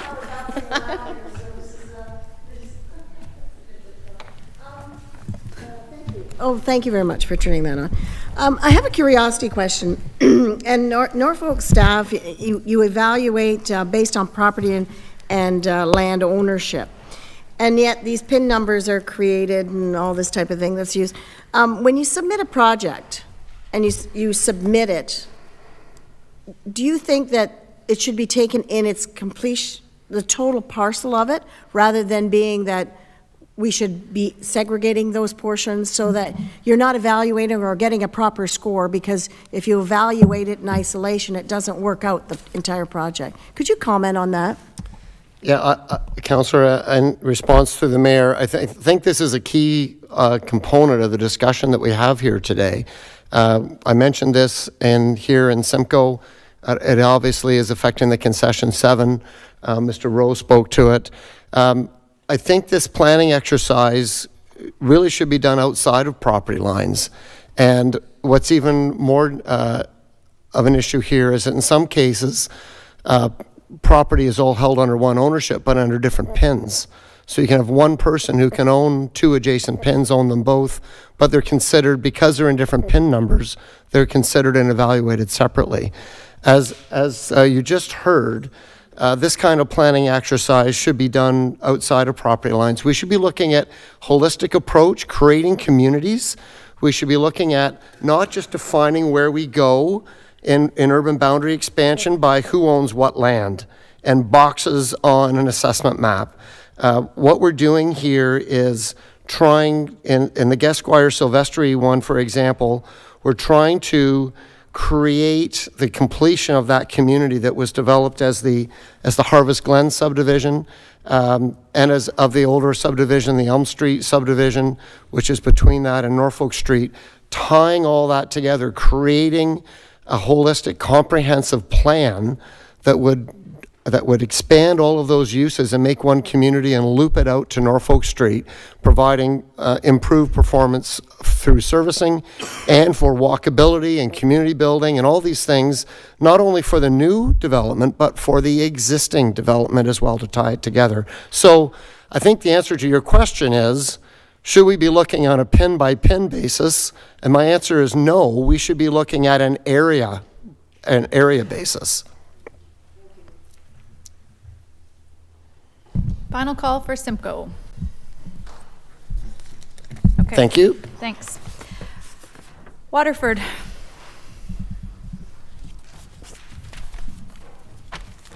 Councillor Duthie. Thank you, Madam Mayor. Actually, my question is likely for Mr. O'Hara or Mr. Valley, so if there are questions for Carmen. She's not going too far, so. It's a good leaning post. I've done it before.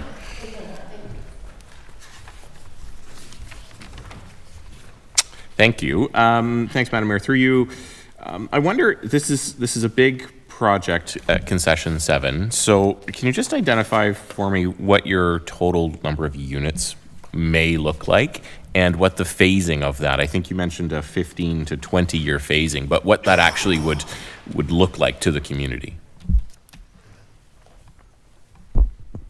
We have four phases that again would take us 15 to 20 years to build out.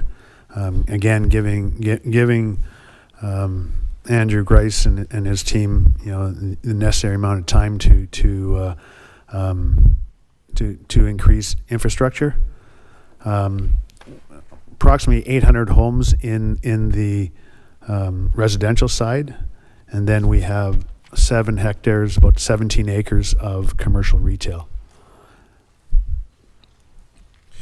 Thank you. So what do you anticipate building first? We anticipate starting our 2 phases first, the commercial retail, as well as the southern portion, which touches College Street. We intend, from our experience, if you don't have commercial retail, the residential is not going to be successful, and the converse is true as well. Having said that, we need to build a road all the way down from Concession 7 that would connect both of those. It's a certainly an ambitious project with a long timeline. I guess one of the things I think about, because I know it's very difficult for residents in those development areas living through construction for a long period of time. So I guess part of my question is, what sort of assurances can you provide that this will actually get done and in a timely, expedient manner? Like 20 years is a heck of a long time. John, maybe just focus. So if you're looking at the map there, you'll see in phase 1 the commercial retail that runs along Old Highway 24. That's the primary focus right now to start off with. If you look, there's a double boulevard road that's proposed on the plan coming off of Concession 7. That would make a natural, visual fence line of where we could have a section off of Concession 7 as well as Old 24, so that we can offer that safety of people not coming through. Then where Tom talked about having the next phase touching over to where our existing storm pond is for Villages of Waterford, that would create another security zone where we could develop that area, and then work our way back over towards the middle section, which is area set aside that for schooling, public parks. That's going to take time to work through. So by us focusing along Highway and the concession corner, we can take the time to plan for the other things, and then also work with the 12 builders that Tom referenced earlier, who are looking at purchasing lots. There's also going to be a lot of work in determining exactly what we position for types of housing in the areas as well. We've had some involvement discussions passed on through the Mayor's Affordability group that, we want to look at some different types of housing where they're a house without a front attached garage. We need to reduce the cost of housing, and we do that by making them smaller and having less features up front. Those types of houses can have a side yard driveway, a rear lane driveway that can then allow for future development beyond once the homeowner gets there. So it's a big picture, but every piece kind of all fits into the other. So, and then John. If I could just add one thing, when you're talking about phasing, Tom indicated that, the commercial would be in phase 1, which is in ID 7. On the schematic drawing that you have, the vision board, you see the big blue area at the bottom, which is the stormwater pond. That's also required to be in phase 1, but that's in ID 8. And this again is why we need both these parcels to be considered as one, and the approval to be as one, because we need components of 7 and we need components of 8 simultaneously. And what, my final question, I think, what percentage do you think that you would build yourselves versus what you would sort of sell off to other builders? Do you have an idea in your mind? In villages, we were about 25%.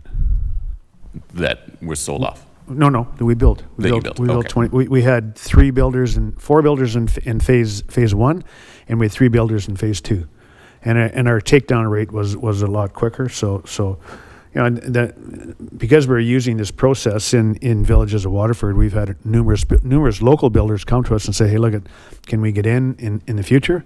So this would allow us to continue construction and take it down a much faster model. Regarding the school and the comment that was, Councillor Huffin made a great point. We have had initial conversation with the superintendent of Grand Erie, and he has informed us it'll take about 5 years to build a school from concept to completion. So that in itself is going to drive sales as well if that school comes to fruition. Councillor Columbus? My question is, what would be the value of these homes? Good question. It's hard, right? Like, we're finding right now, we've had discussions about average household income, and we need to get the price point of houses down under the 600 mark. It's very tough that we have houses inventory that we're sitting on right now in the 700 to 900 range, and things are not moving. So we know we need to change what we're building. A lot of these subdivisions that are existing right now were built with a different frame of mind. They were bigger frontages, the houses with double attached garages, triple attached garages. We're not there anymore. We need to get our square footages down. We need to look at the exterior components, the materials that are being used, how we can work with labor. It then also fits into, we don't have the trades. How do we get trades programs back into the high schools, cooperative programs? There's so many things. But we know we need to get the price point under 600,000. And really even lower than that if we want to see younger people get into the market. But today's dollars and increasing costs, it's hard. But you do that also through massing. And we're not going to get lower cost housing by doing little mini subdivisions of a couple acres here or there. It doesn't work that way.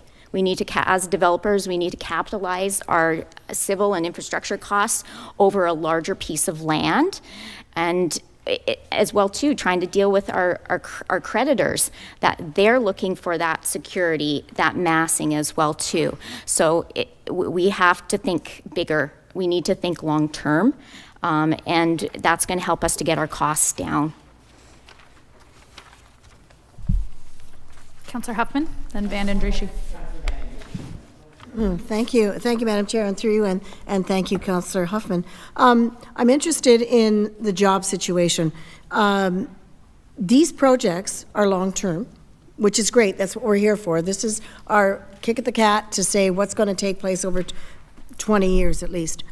So do you anticipate that these jobs would be local jobs? You had indicated that, and I want to hear it again, that you said that you'd have local builders that want to come in. I really feel good about that because that stimulates jobs here in Norfolk County. So if you could, do you have any idea of the projected labor force that is required, or what you thought of the cost of that? We think that we will generate at least 3,000 person years for jobs, and they will be local. All of us that do build here, we hire local.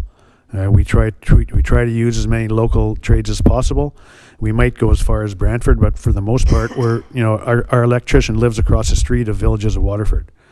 And so that we try to leave as much money as possible in Norfolk County, and we think by developing the commercial retail portion that we're going to drive even more money. Leave it here, right or wrong.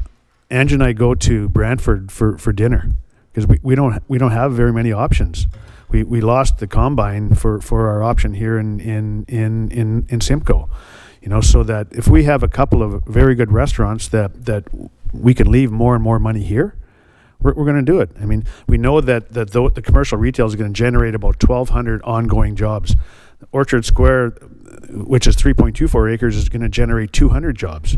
So I talked to John Reagan and we tried to extrapolate how many. We feel that our commercial retail will generate about 1,200 jobs, and the construction will be about 3,000. All I can say is, as a grandparent, more opportunity for young people to find a job in their years of high school or whatever is amazing, because that's where they need to generate the ability to have a good work ethic as well as generate some dollars to go on to further education. So this gives them local opportunity as well. They don't have to go off into, they can have something in Waterford and area. So that's perfect. Thank you. For sure. And we feel the same. All of our employees right now, the furthest someone lives is Simco. They all live either in the subdivision, or we got one that lives on concession 12, another one lives in Simco. So we're trying to hire local. We're trying to leave as much money as possible local. Councillor Huffman. Thank you, Mayor Martin.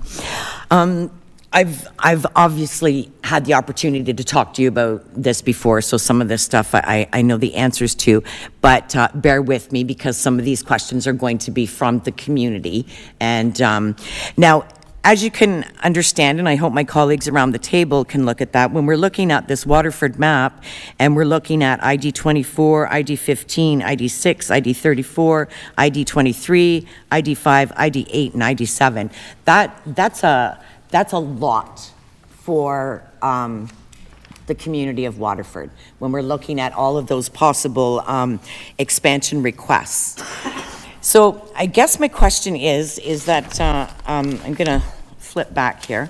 What do I say to the community who are feeling when we're looking at, we've got the silos of Waterford, we've got 2 developments on Nickel Street, we've got another development on Thompson Road coming in, we've got the Orchard Park, and then north of Lamb.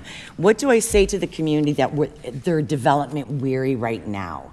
How does this be not sold to them? I don't want to say that, but how do we look at that in terms of the community that's already taking on a lot of development right now? I think when you look at what's going on in Waterford right now for development, it's varied. You just can't say it's just all this development. You got to look at what are the uses, what's the focus. So, we've got some housing, we've got commercial, retail, but even with our commercial retail that we're looking at doing on the south end, it's not enough. And we've talked about this years and years ago. There was always this, kind of thought that there'd be more. Don't worry about it now because we're going to have more on the north end later, right? And the people that we have in the community right now, from a business perspective, want to expand. We have a hardware store that wants to expand. We have restaurants that want to do something different. We have health and well-being. We've got yoga studios. Like, every day, we're being contacted by somebody that wants to do something. Okay. So all of those developments that are currently going on right now don't help that. Okay. Right? So if, we hear about people wanting more restaurants, wanting a yoga studio, wanting apartment buildings. Where is it? That's not happening. The stuff that's happening right now is ownership based. Right. Other than an apartment building that we are looking at on the south end. But that's only 44 units. And we know how many housing units we're short for rentals. Like, it's years and years and years, Absolutely. right? Absolutely. So I think people need to look at this as a whole. They want services. Where are they going to go? Okay. They're not going to go down to the silos. We've got a daycare and hopefully a restaurant that's proposed at that location. That's it, right? There's only so much space to work with. Right. So We're also hearing from people from Yin and from villages of Waterford and from the new Spada Forest subdivision, people wanting this commercial retail on the north end. And wanting to maybe bump from their home that they have now into something different, so that well, I know that you're getting beat up a little bit on, not a lot on Facebook, but I feel that that's the vocal minority, and that we have a lot of people in Waterford who are supporting what ourselves and the developers in the south are wanting. So I agree with John that I feel that there's room enough for both ourselves and the development in the south. But I guess you're looking at the map, Kim, of the requests. But if you look at option one and two, Yeah. there's basically 4 developments are looking at coming in. I don't think it should be option 1 and 2. I think that there's four developments that want to come in, and I think that we should let them. Okay. and we just Go ahead. also too, Yeah, go ahead. just another side comment, because there's concern about taking away from Waterford what it is, and that is not what this is about either. I grew up in a town of under 1,000 people. I'm a small town kid. We loved the downtown, the main streets, revitalizing things, and everything needs to augment one another. So it's very important to keep that in mind as well. And I think that, people are scared of growth, and they're wanting to protect their community. We totally understand that. But this is also, we need to grow, and now we have an opportunity to do it in a planned and efficient manner. And that is really important as well too, when people don't want their taxes, to continue to get skyrocketed. Okay. John, did you have something to add, or? Just one thing, I wanted to make sure council is aware, when you look at this schedule 4A, there is this piece here, this green piece, 16.1 hectares, which unfortunately does not appear to have an ID number on the map of requests, but it's green on Schedule 4A, and it's got a whole bunch of little dots in it. And keep in mind that is not proposed for residential. That is proposed as protected industrial. So that's something different again. You've got residential primarily in the south. You've got this myriad of uses and the concession 7, but that green piece is actually protected industrial in that location. And I do understand. I mean, Waterford, we are kind of a developer's dream in terms of being the most northern part of the county, closest probably proximity to the 400 series, and to Brantford being a larger urban center, and I guess the difficulty is that there has been a lot happen in Waterford. I do understand what you were saying, Ange, is that it's not all, commercial and stuff. It's very different kind of residential pieces and bits. And I do appreciate the fact that you said you've got to start thinking about what you're building. I've got a 24 and 25-year-old at home, and there's no options for them to get into the housing market. Looking at a house with a carport as opposed to a garage with, a full basement and stuff. Those are the ways that we have to start looking at our housing opportunities to make actually affordable and attainable housing. And Waterford has such an aging population, and we have on a regular basis seniors that are coming in and asking about, say, the Silos project. When can I downsize from my bigger house that I can't handle anymore into something where, you know, I've got underground parking. It's easy for me. I can come and go. I can have somebody to come in and help me. You also, like, it needs to create that cycle of housing. You know, we call these terms upsize, downsize, right size. If you don't have the people living in the older homes that are selling those homes or handing them down to a child or somebody else, and having younger people or whoever come in and be able to renovate those houses, we get houses that are going to deteriorate at an even faster rate. So, you know, you got to get people moving through the housing types as well. So it's not just about getting the young in. We need to also worry about the aging Yeah, there needs to be a population. cycle It's a for full that, cycle. definitely. So I guess the question then for you is that when people talk now in Waterford, and if there is more development, that we currently have wait lists for daycare, difficulty finding a doctor, lack of infrastructure, things like that. How do you address those questions that constituents are asking? So, Councillor, exactly what you're saying, all those services that they're looking for, they're begging for, and that this council has asked developers to provide, they are going to come to Waterford through Concession 7, right? Daycare, all those things you just mentioned, the way to get those into town is through a development like this that is multi-use and brings those services to town for not just the people who live in Concession 7, but Waterford as a whole. But even in Norfolk as a whole, you know, one of our things that we would like to include in there is a hotel and a conference center. We think it'd be great to have, you know, more music festivals and events.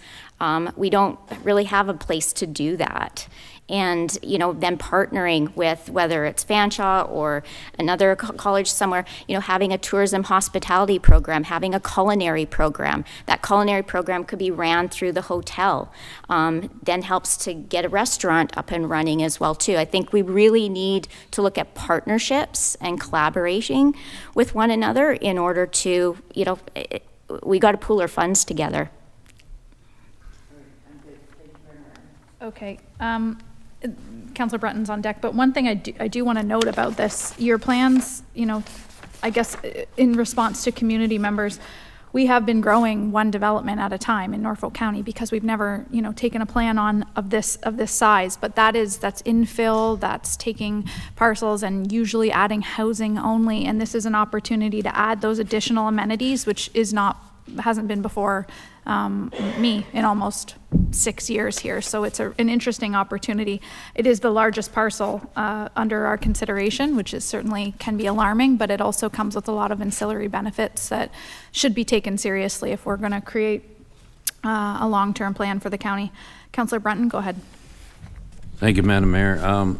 I should have asked this question earlier, but could maybe, and I know staff have the answer, and I should have asked it earlier, but in Waterford, Simco and Delhi, the ones we've dealt with, what is the current unit volume in terms of, I know there are different densities, like single family or condos, whatever, but within the current urban boundary, what are the current statistics for potential development? I know I've read in the report we'll be dealing with that covers the land availability, but I'd like to know how many units are there available? And I know there's a lot in the pipeline right now. So it's for those 3 areas.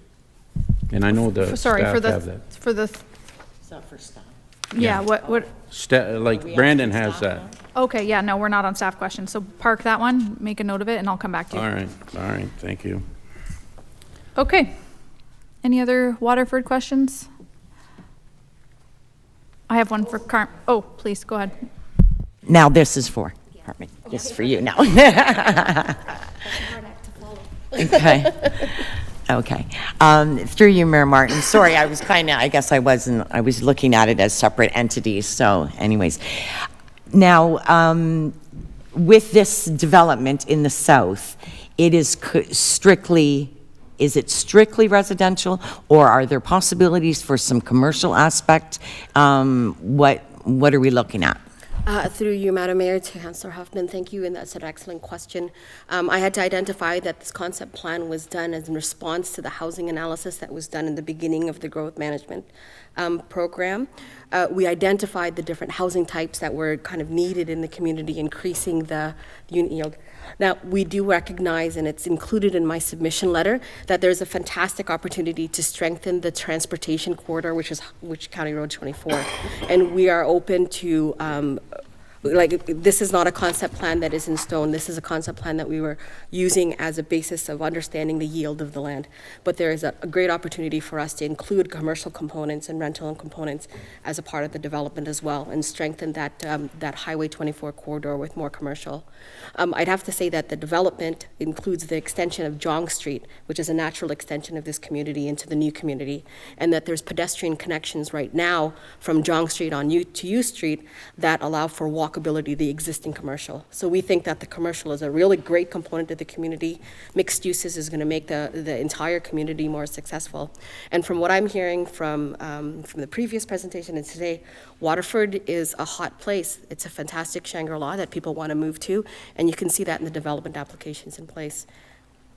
Okay, yeah, and for the residents that are there, it's kind of making everybody a little nervous, and rightly so. My one question, I guess they'll kind of get off the hook on this question, so this, for you, a little bit of a hot topic, is the use of agricultural lands. So what goes into that? Why would people, that's where the constituents are upset. They're thinking we're losing agricultural land. Can you speak to that? Yes, I can, and through you, Madam Mayor, we did provide a review of the Lear study.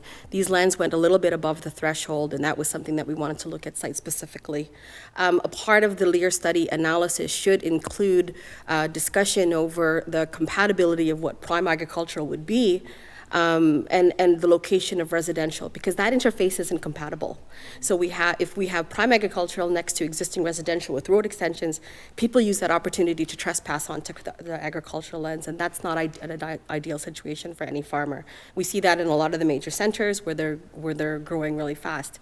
Now, the extension of these lands and what we found in the analysis that we provided to staff was that in terms of protecting the real areas of agriculture and providing that continuity and the non-fragmentation of agricultural lands, these are more optimized as community lands, and that was the opinion of our agrologist as a part of this review. I'd want to also specify that these aren't specialty crop areas. No. Exactly, and so we're looking at just agricultural lands. Okay, thank you very much. I'm good. When would you anticipate they'd start to build? We have very anxious and willing developers who, in Carson and Co., that want to start with the application process. They're currently in the due diligence process for their functional servicing report and engineering. We could have an application to council. We're targeting the end, around Q3, end of the summer thing, or early fall. And that would start the process off, the public consultation with the community, making sure that the proposed uses, and especially the proposed uses along 24, are in keeping with the vision for the mixed-use community for Waterford. Great, thank you. Any other questions?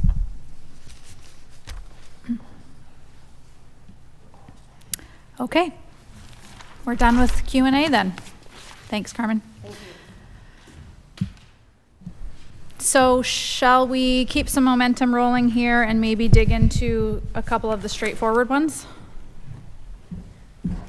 Councillor Berry? Yeah, just one of the straightforward ones I'd like to talk about is just the Port Dover map, just really quick. Sure. So you know what, actually, staff, do you want to do your presentation on your report? Is there anything else besides the presentation this morning you had? So let's let them present, and then we'll go into questions on the report as a whole. I'll come back to you first. Fine. Thank you.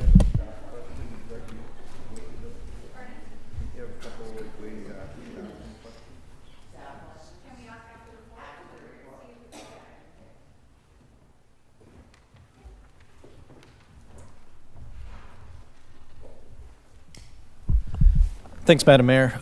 So the report that is before you has 4 recommendations. One is to be received. the council provide direction on each of the schedules as it relates to the urban boundary changes and as it relates to the urban area settlement boundary expansions. And that council consider all information received at the special council meeting, including input from a member of the public, to provide direction on a final official plan amendment to be brought back to a future meeting for council consideration. I understand that we're going to go through each of the specific locations, and perhaps Nicole can help us with that in the mapping. Through the chair.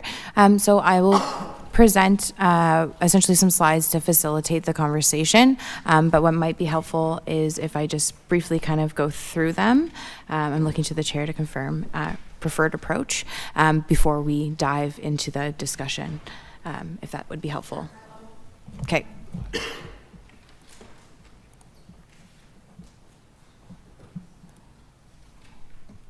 You 1 moment.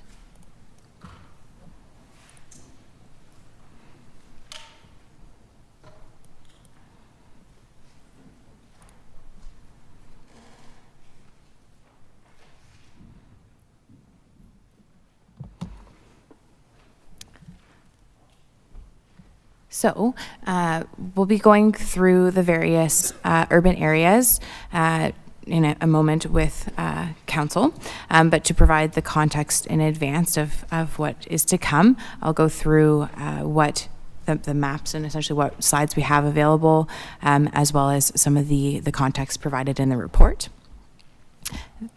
They are in the order as identified in the schedules of the report. So we're starting with Courtland.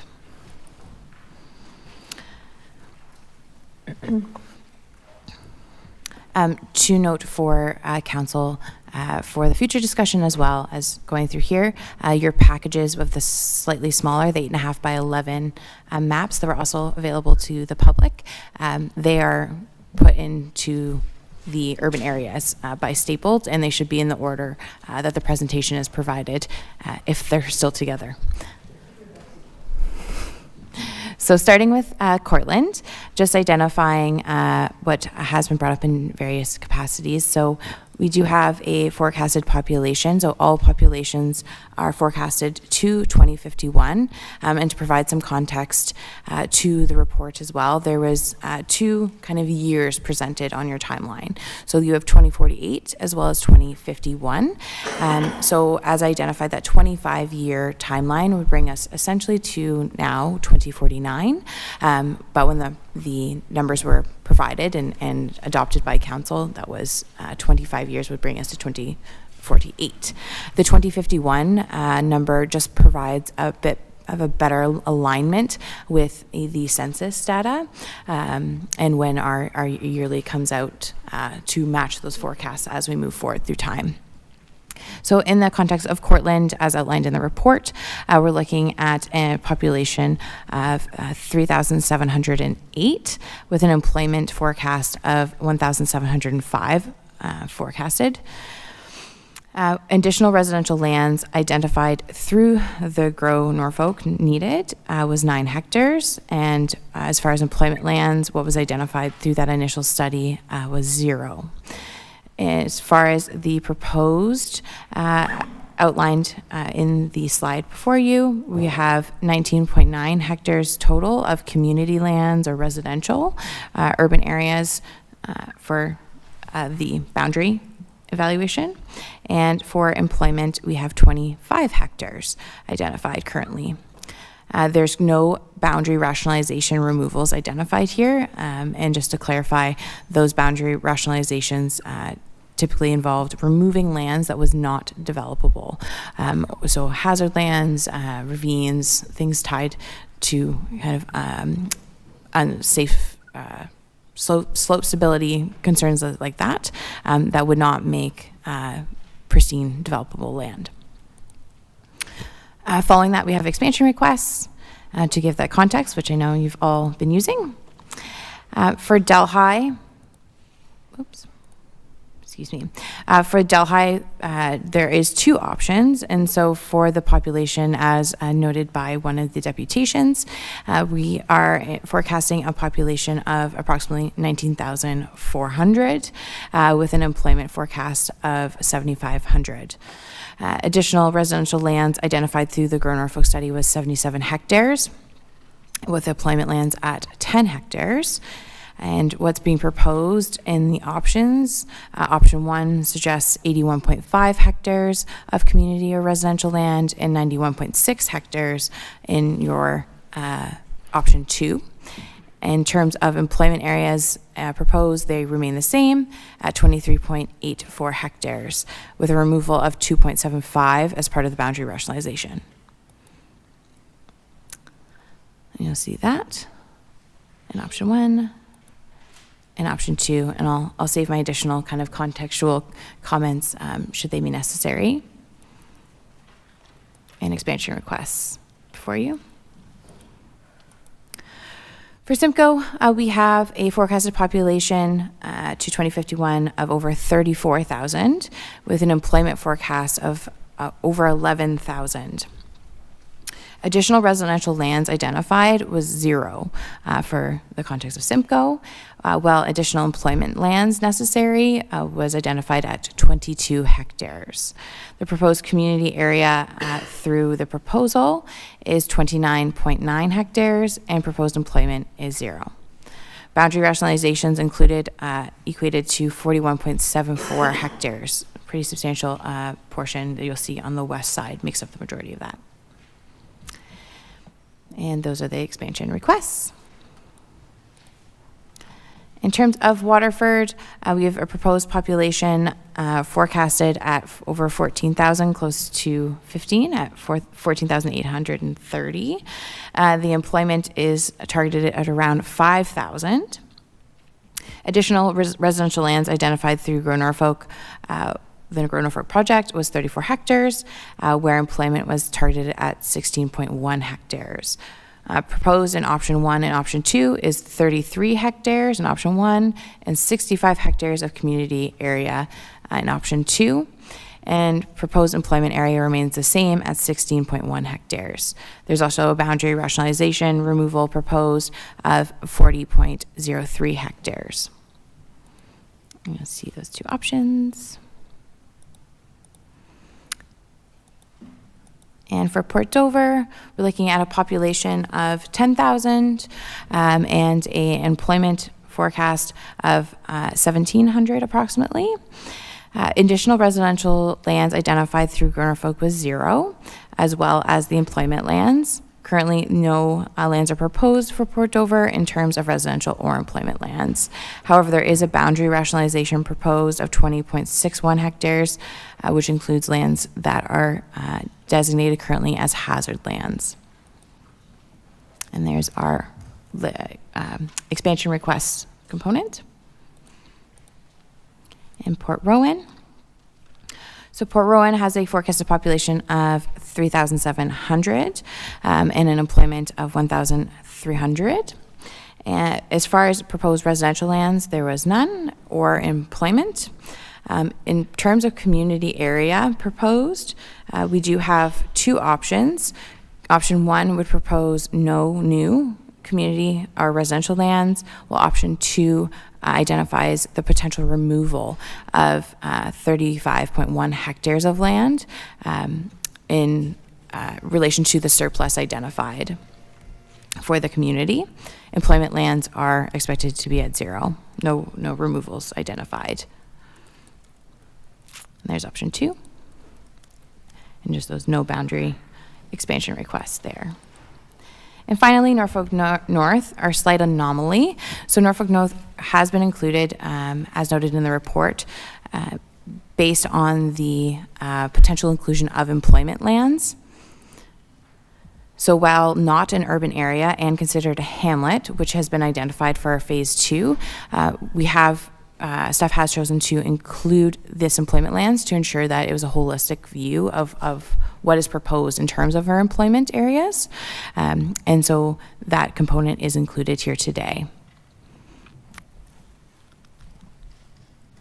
All right, I will stop sharing for a moment and conclude there to bring Okay. it back up in a moment. Thanks. Councillor Barry. Questions of staff? Yeah, thank you.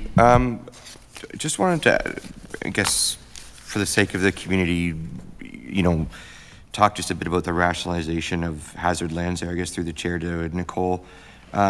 So, I mean, I get conceptually what we're doing with Dover. Can I just ask you a question? Why remove them, and what do they become now, designated-wise? Through the councillor, or through the mayor to the councillor. So it's an excellent question. So in terms of what happens to the land and why, the why is essentially to ensure that when we're talking about developable land or lands available, it's accurate. If we include lands that are not really developable, sometimes when we look at those numbers, there's kind of the illusion that we have more to do things with than what actually is. So part of the boundary rationalization is simply to recognize what is actually available and what land wouldn't likely have much potential. And what happens to that land, what we're proposing is the removal from the urban boundary. And so in most cases, including specifically this one, all of the lands that are included are already designated hazard lands, so that would remain. That has no tie to an urban area. So that designation itself would apply. It would just remove the urban boundary. So essentially, would just acknowledge the lack of kind of developability that is there, rather than having the urban boundary around it, suggesting that it could someday become something different than the hazard lands it is. So it just stays as hazards. Perfect. Thank you so much. Any other Port Dover questions? Okay, Councillor Brunton. Okay, to ask my question now about okay. My question, and I did ask this of Brandon earlier in the week, I'd like to know exactly, based on the current urban boundaries, what is in the pipeline, what has the potential to develop in terms of residential, single-family, multi-unit, or whatever for Courtland, Waterford, or sorry, Simco, Waterford, and Delhi. I'm sorry. Okay, through the mayor, and our team has been helping pull the information together. There was also, this information was in the growth report as of December 31st, 2022. We have done some updates in some cases to the end of 2023. Might as well mention Courtland as well, because that was a question that another councillor had coming up. So for information for council's awareness, so in Courtland, 165 is the estimated potential number of units from lands that are currently designated or in applications or approved. For Delhi, as of the end of 2022, it was 707 was the estimated number. In 2023, there was a number of development applications that came in Delhi, and so that number's increased over 1,000. In Simco, the end of 2022, it was 2,100 was the estimated number. As of the end of 2022, it's just over 2,000. In Waterford, we had at the end of 2022, 995 was the estimated number of units. And since that time in 2023, there was a number of applications, and so that number is approximately 1,245.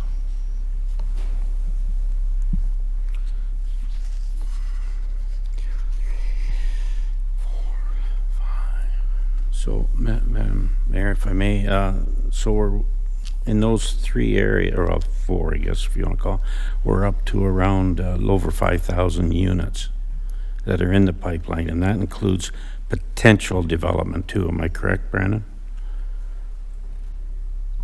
And I know you don't, I know you've identified acreage or hectares in there, but I didn't, and I know it's hard to project, but single family, multi-residential, whatever.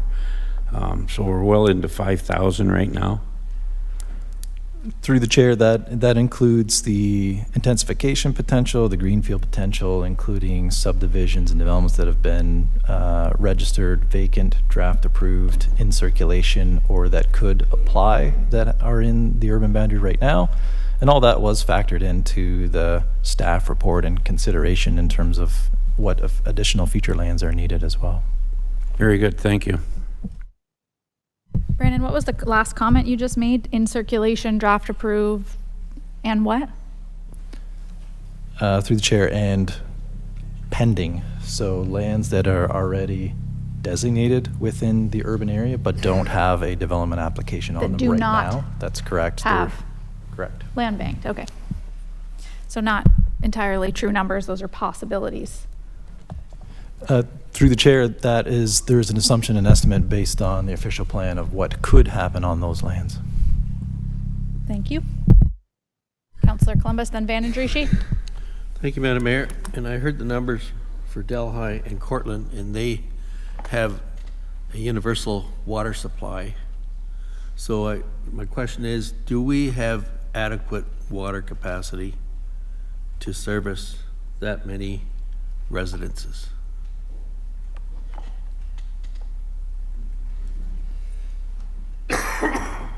So through the chair, you were correct. Courtland and Delhi share a drinking water system. You may recall when we brought forward the service monitoring report a couple of months ago, we did identify that there will be a need to accelerate some of those programs forward in order to increase capacity. In particular, in Courtland, looking at some of that information, I think one of the councillors mentioned it before, a likely storage would be required. So the pipe network from Delhi to Courtland is quite large and likely adequate, but there'll be some storage required in order to serve the residents of Courtland. But will we, even aside from Courtland, will Delhi have enough capacity with all the potential development? With the current 3 wells that we have there right now? Sorry, through the chair, focused on Delhi specifically. Again, there is upgrades that are required going forward as we move to incorporate any of these lands. Even looking at what we have on the docket now for pending applications, as we get closer to the end of that, we are starting to see some upgrades required at our facilities. Whether that be at a treatment, whether that be at a pumping station, or whether that means upsizing some of our infrastructure, there are some upgrades that are required. Thank you. Thank you, Mayor Martin. Through you to Andrew. Might as well keep you going there, Andrew. I'll ask about Waterford. So I often get comments from the public saying that they're pretty certain that we don't have enough capacity because they lose pressure when they turn on 2 taps in their house and that type of thing. So what is the capacity of Waterford, and what type of infrastructure dollars would the county be looking at putting in for these developments to occur? So through the chair, Waterford is a little bit different than Delhi. So in Waterford, there is ample treatment capacity on the drinking water side right now. So when you talk about pressure, that is different. That can be solved through water towers and booster stations throughout the system to increase pressure. There is an ample amount of water capacity available. We are looking at doing some upgrades to increase our firm capacity closer to our operational limits, and that would give us even additional capacity for growth. The wastewater side is where we are more challenged in Waterford. And you may recall, again, when we brought forward the service monitoring report, we identified that we're going to have to accelerate the wastewater upgrade program. I think it's earmarked for 2032 now, and it's likely going to have to be accelerated up to late 2020s in order to meet our growth needs there. But like many of our areas, their infrastructure challenges are not unsurmountable. They do require planning. They need to be identified through our master plan first, so that they can then make their way into our DC background study, so that we can work with all the developers here to make sure that they're identified and we can recuperate those costs. But there's nothing that can't be done when you're willing to work together and put some money towards it. Pretty much anything can be solved. Councillor Van Andrieschy. Thank you, Madam Chair, and through you. I want to ask a couple of questions. In Port Rowan, if I take a look at what you want to remove there, what I don't understand is some of those portions are just fields. They're not hazard lands. And listening to you prior, you had indicated there are lands you want to remove are because they're hazard lands. Is that all the reasoning for removing that? Because I just find that lack of forward thinking. Through the chair, could you clarify which area you're speaking? Port Rowan, Schedule 6, where you've indicated in the red to remove. Yep, so I can speak to that. Sure. So option 2, so there's just 2 options proposed for Port Rowan. Those lands are in surplus, substantial surplus of what is identified as needed for the next 25 years. So it is identified. This is different than a boundary rationalization. This is a removal of a surplus far more substantial than what we would require in the foreseeable future based on our forecasts. Right. Okay. We have an opportunity every 10 years to update our official plan. And I always was under the impression that was to expand, giving you your opportunities for the future. When you take lands out or not realize that this is an exercise of growth rather than reduction, why would you not leave, and this is the question, why would you not leave them there and let them ride and review in 5 years? Through the chair to Councillor. So that is an option. So that's why we're providing 2 options. Part of the inclusion of option 2 is actually tied to an example of Waterford's option 2. So part of the rationalization of removing some lands in an area that does not have identified servicing solutions in the foreseeable future, or is later in our line, is to allow for further development in areas where we know or have anticipated growth. And so it essentially, in the example we provided in the report, the option 2 for Port Rowan is tied to the option 2 for Port Rowan to give some flexibility in the availability of land for that larger proposed development. So you rob from Peter to pay Paul sort of deal. I'm not understanding that. We have in the past made decisions, or the county has made decisions for growth or lack of with industry. And now they're running out. Say, for instance, I'll give the example Toyo Tetsu. If they were to expand, where would they go? And you don't have an answer for that because there is no land there. So the point I'm making is I don't want to handcuff ourselves for the future. It's not for me. It's not for my children. It's for my grandchildren and great-grandchildren in this area to be able to expand. So I'm really having trouble with removing lands. I just really do.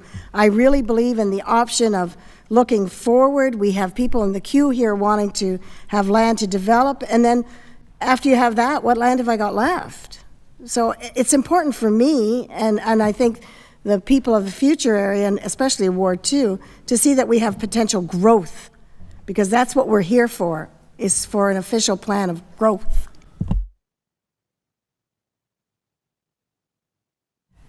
I guess the other reality is you're not going to grow where you don't have water capacity.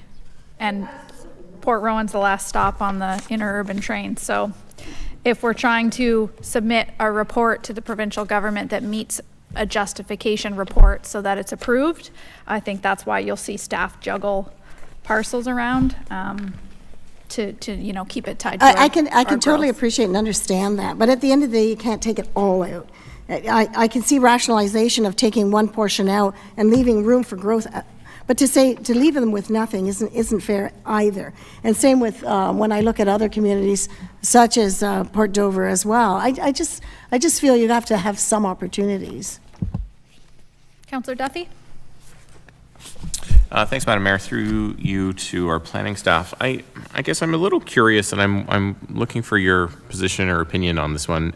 We've heard from a number of deputations today regarding the splitting of parcels, the ID numbers versus property owners having multiple PINs and requiring multiple pieces of those properties to be together, but they're not in what has come to us. So I guess I'm curious as to why some of these parcels that were combined applications have been split, really without necessarily talking to the applicant or the developer. Through the chair to the counselor. So definitely a discussion, and actually is part of the methodology section in the report. I did actually touch on this specifically. So there's a couple of reasons, and I noted the term pin by pin. Like a clarification, we typically look at roll numbers. So what we're looking at is rolls, which is a slightly different system. But there was a rationale for that. So the first is through the two-pass system. The first is that quantitative component. It was based on a geospatial measurement. And so you have to have some sort of unit or area to measure from or to calculate with. And so we had to make a choice on what that defined area would be. And so trying to also mitigate, so this project has been going on since 2021. At times property ownership changes and things shift. The selection was made by staff to focus on what we have available to us, which is the roll numbers, which don't, as has been alluded to, pins and roll numbers and ownership don't always necessarily match in a smooth fashion. And there are different processes to combine roll numbers versus how pins combine and how ownership evolves. So part of the rationalization for using roll numbers was to create that just consistent unit across our evaluations. Some of the parcels that were proposed still are under separate ownership, and so the decision was made by staff that we don't want to presume or provide an analysis to council based on a partnership. At 2 years later, it may change or be adjusted. We wanted to ensure that Pass 1 was based on a uniform system, but the Pass 2 component recognizes all of that. So it was essentially an identified limitation in the evaluation. And the intent, or part of the intent of the Pass 2 evaluation, which was more qualitative in nature, was to look at all of those pieces. So, okay, we know that these two parcels are under a similar ownership or are being proposed together. We recognized that and then evaluated the parcels as so. And one thing to note, we had heard that feedback through the PIC and through our stakeholder engagement. So we did do some looking at the numbers, and typically what would happen for parcels that there's two coincides with differing numbers, typically it averages out. It doesn't increase the number per se, so it kind of falls in between typically. So the ultimate choice was to make it as fair as possible and to not make presumptions about ownerships or partnerships in the community in relation to the lands that may arise throughout the process. Typically that isn't something that we're told right away, and so we wanted to make sure that was fair across the board, and that's where we landed on roll numbers as that parcel identifier, and then the calculation unit for the Pass 1 of the evaluation criteria. Want me to come back to you, Councillor Duthie, or something to add? Councillor Huffman, then Columbus. Thank you, Mayor Martin. Through you to staff. My question is, I've got something written down here, and I just want to make sure I'm right. So Waterford it was documented that Waterford needs 34 hectares of residential land, and Waterford needs 22 hectares of employment land. Is that what you have deemed appropriate for Waterford to meet their criteria for the growth study, to grow according to plan? Through the chair to the Councillor Huffman. So the numbers identified in the report, as well as kind of in the briefing, the lands identified are the additional lands required based on the forecasts and that growth option selected by council. So those are from the growth project, and provided that land needs an assessment, and those numbers come directly from there as far as the specific needs of the urban areas. So as a staff representing Norfolk County, if we bring in more lands than what we've deemed necessary for our growth study, does that put the county at a disadvantage, that we're bringing on more than we necessarily need it, that we're growing faster than we were planning for? Through the chair to the counselor. So that's a really good question. So there's kind of two pieces. One is it's land, not necessarily development. So if we're including more land, we have to take into consideration the policies. So the policy indicates at the provincial level and through our own official plans, we should be making sure we have adequate land, but we also have to balance that, and especially in Norfolk's situation or our community, with agricultural needs as well as infrastructure costs, et cetera, et cetera. So it very much is a balancing act between protecting what's existing and how it currently functions, as well as making sure we have enough room to grow. So part of including, if we include lots of land, we may grow past the forecasts. Staff are confident in our forecasts at being forecasts.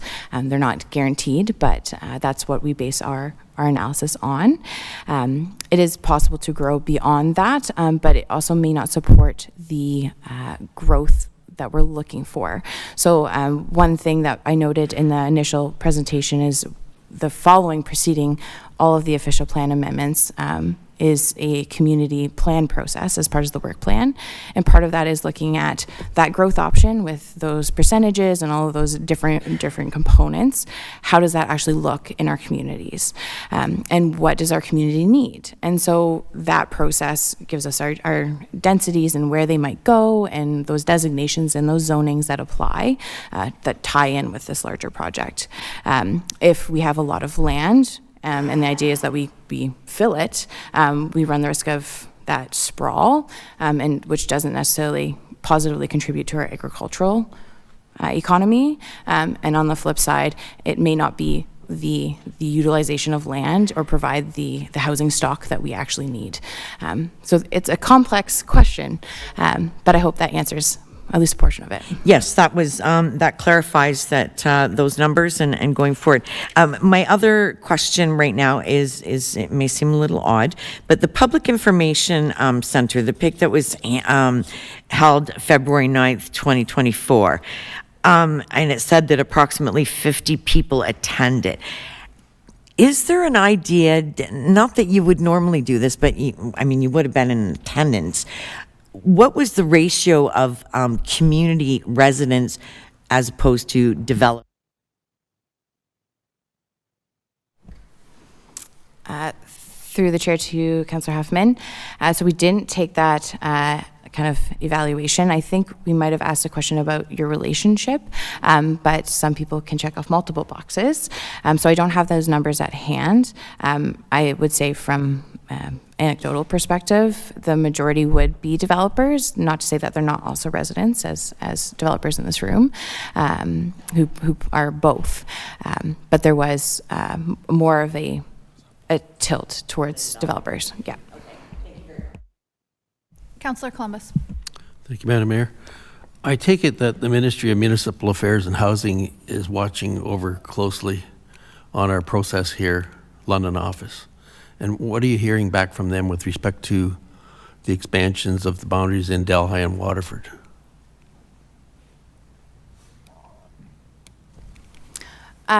Through the mayor to councillor. So yes, the short answer is they've been very involved.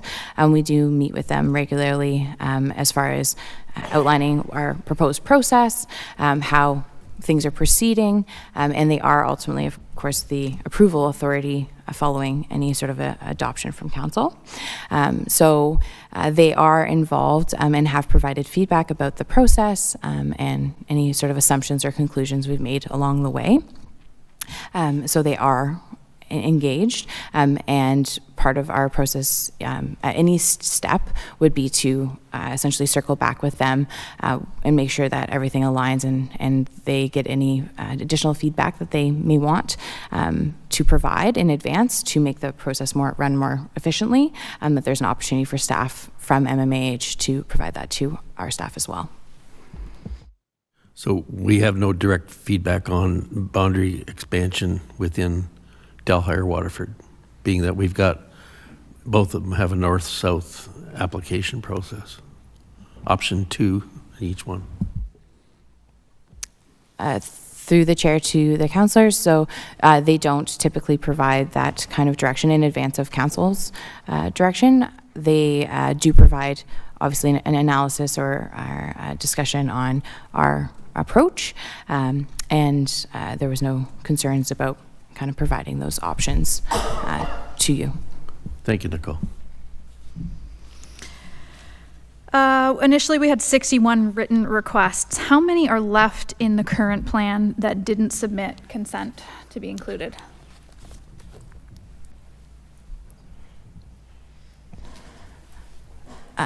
Through you to you, point of, I'm just trying to confirm. So are you referring to lands that didn't request to be in? How many are included as part of the options? Yes. Okay. I'd have to come back to you with that number, exact number. Okay. Yeah. I think my next question, actually, I put to Mr. Regan, if I can. 2 questions for you.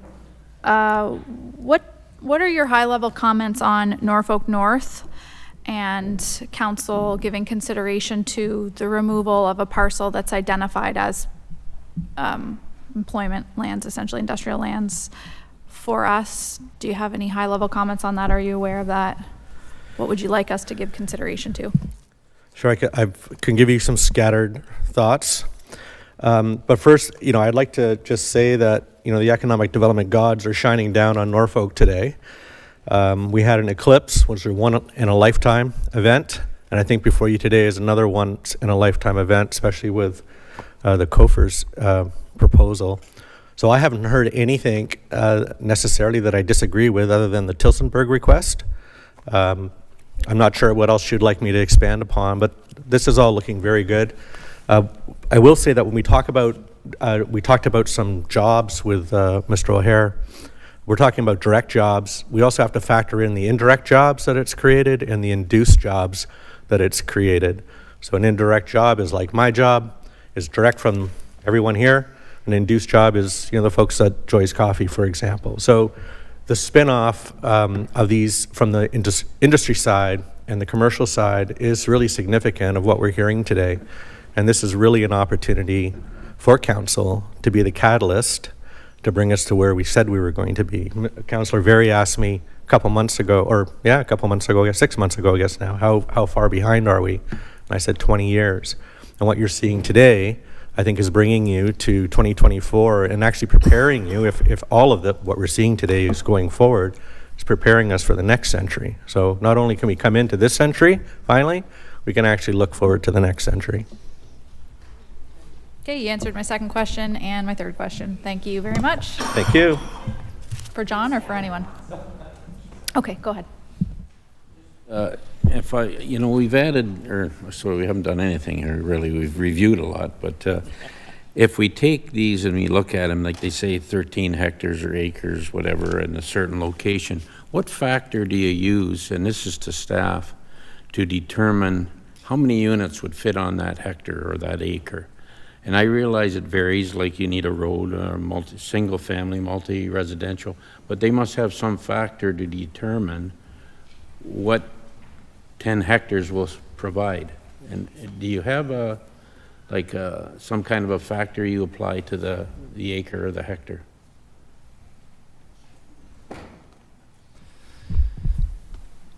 Somebody. Yep, through the mayor. So on that particular land, and what we're looking at is gross land, so there is an assumption that's applied that gives you a net amount of potential units and is based on our official plan. And looking forward, I think we were at 15 units per hectare is where we were at. So that would then subtract out roads, storm ponds, etc. So you said 15? Through the chair, that is correct. Thank you. Okay, I'm not seeing any other hands, so how do we feel about jumping into Courtland? I think there's a lot of consensus.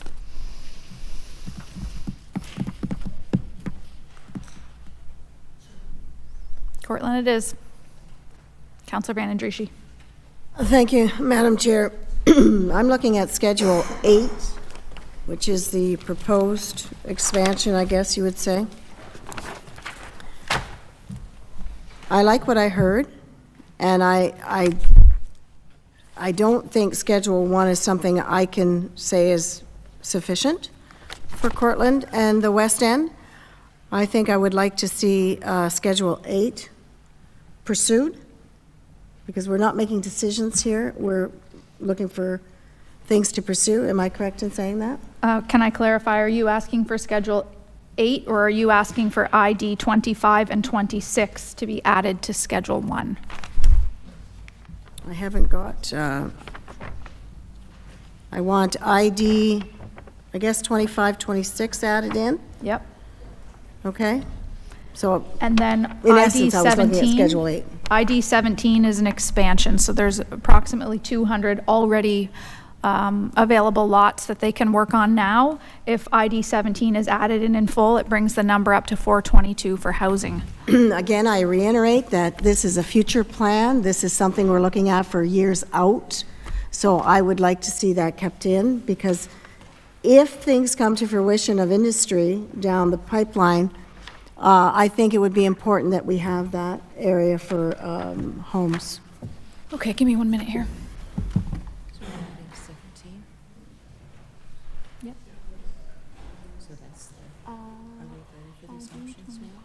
I'm missing 27.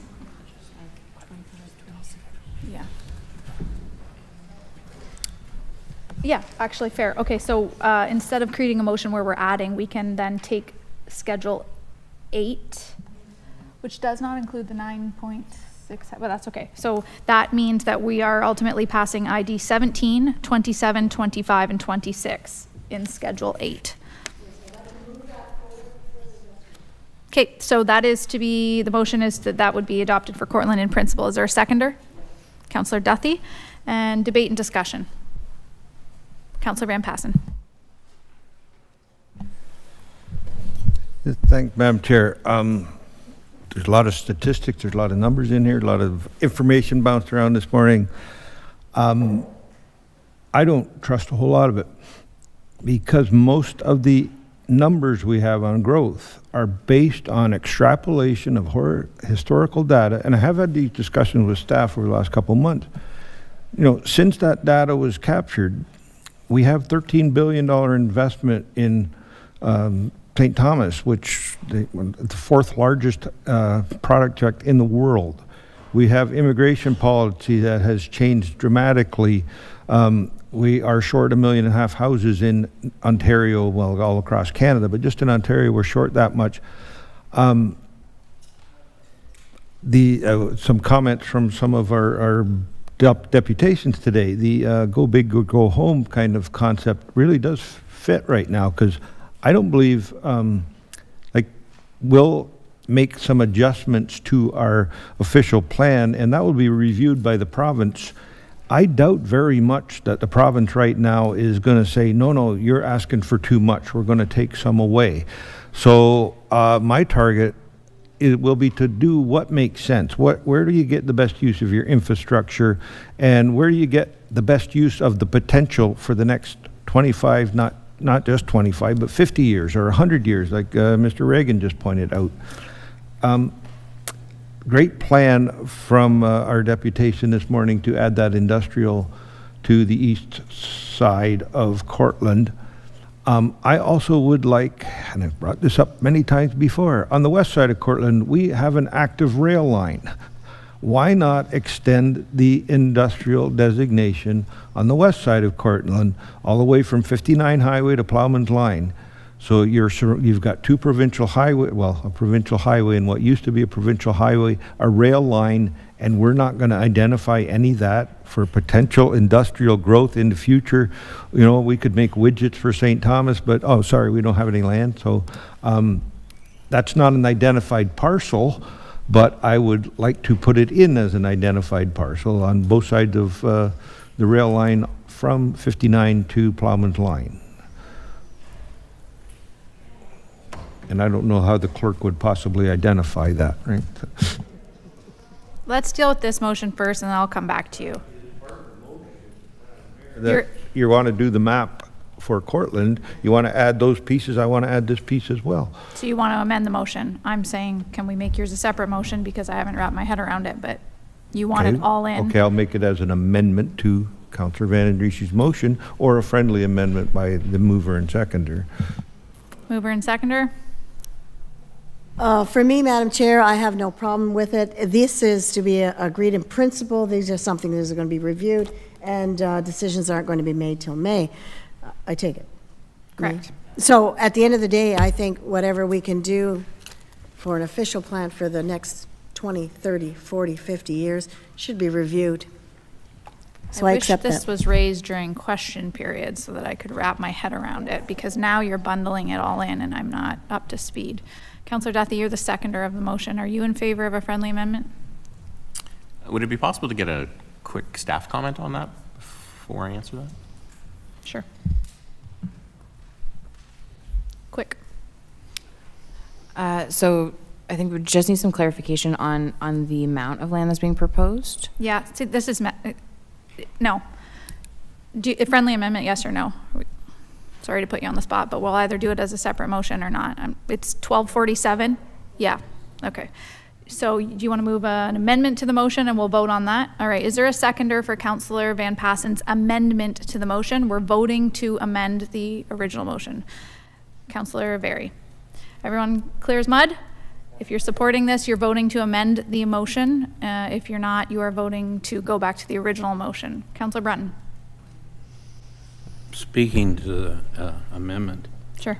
If I may, Madam Mayor, it sounds good, and I kind of agree with Councillor Van Passen and the whole area out there, but it's probably the worst area right now for servicing.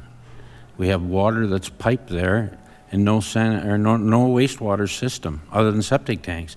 And I agree with it, but I'm just wondering if that is a major hurdle that we should be looking at before we jump. Anyways, I'll leave it at that. Councillor Columbus. Well, we heard from the deputy that hydro availability was an issue, costing $2 million. Would this enhance the movement to have hydro put down that rail corridor to service what those I forget what the numbers are on them. Anyway, the Clover development, industrial development, we'll call it that.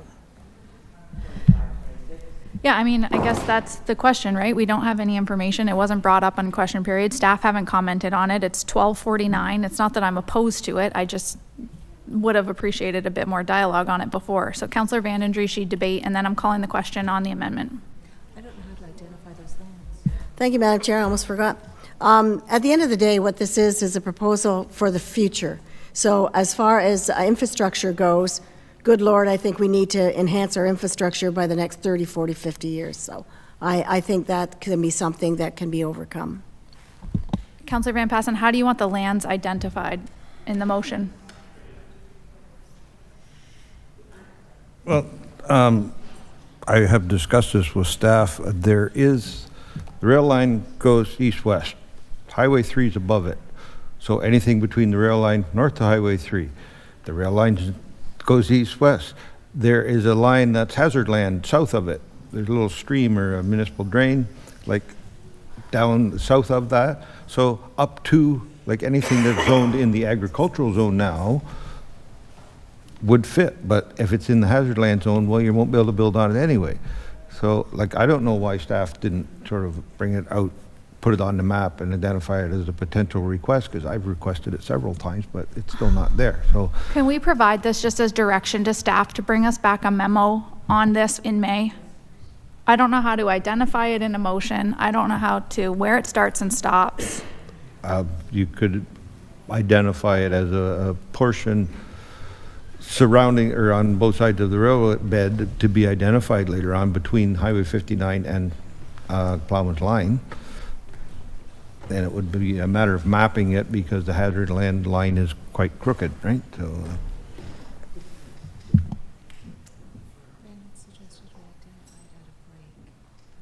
Yeah, it's to be identified at a break.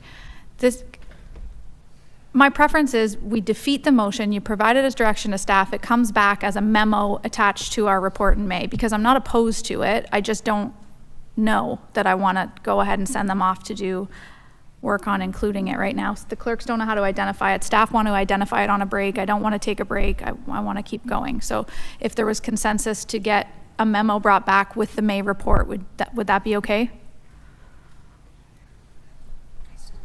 We can, in the motion, identify that the portion of lands on either side of the rail bed between 59 to Plowman Line be included as protected industrial, with the final mapping to be brought back Okay, so later. your answer to my question is no. I'm going to call the question on the amendment. I don't know what it's identified as in the motion. Yeah, please. Through you, Mayor.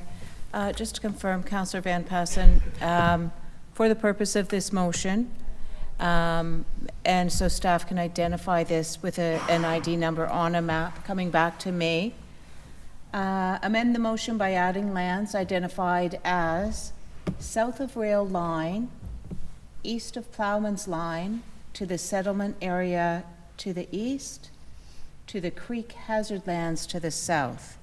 Does that capture the parcel you're looking at? No, I think it's from 59 to Plowman's Line, that's the east-west line, and Highway 3 is the northerly limit, and the southerly limit is the hazard land line south of the rail bed. Councillor Huffman, something to add? I would like to defer this. What part? Just this, Yeah. this separate discussion regarding the new lands, and just do a direction to staff, and then bring it back as a memo, and then we can, I get it, I support it. I just think that I just remember from first term, when we start making decisions on the fly, things go wrong. So Okay, so I would like to defer it. No debate on the deferral. So there's a motion on the floor. Is there a seconder to defer the amended part of the motion? I don't think we can't defer the amendment without the whole motion. Seconded. Okay, all in favor of deferral to the amendment? Councillor Van Passen, for the love of God. Motion to defer should, if possible, Include a date? include a meeting, a date, a something. How about until tomorrow, and then in 5 minutes from now, we add it as direction to staff? Is that okay? Okay, deferred until the next council meeting, and then what we're going to do is just provide direction to staff, and then we'll make it null and void. So all in favor of the deferral on the amended portion? And opposed? Motion is carried. So there is a deferral. Thank you. We're back to the original motion, which includes ID 26, 27, I can't remember. It's Schedule 8. 26, 27, and 17. Sorry, direction provided to staff to report back to us in May on Councillor Van Passen's catchment area. Understood? Okay. So Councillor Vandendry, she moved the motion. Councillor Duthie seconded the motion. Is everyone on the same page? Is there any final discussion on Courtland? I'll call the question. All in favor? And opposed? Okay, motion is carried. Thank you. Schedule 5.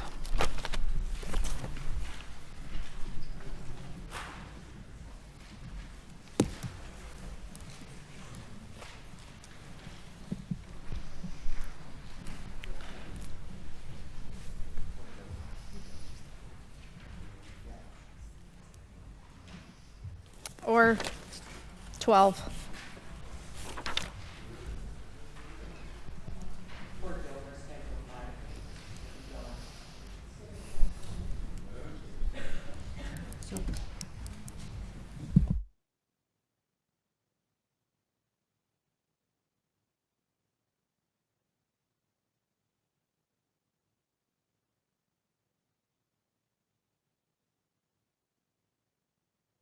Councillor Berry? I'll move that we proceed. Yeah.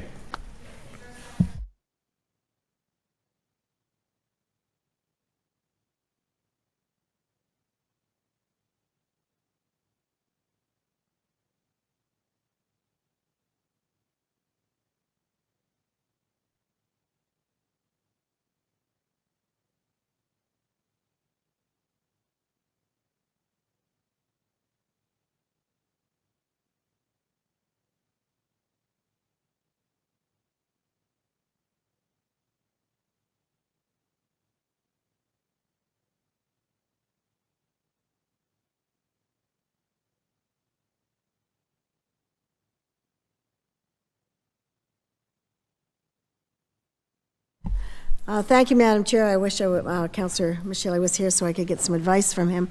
I am concerned with removing it all.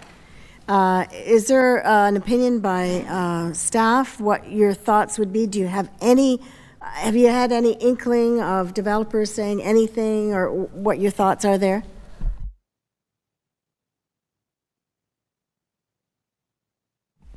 Sorry, through the chair, I apologize. I thought we said Schedule 5. Are we on Schedule 6?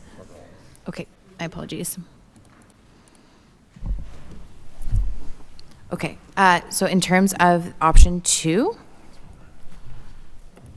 That wasn't my question, I apologize. The question was, when I look at Schedule 6, okay, those 3 portions of lands or hectares that are there, I'm of the belief, I don't like the idea of removing it all, not to have any future growth in Port Rowan at all.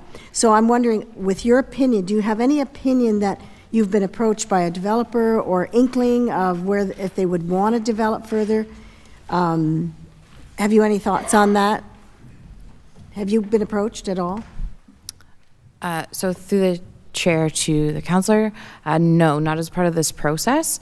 And there was, as has been kind of identified, any proposed developments, all of those are not included. So if there's already existing approvals on lands, they wouldn't be a part of the process as far as especially removal. That being said, the option 2 very much is tied to creating some essentially wiggle room, as identified earlier. So there is an opportunity if option 2 was to be amended by council, if certain lands wanted to be included or otherwise. We just don't have any sort of specifics on interests of a developer or owner. No development application on these lands? There's no development application. There's been no interest shown for development there? None? No. Not the past few? Okay. All right, thank you. Councillor Van Passen? Yes, thank you, Madam Mayor. I think I said before, I doubt that the province is going to come back and tell us that we have too much. So what would be the point of removing area from the Port Rowan urban boundary? Right now we got a moratorium. They can't build on it anyway, so it's going to sit there waiting. But if the only reason is to remove it here so that we can add some somewhere else, again, I don't think the province is going to worry about that under the current circumstances. So why not just leave Port Rowan alone and not make any changes to the urban boundary and move on to the next schedule? I have a question for staff. So if that was the direction that council set, what is your opinion on having, you know, an overinflated urban boundary with more land mass than meets the justification report? Like, I agree with Councillor Van Passen. I don't think that the province is in a position to say, wow, you're growing too much. I think that they'll be pleased, but I also do want to submit a report and an urban boundary expansion that is reasonable. I don't want it to be silly and be discredited by the province right out of the gate.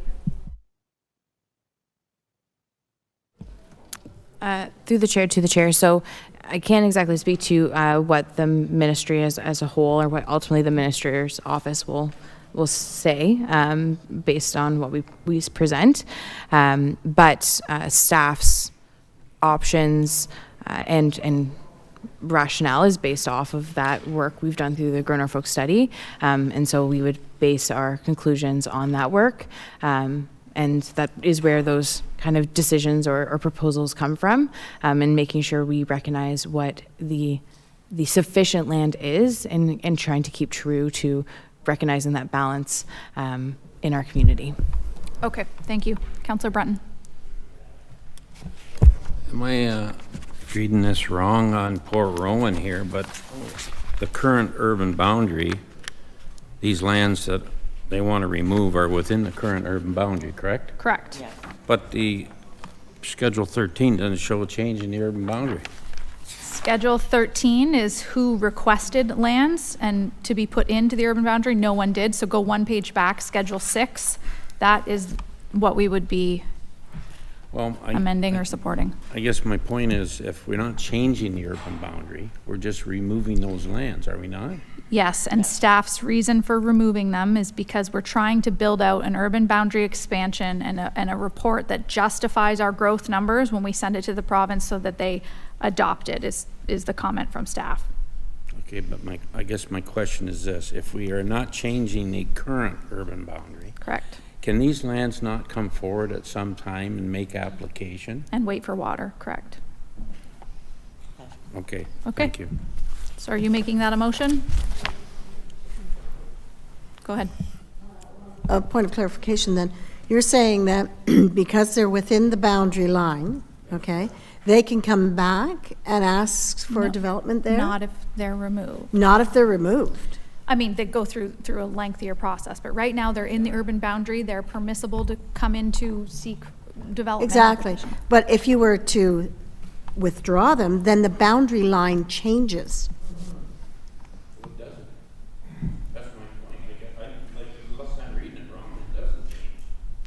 That is the current urban boundary. Exactly, but if they withdraw those lands that are indicated there, those 3 on Schedule 6, now you draw your gray line around the pink lines, giving them no option for development in Port Rowan. Well, if it's within the urban, if the urban boundary doesn't change. Yes, it does. The line will change. Am I correct? Am I correct, staff? I'm not seeing that. Councillor Van Andrie, she's correct. If you remove those, the urban boundary does not include them. The urban boundary will be amended and they will be on the outside of the urban boundary. Councillor Van Passen. I will put forth a motion that we make no changes to the urban boundary in Port Rowan. And if that fails, then we got to deal with round 2, but Okay. Seconded by Councillor Huffman. Further debate, discussion? I'll call the question. All in favor? Carried unanimously.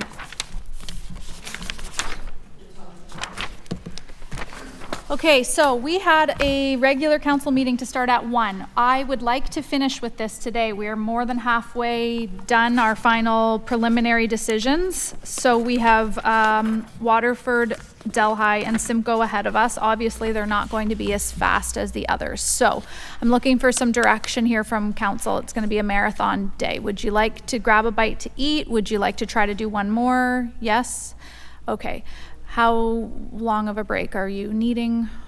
Are you feeling? We've got a gallery full of people. 30 minutes. We're back at 1:34 on the dot. Thanks. Municipalities across Ontario. This provincial policy statement is currently under review and may change in the future.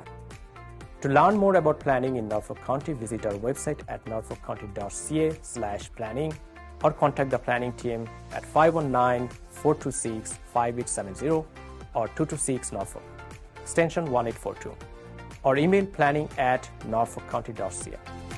Thanks for watching. Hi, I'm Hannah from the Norfolk County Planning Department. We receive many questions at the Planning Department, and this video series will answer some of those, like, what types of planning applications are there? There are 4 main types of planning applications for different needs. First, there are minor variances and different types of severances. These are reviewed by Norfolk County's Committee of Adjustment. An example of a minor variance is when a garage is being built closer to a property line or is taller than what is permitted in the zoning bylaw.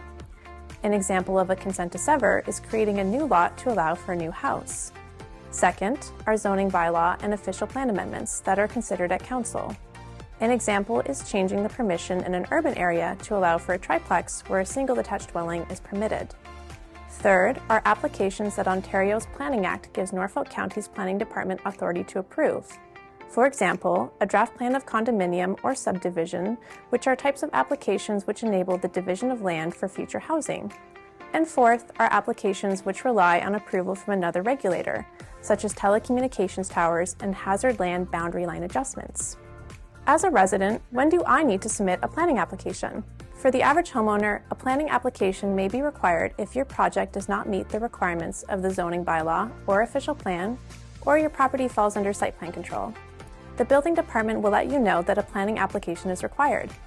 If you want to change the boundaries of your lot, create an easement, or create a new lot from your property, you will need to apply for a consent to sever with the planning department. What is a pre-consultation meeting? A pre-consultation meeting is the first step of a planning application and allows staff to clarify the application process and provide a checklist of documents required. A complete application can reduce the time required for review and decision-making. Applications that must undergo a pre-consultation meeting before the application can be submitted include official plan amendments, zoning bylaw amendments, draft plans of subdivision, draft plans of condominium, and site plan applications. A meeting may also be required for certain Committee of Adjustment applications. To learn more about planning in Norfolk County, visit our website at norfolkcounty.ca/planning or contact the planning team at 519-426-5870 or 226 Norfolk, extension 1842. You can also email planning@norfolkcounty.ca. Thanks for watching.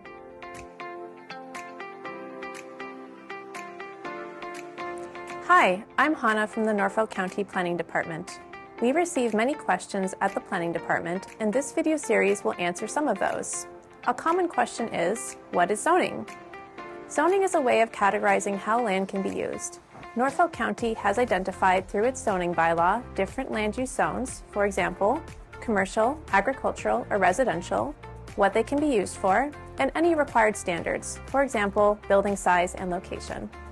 Zoning must be maintained by any development or activity that has started from the date the zoning bylaw has been passed by the county. What is the process of changing a zoning bylaw? A common reason that residents are referred to the Planning Department is because their proposal does not meet the current zoning bylaw provisions. If a landowner wants to change the land use from what is permitted in the existing zoning, a change in the zoning bylaw would be required. For example, changing the permission from only a single detached dwelling to expand the permission to build a triplex. This is called a zoning bylaw amendment and it requires council's approval. A planning application known as a minor variance can be submitted for a minor change in the zoning bylaw, such as the height or size of a structure. Minor variances are reviewed by the Committee of Adjustment that is made up of citizen members who are appointed by council. The committee is governed by the Planning Act and holds public meetings to approve applications for minor variances and consents. A minor variance must meet the 4 tests to be approved. 1, the change is minor. 2, the development is desirable for the appropriate use of the land, building, or structure. 3, the change maintains the general intent and purpose of the official plan. And 4, the change maintains the general intent and purpose of the zoning bylaw. What happens after a decision is made by the Committee of Adjustment? If the committee approves an application, the applicant and anyone else involved is notified. Certain parties can appeal a decision to the Ontario Land Tribunal within a 20-day appeal period. If no appeals are filed, the county issues notice that the decision is final. For minor variances, an applicant can now proceed with the building permit process. For severances, specific conditions must be met within 2 years, or the application will expire and the process will need to restart from the beginning. To learn more about planning in Norfolk County, visit our website at norfolkcounty.ca/planning or contact the planning team at 519-426-5870 or 226 Norfolk, extension 1842, or email planning@norfolkcounty.ca. Thanks for watching. Hi, I am Mohammed from Norfolk County Planning Department. We've got a lot of questions here and this video series will answer some of those. What is a severance? Severance is a planning process to separate a piece of land from an existing lot, generally for the purpose of a new development within a new lot. There are 3 different common types of severances we receive in Norfolk County. The first one is when a piece of land is separated to create a new parcel of vacant land. For example, a landowner may have a large lot and wish to separate a piece of land from the original lot with the intention to sell the lot to a new owner. In that case, both lots need to comply with existing zoning requirements such as setbacks of any existing or new buildings from the property lines. The second one is a surplus farm dwelling severance. It happens when a landowner purchases additional farmlands and a residence on one of the properties is no longer required for their farming operation. In this case, the owner can sever the piece of land that contains the redundant residential dwelling. And the third kind of severance can be a boundary adjustment between two adjacent properties, where one property owner agrees to transfer a piece of their land to the other owner. There are various reasons we received a boundary adjustment severance, such as to allow additional lands, to accommodate a building construction, or to construct an extended septic system, or to resolve a setback deficiency of an existing lot. To learn more about planning in Norfolk County, visit our website at norfolkcounty.ca/planning or contact planning team at 519-426-5870 or 226 Norfolk, extension 1842, or email planning@norfolkcounty.ca. Thanks for watching. Hi, I am Mohammed from Norfolk County Planning Department.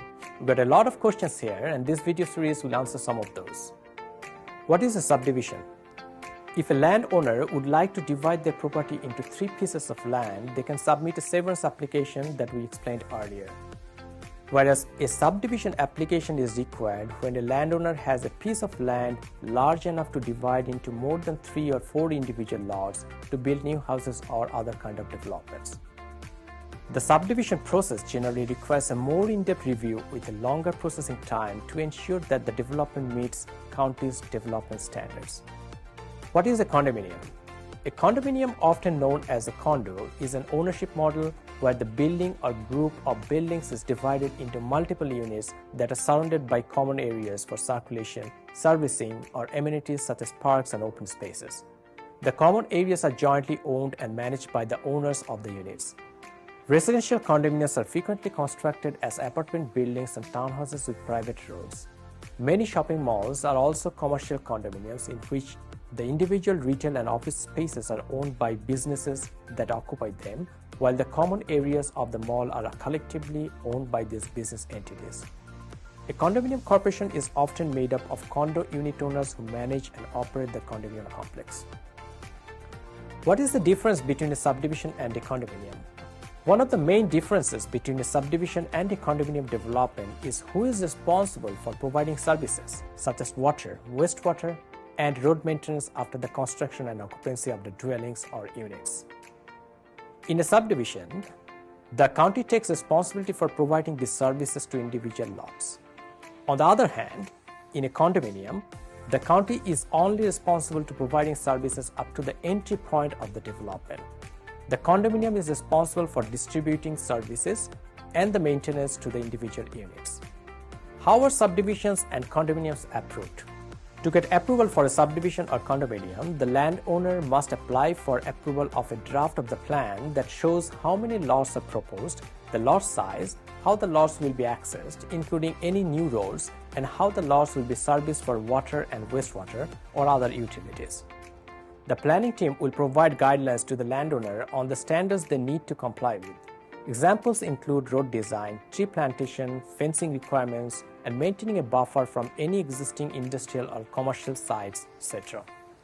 Generally, the subdivision applications go to council for a decision, whereas most of the condominium applications are currently approved by the county staff under delegated authority. How are residents informed about a new subdivision? When a draft plan of a subdivision is approved, the neighbors receive an approval notice of the application. The neighbors have 20 days to appeal against the approval or refusal of the draft plan. Once the appeal period has expired, there is still a lot of work that needs to be done by the developer before beginning the construction. An approved draft plan of subdivision does not constitute a legal lot. It is merely a draft plan. Norfolk County must ensure that all lots are appropriately designed and serviceable through a subdivision agreement, and only then can the lots be registered and the owner can apply for a building permit.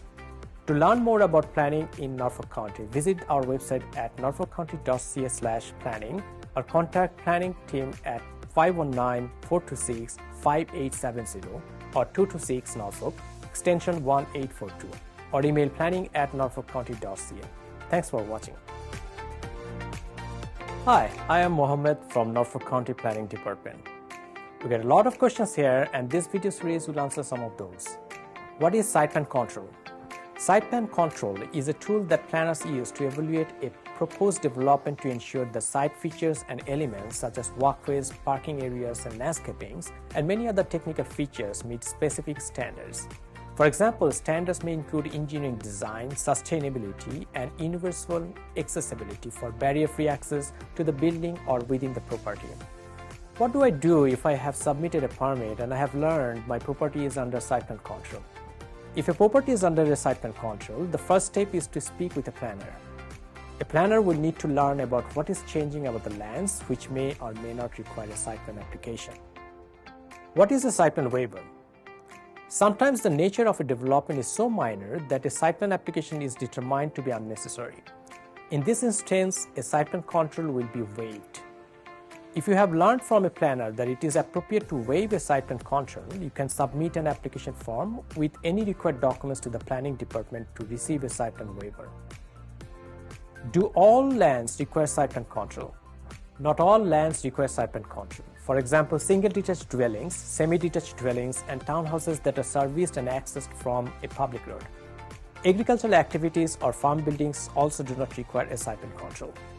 Most new commercial, institutional, and industrial developments require a site plan control. A site plan agreement with the landowner may be required to ensure that appropriate standards are maintained during the construction period. To learn more about planning in Norfolk County, visit our website at norfolkcounty.ca/planning or contact the planning team at 519-426-5870 or 226 Norfolk, extension 1842, or email planning@norfolkcounty.ca. Thanks for watching. Hey, Norfolk County. Do you know how your property taxes are spent? Let's take a look together.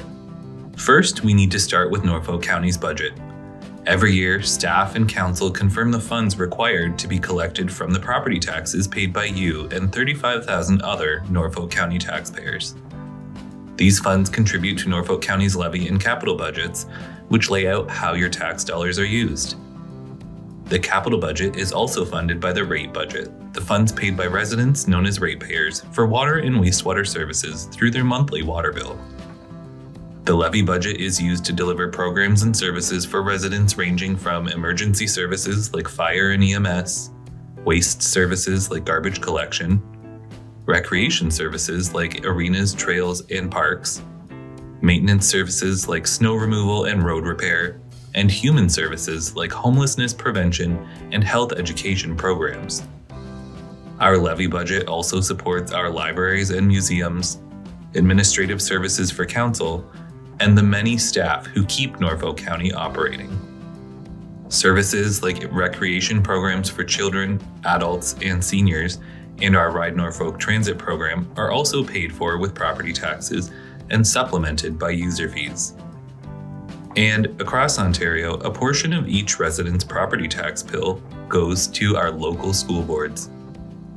About a third of the property taxes collected are allocated to the capital budget or reserves for future capital spending, which includes other funding sources like the federal and provincial government, reserve funds, grants, debt, and development charges, as well as funds from the rate budget.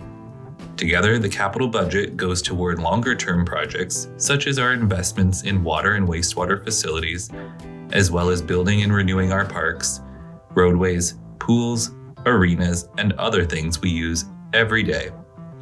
So the next time you hear someone ask, "Where are my property taxes going?" you can tell them to look down, look up, and look forward. Your tax dollars are at work all around you every day. When you visit your local park with your family, drive to work on cleared roads, register for swimming lessons, get rid of that old couch you've outgrown, or contact Service Norfolk about that pothole on your street that needs to be fixed. Your tax dollars are also being invested in initiatives to improve the lives of Norfolk County residents in the years to come to make Norfolk County a better place for future generations. While Norfolk County's budget is prepared once a year, your feedback helps us make decisions and plan for the future. We are committed to listening to you so that our budget reflects what is important to our community. Learn more about Norfolk County's budget at norfolkcounty.ca/budget. Hey Norfolk County, did you know that Ride Norfolk is now on demand?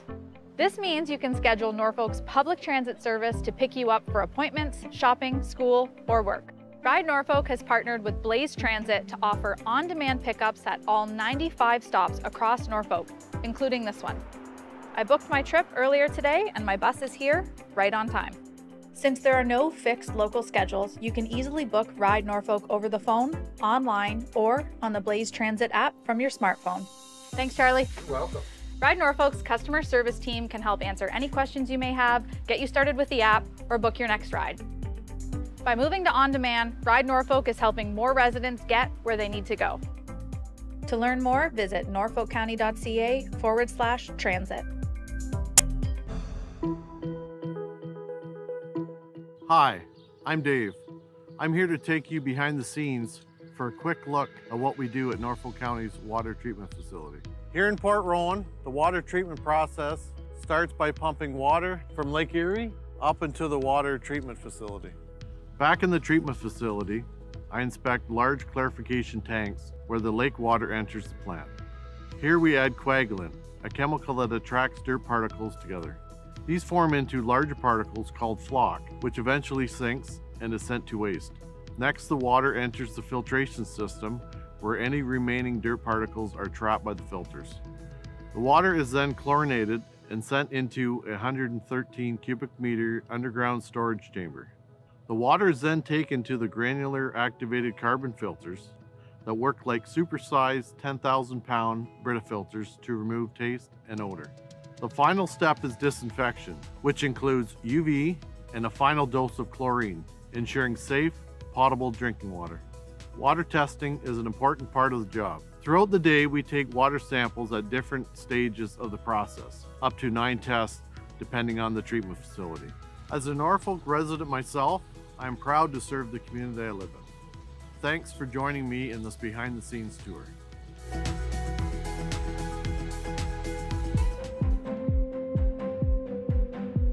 Hi, I'm Marissa, and I'm here to take you behind the scenes for a quick look at what we do at Norfolk County's waste and recycling operations. Here at the transfer station in Simco, residents can bring a variety of waste materials for disposal. Norfolk operates 2 transfer stations, welcoming about 27,000 customers every year, and accepts material ranging from bulky items, wood, metal, and yard waste. Norfolk also provides curbside waste programs. Recycling from your home arrives at this facility where it is manually sorted by the type of material. You can see why it's important to separate materials into the correct bin, rinse recyclables, and remove items from bags. This facility processes 4,600 metric tons per year. That's equal to about 20 tons per day. Once items are sorted by material type, they are baled and ready to be shipped across North America to be made into new material. About 8 to 10% of the material that arrives here shouldn't have been put in the recycling bin. Residents can use our Recycle Coach app to confirm if an item can be recycled. After seeing how waste is handled, I hope this video helps show why rinsing and sorting your recyclables are important steps in the recycling process. As a Norfolk County employee, I am proud to serve the community I was raised in. Thanks for joining me on this behind-the-scenes tour. Hey Norfolk County, whether you're a longtime resident, new to the area, or simply visiting, do you know about the many services provided by Norfolk County? As a single-tier municipality, we provide services that our community uses every day, including water and fire protection, curbside garbage and recycling, road and sidewalk maintenance, and so much more. We also provide services needed at unique times in life, such as a marriage or business license, or a dog tag for your new companion.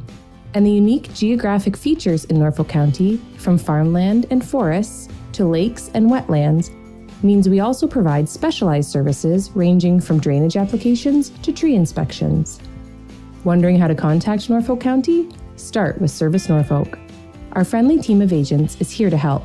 Reach us by phone at 519-426-5870 or 226 Norfolk from 8:30 to 4:30, Monday to Friday.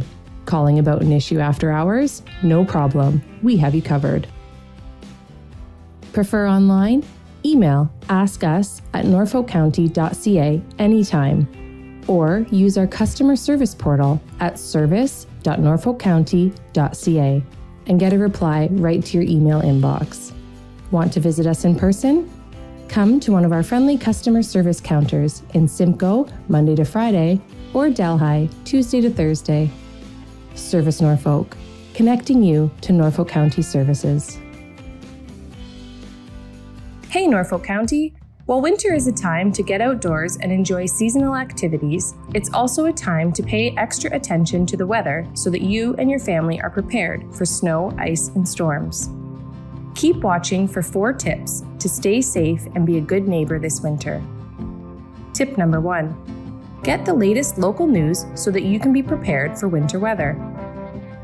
Listen to Norfolk's local radio stations or visit norfolkcounty.ca/news to subscribe to our news emails for alerts sent right to your inbox.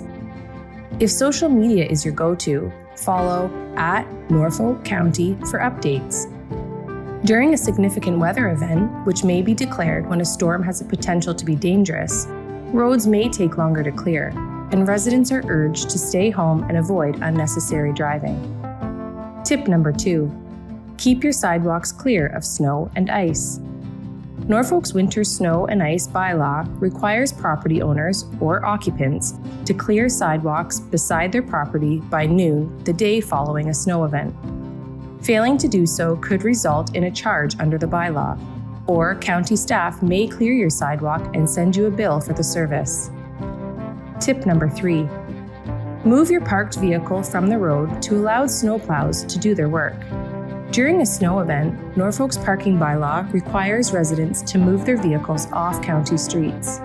Failing to do so may result in a $75 parking ticket and an expensive towing bill. Plus, when snowplows have to maneuver around parked vehicles, windrows can form, making it difficult to access driveways and cross the road safely. Tip number 4. Give our road crews time to clear the roads. Our crews start with high-volume roads and then move to rural roads and concessions, followed by subdivisions. It may take time for your street to be cleared, but rest assured, we will be there as soon as we can. So let's do our part to be a good neighbor so we can all have fun and stay safe this winter. To learn more about winter safety, visit norfolkcounty.ca/winter.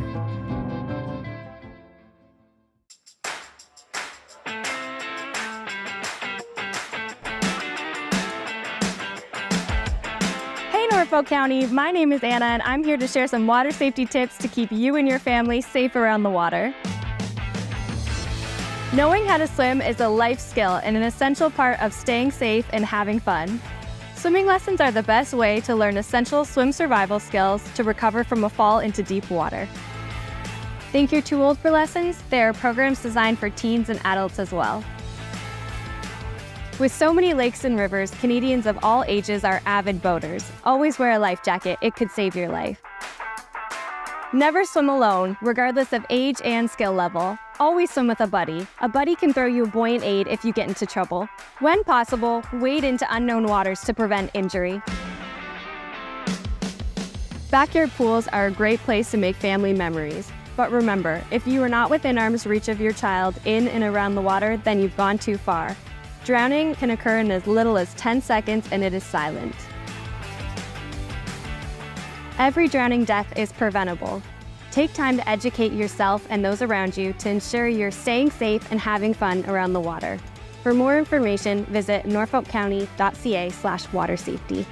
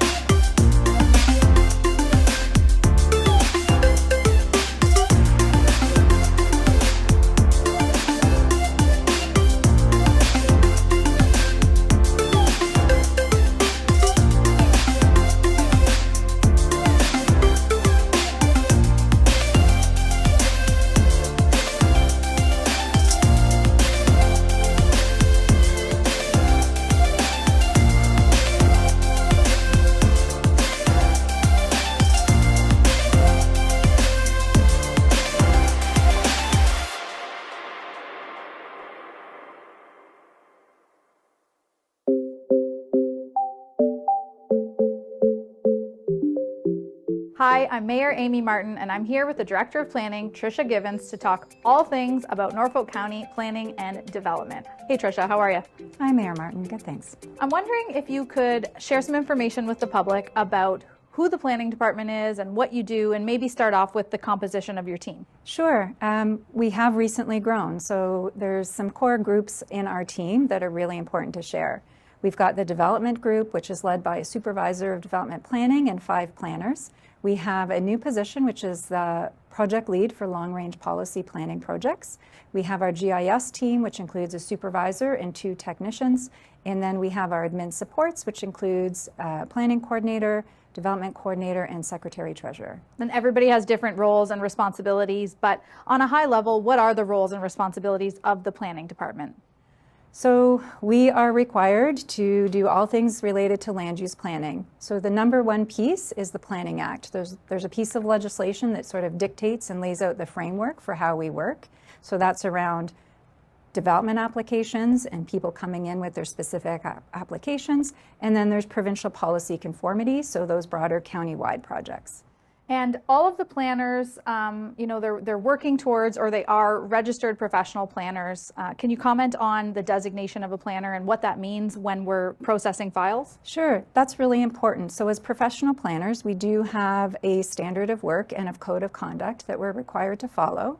And in that, that's reviewing applications or running processes that broadly make sure we're planning for the role of the good of the community, the public good, and not always specific to one individual project.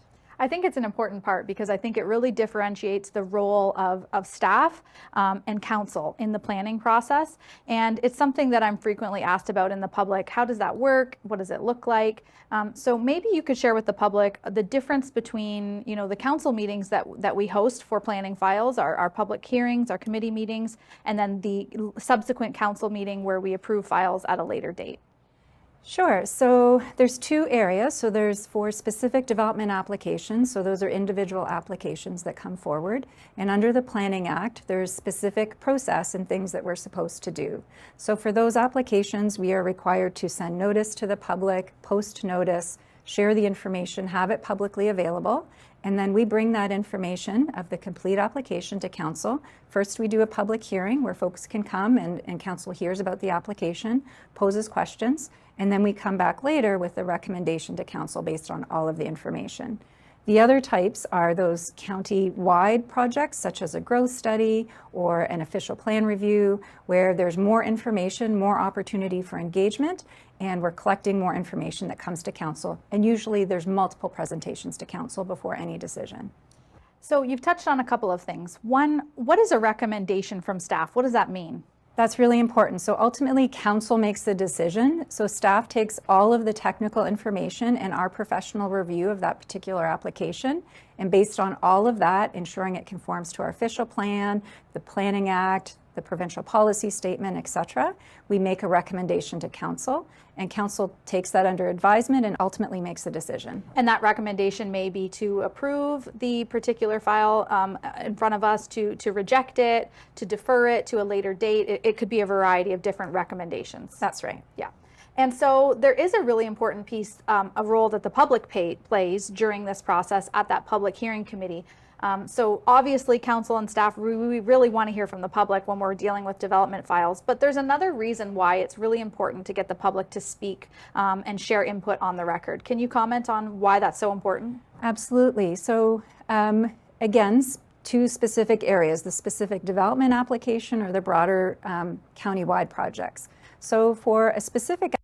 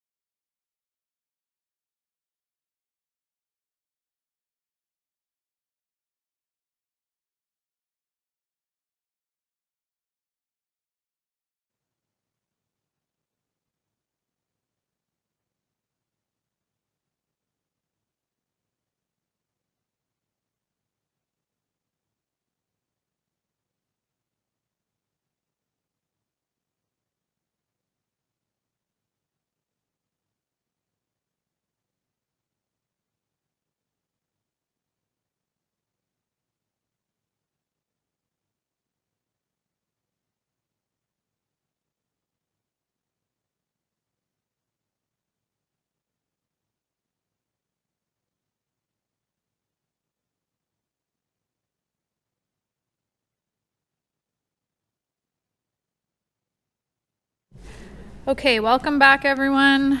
Let's continue on. And yes, please, I'm going to pass it over to the clerk for a quick clarifying comment. Through you, Mayor. Just to clarify, you can see on your screens there, the Schedule 8 is the request for lands to be included in the Courtland Schedule 1 mapping. So the section 25, 26, and 27, you can see there is a small white line between the top and the bottom of them. Those are rail lands. And I just want to clarify that those rail lands are included in all the lands that were moved into the urban boundary. They don't stand separate. Okay, thank you. Thank you, Genevieve. All right, now we're rolling our sleeves back up and getting into it here. And so we've got Delhi up first. We've got 2A, 2B as options before us, and Schedule 9 demonstrates all of the requested land.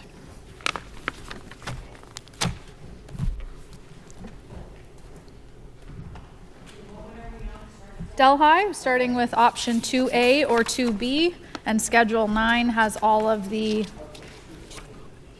or combination of options, whatever amendments you see fit. Schedule 9 is all of the requested. Councillor Van Passen. Thank you, Madam Mayor. Why is it just 2A, 2B? Like, why is it got to be one or the other? Can't, like, I look at this, well, I'm looking at Schedule 2A. Okay, actually, I'm looking at Schedule 9. ID number 18. That's included in both of them. If I needed to go take a picture of what a farm looks like that is prime agricultural land, I can drive down Wilson Street, take a picture of that property, and I will define prime agricultural land. But that one is in both of them. I can look at ID number 46 on Schedule 9. That's one of the most beautiful standalone farms. It's like 150 acres. There's a couple $1 million worth of infrastructure sitting there. It's an existing viable farm. But a big chunk of that gets included in that doesn't even line up with the current residential development on both sides. Makes no sense to me why that's included in both A and B. Can't we look at something that sort of fits and makes sense rather than you have to choose either this proposal or that one? Does that make sense to anyone? Yeah, absolutely. Or is it only me? I think that's responsible. Do you have a suggestion, or? If I could, I will start right away with, where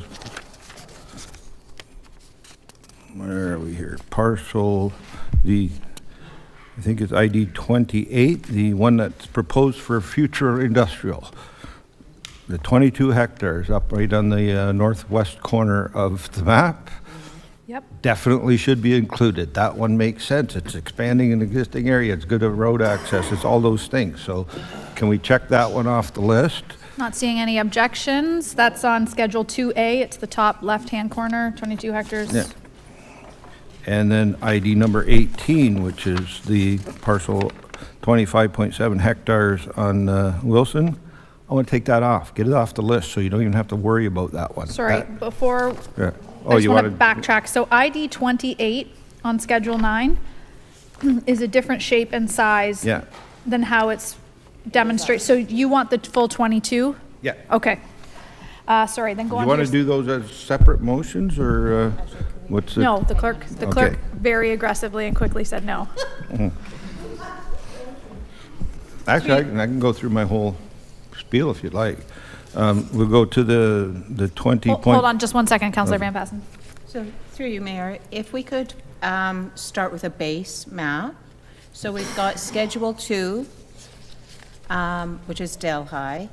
Would you like to use option 1 or option 2 to start with, and then we'll add or remove from it? Or would you like a combination of them both? I'll start with option 2. Okay. 2? Yes. So what I have is we're going to add in 28, We're Yep. going to remove 18. Sorry, they're both Schedule 2s. It's 2A or 2B. Okay, 2B. Okay, so 2B, Okay. and we're checking off the top left-hand corner, the 22 hectares, that's no change. What was the second one you said? The one on Wilson, the 25.7 hectares, take that out. That is prime agricultural land. Nobody can convince me of anything different, and why is it even in there? So, Okay, and Schedule 2B also includes the entirety of the golf course property. I'd like the entirety of the golf course property left in. okay. Now, this would be where it gets a little tricky.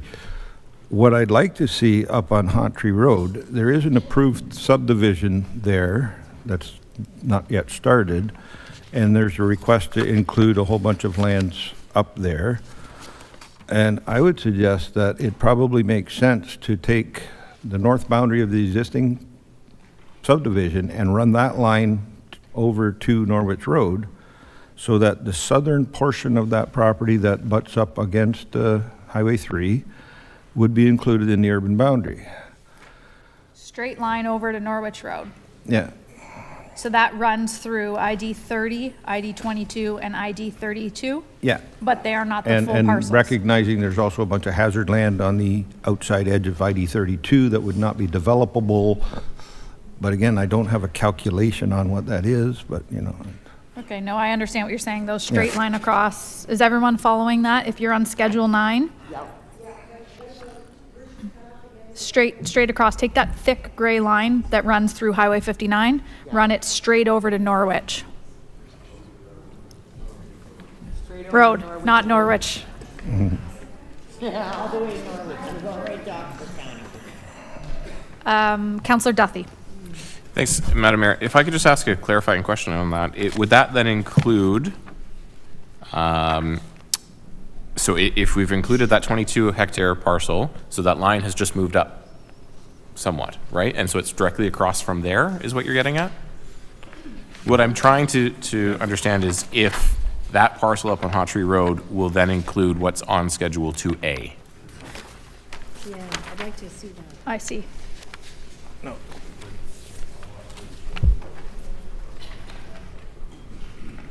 The 20.4, I get it, yep.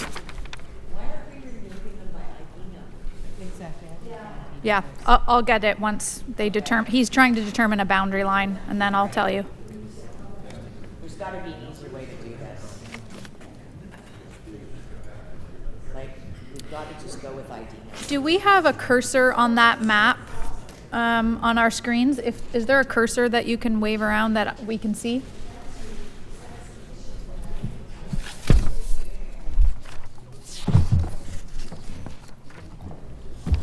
Okay, so I just can't see in front, my monitor's not working. So the cursor, can you take it up to the current thick, yes, and go straight across to your right? Yep, so just, if everyone looks at their screen, just bounce that cursor back and forth there for me, Nicole. That would be the line. Everything below that line would be included into the urban boundary. Any shape of the parcel above that line is not included. That's what Councillor Van Passen's suggesting. Urban boundary goes straight over to Norwich Road. Okay, so for clerk's perspective, that is parcel, a portion of parcels ID 30, ID 22, and ID 32. Yeah. And we're keeping in ID 28, right? Correct. ID 28 is in there. The 22 hectares of it. Okay, Councillor Van Passen, back over to you. And again, if we go to the one on Church Street, that's identified as the 22.5 hectares. Give it an ID number. So that's 46. It's part of ID 46. Part of, yep. Again, that it makes no sense to me to jog it out like that. If you're going to do any, like I'd just as soon not take it at it at all, but I think you probably got a good chance to hook onto some existing services there. It makes sense. But why not line up with the edge of the current subdivision to the west and just draw that line straight from there? Why has it got that little piece that points to the north?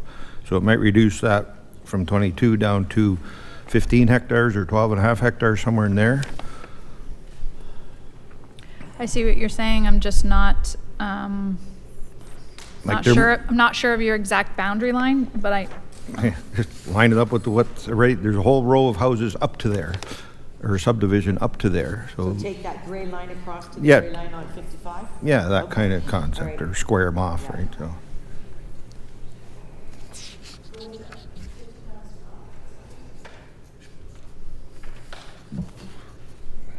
I need to see it on the map. Who's got the cursor? Is that Yep. the- So through, but just through the one, just through 46 only? Or do you want to include No, ID 50? just on 46. Okay. yeah. And so then his next revision is ID 46, but we extend the urban boundary line. So this is not included, this is. So we're Yep, going to go right straight across here. Everything below it, in, above it, out. So Nicole, if you do the cursor again, just so we're transparent with anyone watching. So on the screen, you're on ID 46. The current urban boundary line on the left-hand side of the parcel. Just bounce the cursor back and forth all the way from that urban boundary line straight across to where ID 55 starts. Up higher. At the top line of the urban boundary there. So it just takes a little piece off of 46, right? Yes. Yeah.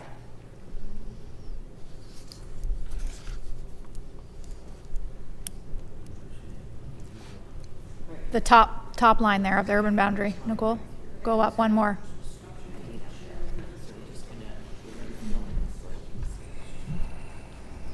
Yeah, because Chris is saying 46 is prime, right? Yeah, that's Yeah. a pretty nice field there, Yeah. you know. Sure, please. Thank you, Madam Chair, and through you. Here's a question. When I look at the maps and I see the ID numbers, this is a question to staff. These portions that are being requested or expansion requests, are they particular one solid block of a farm or an area or whatever? Because now you're cutting that area that they have applied for in half. What do you logically do with now 20 hectares left over as an individual? How am I supposed to make a living off of that if I knew that I was going to do this and I had a plan, and now you're cutting me in half? Like, I just don't understand that. Am I wrong in saying that? If I look at your first proposal there, when I look at ID 22, but taking a portion of ID 30 and running it across, what's left over, is it logical for that owner?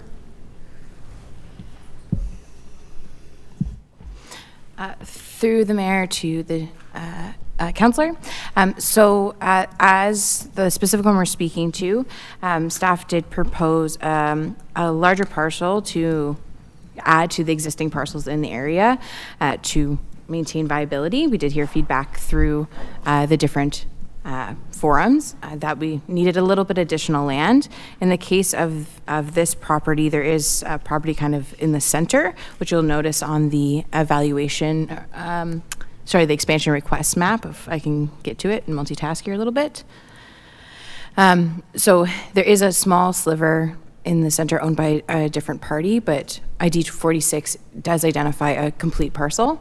And so the proposal from that specific proponent would still allow a viable farm size left, as well as what they understood to be a viable development.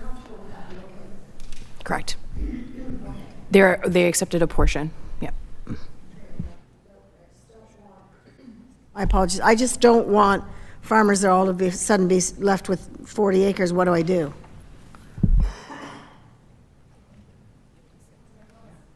Just to comment on that, that property is a lot larger than 40 acres for sure, and I don't see a problem with that. It goes right to pretty well the next concession, ID 46, and same with ID 22 and 32. I believe that's all the same one owner.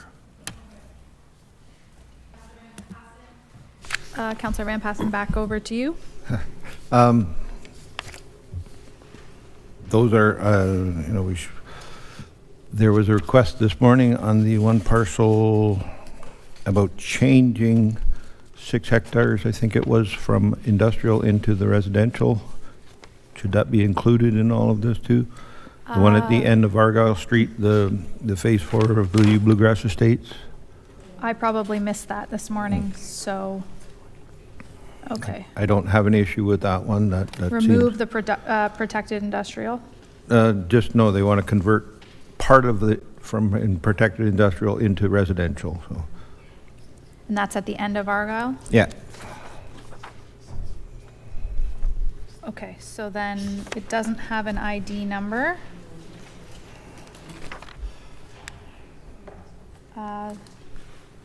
Sorry, 6 acres is what you said? I think was it 6 acres or 6 hectares? Or not? Acres, Acres. confirmation on acres. There, yeah, the done was right here. He's old school. I like him. You know. This is where it is. It doesn't have an ID number. Because staff have identified it here. Right, next door to where the proposed new dog park will be, right? So, yeah, yeah. They just want to convert it from. It's in the urban boundary now, but they want it converted to residential rather than industrial. Right? Do I get carry on?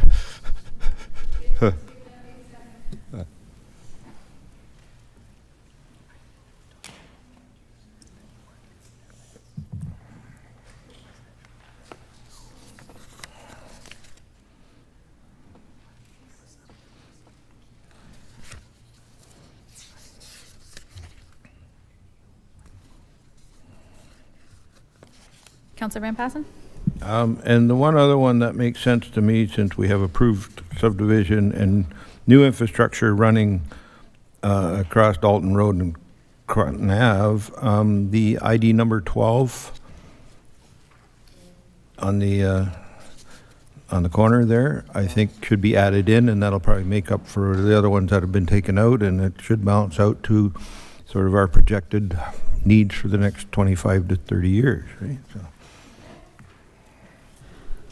All right, let's give Genevieve a second, and then we'll put it up on our screen so we're all on the same page, and then I will look for a seconder.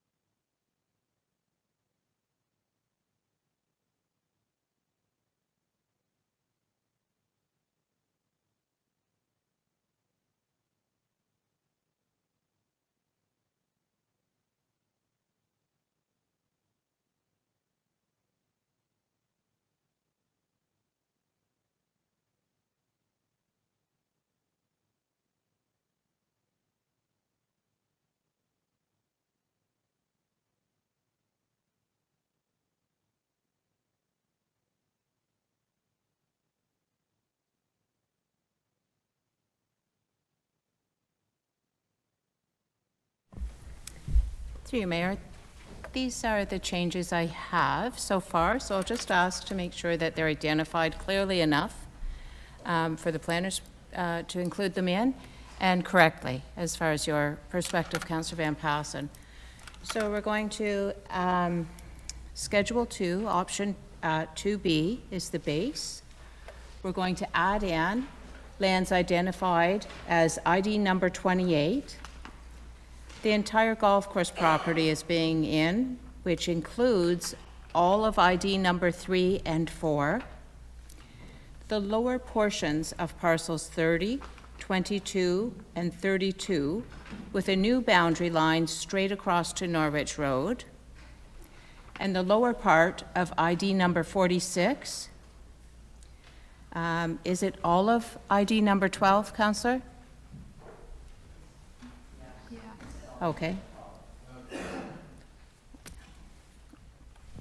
Yeah, I think all of number 12, because that little part of that field is physically separated by a big gully of brush.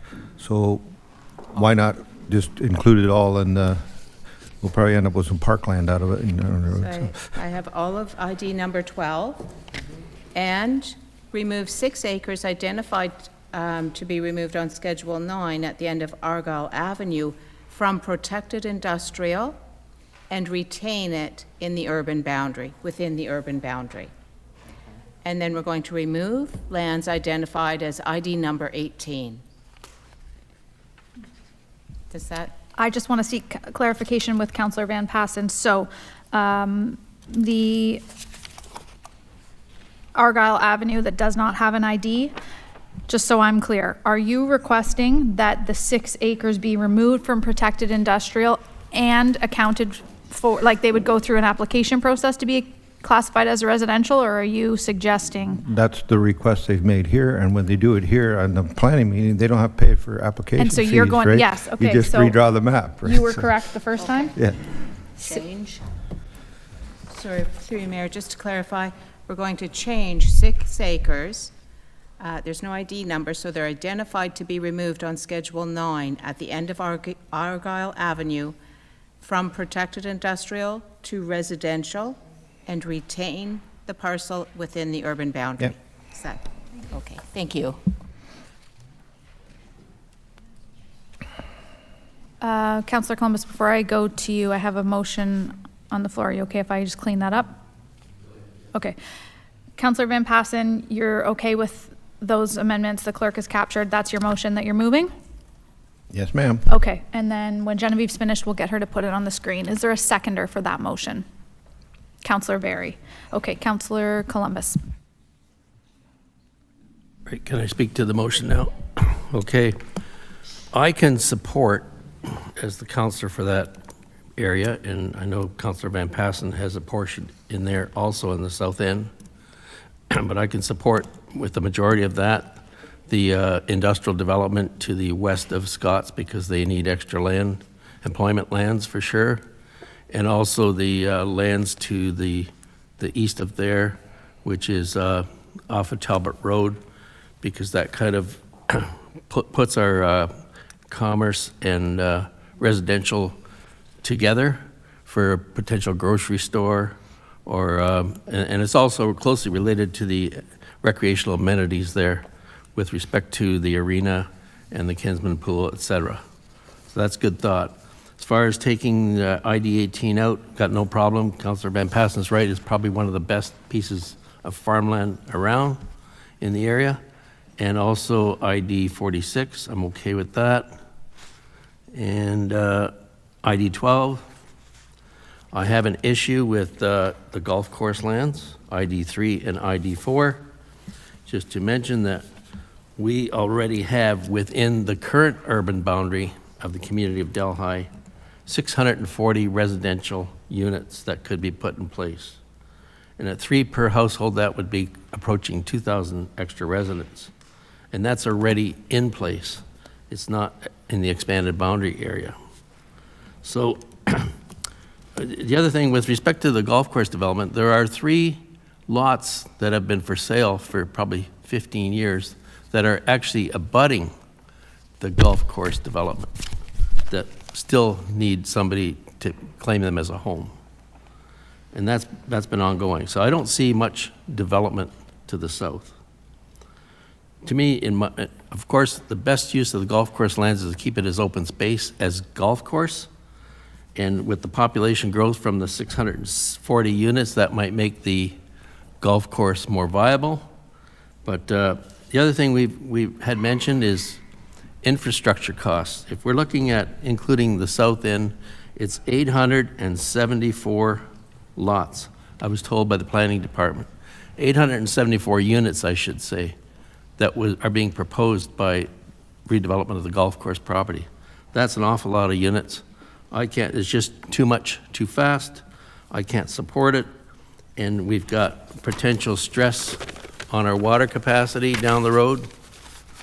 And perhaps other things like, I don't know, maybe fire flow.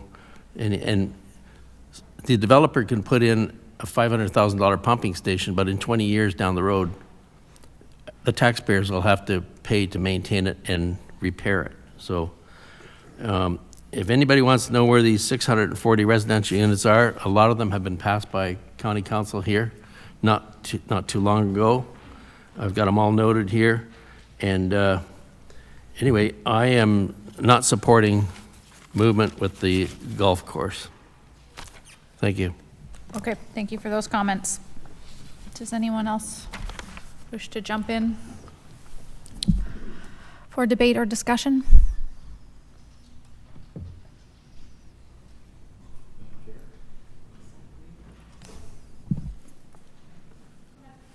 Yeah, how are we dealing with this? I support Councillor Columbus's position on the golf course, but how are we going to deal with all these changes that Van Passen dealt with? And are we going to separate things, or how are you going to do that? No, it's one motion right now. Okay, thank you. Councillor Madam Columbus, Mayor, can then we Huffman. separate the golf course out of the remainder of the changes? You want a division of the question on ID 3 and 4?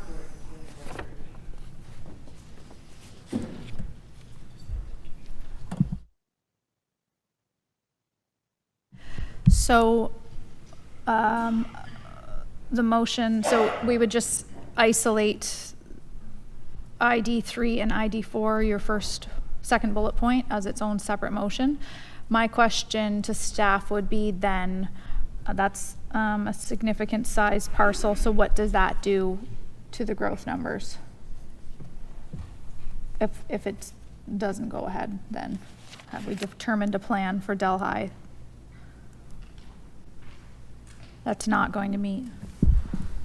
Through the mayor, is the question, what would, if ID 3 and 4 were not included, but all of the other ones were included, which might be different than what's proposed to do to the growth numbers, which we'd have to... Well, so Schedule work 2B, I asked the question earlier in Port Rowan, and the answer was we've determined our maps based on what we think is a good plan for the province to adapt. So Councillor Columbus, or Van Passen has taken Schedule 2B and he's amended it. He's added some and he's removed some. If we have two separate motions and 37.8 hectares does not go ahead as presented with the golf course, then what?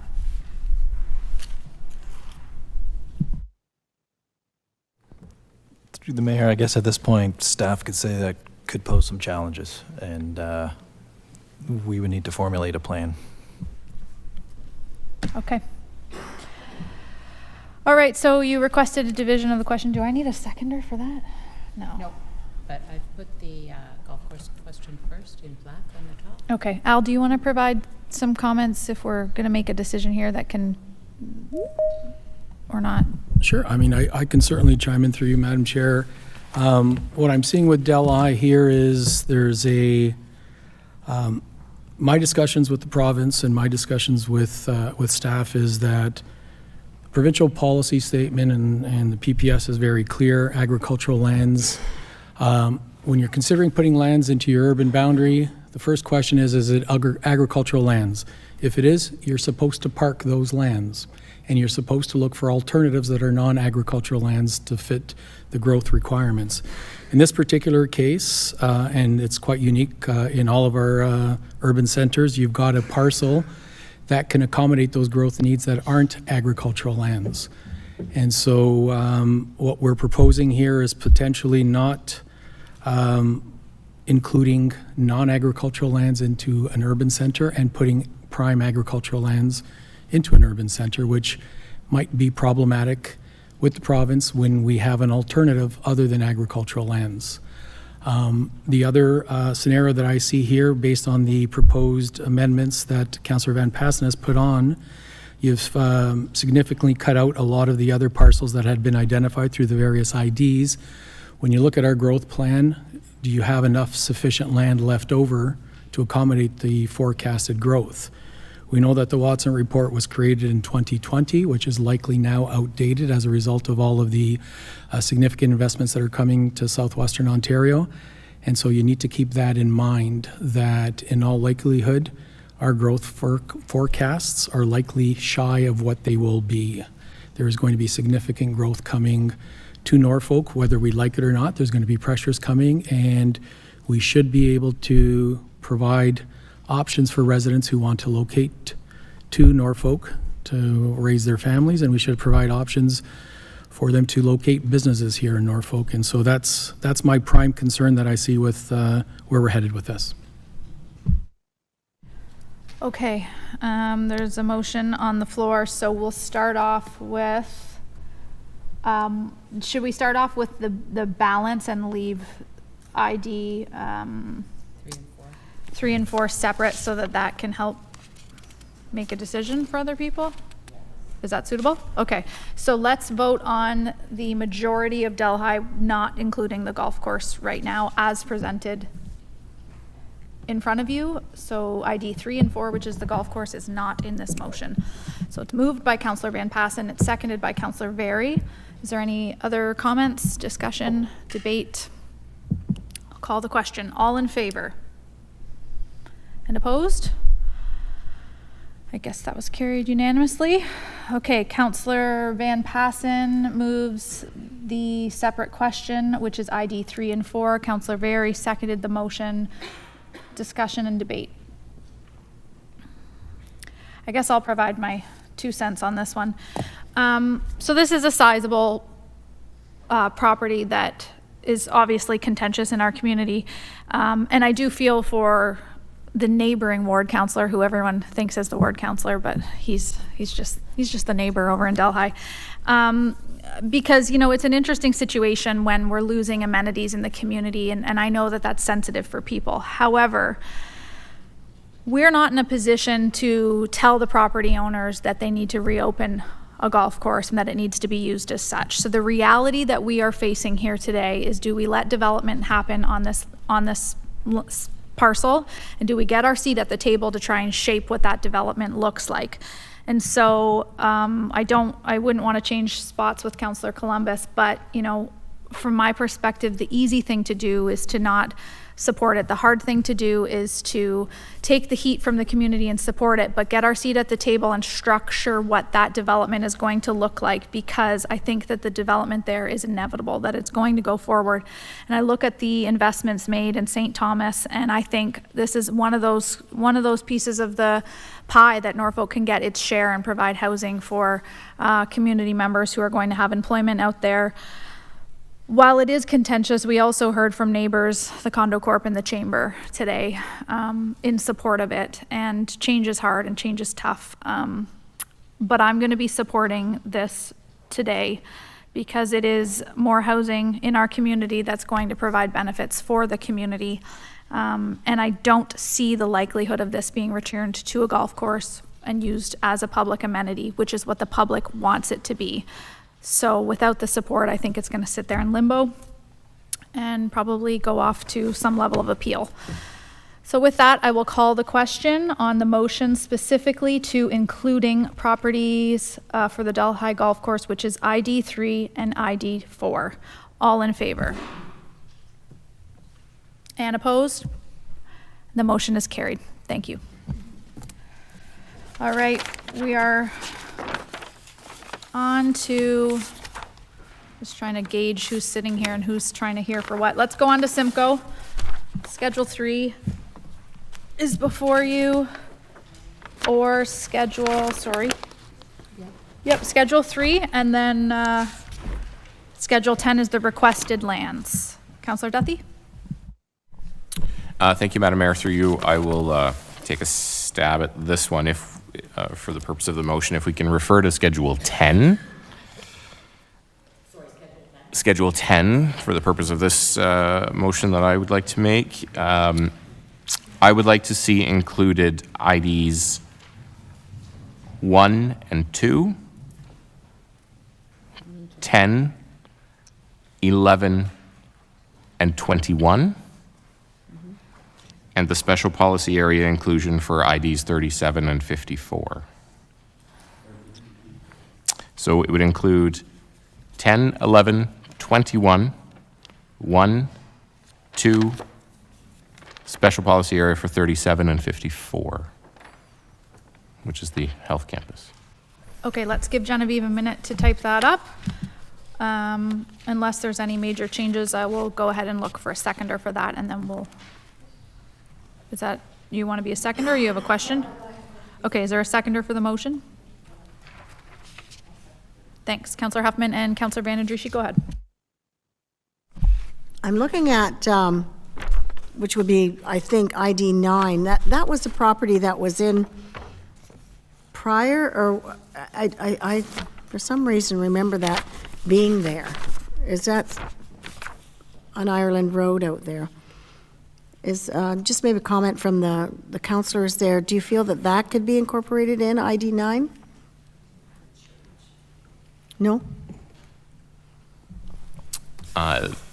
If I may just sort of respond, it's directly on Ireland Road across from Walmart. Right.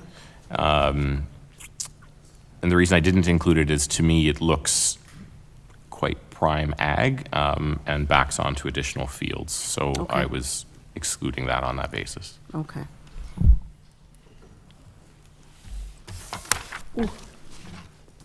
All right, the motion is on the screen before you. So we are using Schedule 3 as our, no, we're not.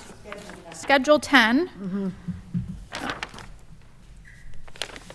And that includes ID 1, 2, 10, 11, 21, 37, and 54, with a special provision or policy on 37 and 54 to include the healthcare campus.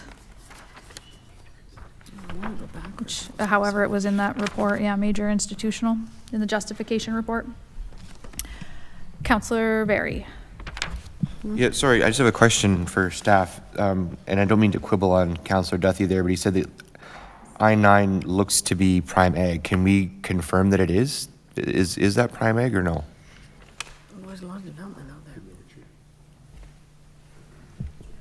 there. Through the chair to the councillor. So the majority of land in Norfolk is prime ag. It's just the valuation of that in comparison to each other, essentially.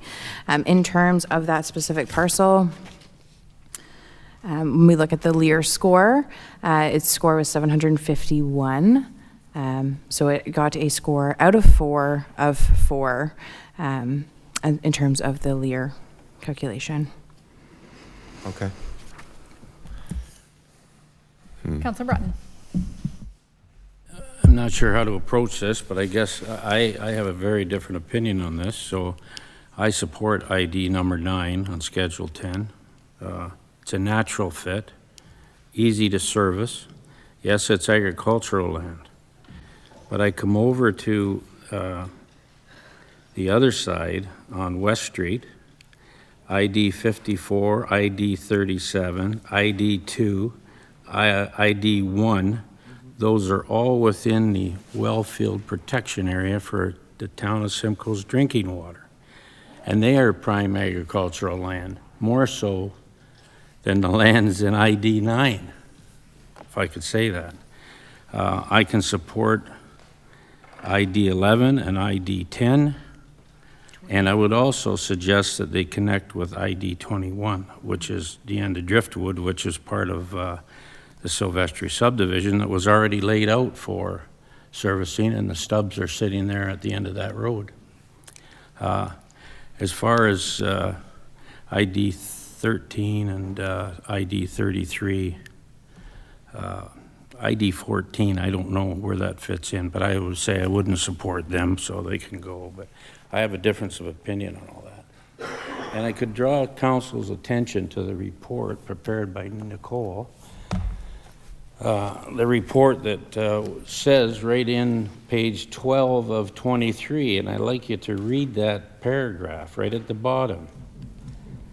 And I'll just quote the very end part of it here. Simco is not without its own specific challenges, with one being the existing wellhead protection area, which protects the town of Simcoe's current water source.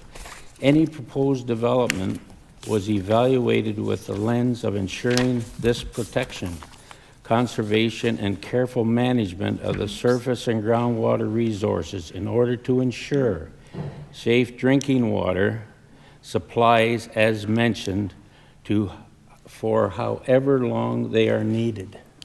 Very important. Thank you. Councillor Van Passen. Yes, thanks, Madam Mayor. Around Simcoe, we don't have the option of taking non-agricultural land. If we want to expand, that's what it's got to be. So it's more so a choice of, do you take the worst possible of the options, or do you look at it more holistically of where do you get best use of your infrastructure, where it's the long term.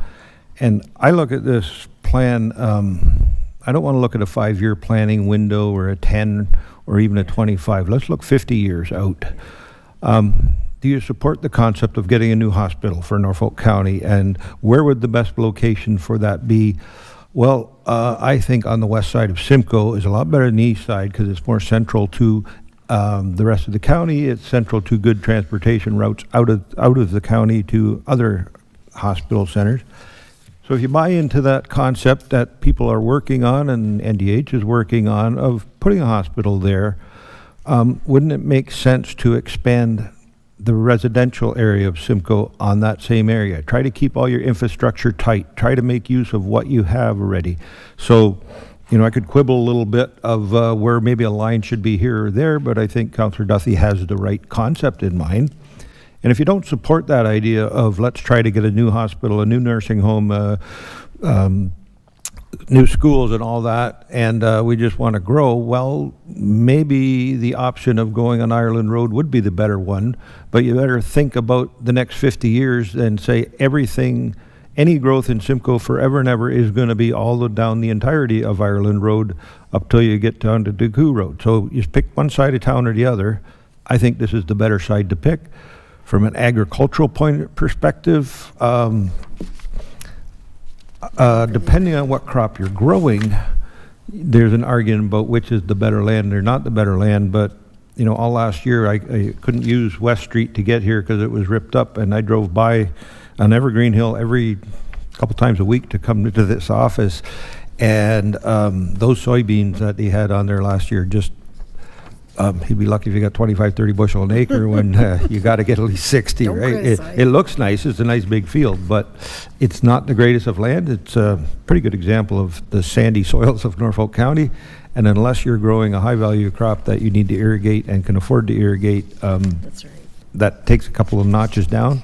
On the properties on Ireland Road, some of the most high value crops we've got here is the orchard crops, and what do you suppose is growing all the way down Ireland is trees, right? So I can support the motion from Mr. Duthie, or Councillor Duthie. So. Great comments on the big picture, and I would remind everyone that we have a justification report in front of us on this exact subject. So page 75, 6.1 talks about review of available servicing. You go a few more pages in, around 80, 82, 84, and it talks about Norfolk Source Protection Plan policies. It talks about Kent Creek, talks about gives a full source water protection legend and what would be required. So it's all been considered in the early stages of a justification report that we have. Are there any other comments? Councillor Huffman. Thank you, Mayor Martin. I just wanted to make a comment, a little bit of a piggyback on Councillor Van Passen's comments, but I see the ID 543721 and 2 as a perfect example of where there would be development and the healthcare campus, and I see that as the vision for Norfolk County, that's where we would look to put the healthcare campus and possibly a post-secondary campus. So I see that vision and I support it. Thanks for those comments. Yeah, I think it's a great point. I also think that, again, dealing with the information we have ahead of us right now, this is the site that's in negotiations. We're not able to just tell the hospital where they're going to go unless we're giving them the land, and we don't own a whole bunch of land to gift it. So I think, out of all the work that we're doing here today, it's all pretty important, but this is probably one of the most exciting things that we can do, is set out a path to create opportunities to see the community grow, not just with residential housing, and a hospital is a legacy project. So I would urge you all to think about that when I call the question. All in favor? That is opposed? The motion is carried. Waterford.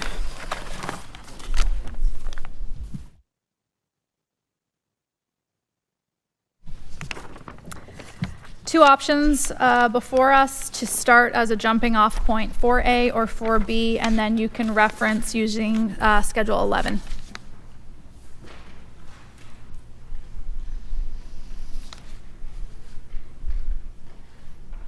Councillor Van Passen. I'll go ahead. I was going to say, I didn't even get my next turn. Oh, well. Go ahead. Oh. No, go. I will, let's see. I'll use option 1 because it's the top one, but I'd like to add ID 7 and 8 at the north end to that.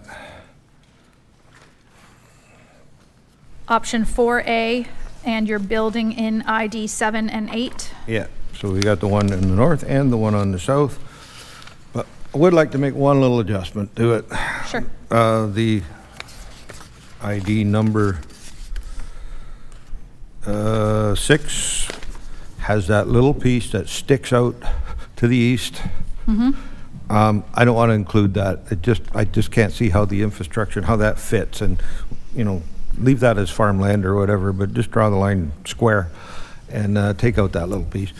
So you'd like to amend both 6 and 34 is not in there. I'm just thinking off the top of my head before I answer that. Can we just go simple here and go to Schedule A and then look at what we want to keep in and what you want to take out? 4B, you mean? No, Schedule 11. It's got everything in there that he talked about, so. I got it. 4A, Okay. and he's asking to add in ID 7 and 8. Yeah. And he's asking to remove the extra section at the bottom of the 31.4 hectare, which is ID 6. ID 6.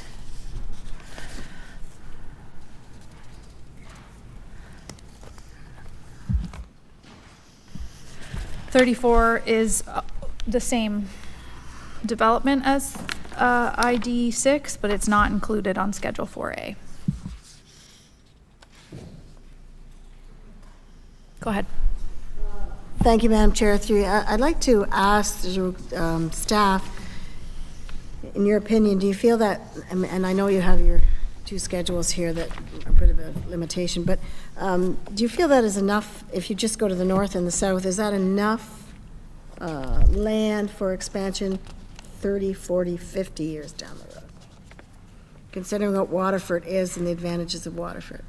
Through the chair to the councillor. So our evaluation and the scope of the project is 25 years as far as land needs assessments, and our forecasts only project to 2051. So I can't really provide comment on a 50-year timeline because that's outside of the scope of the provincial policy statement and the direction I was provided through the project.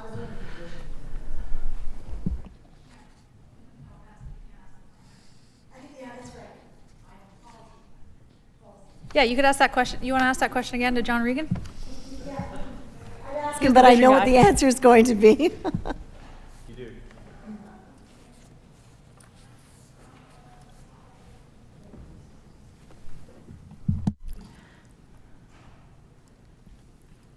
Okay.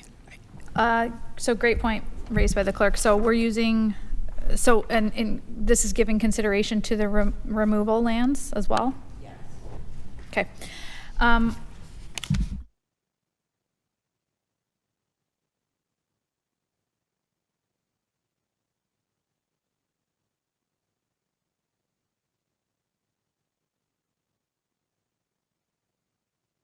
But I need to know which one. No, okay.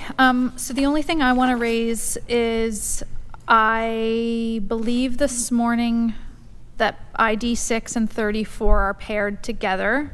And I don't know, I'm okay with drawing the boundary line, but that doesn't include that small section of 34 to go ahead.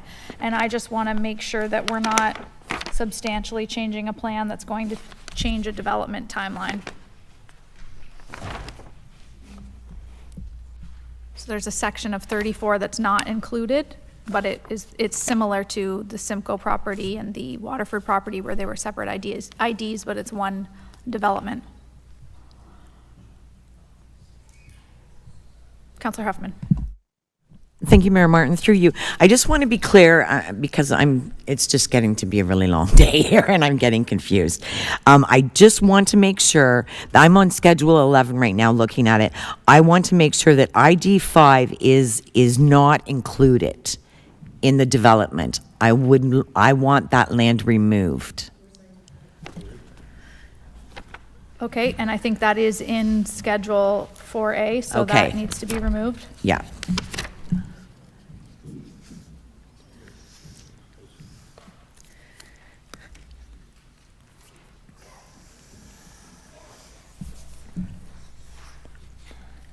Councillor Vandendriessche. Yeah, since we made a big point of the fact that we'd use PIN numbers and versus projects, I'd like to see ID 6 and 34 stay in as it is if those are particular projects, one project. Yeah, I agree. Councillor Van Passen?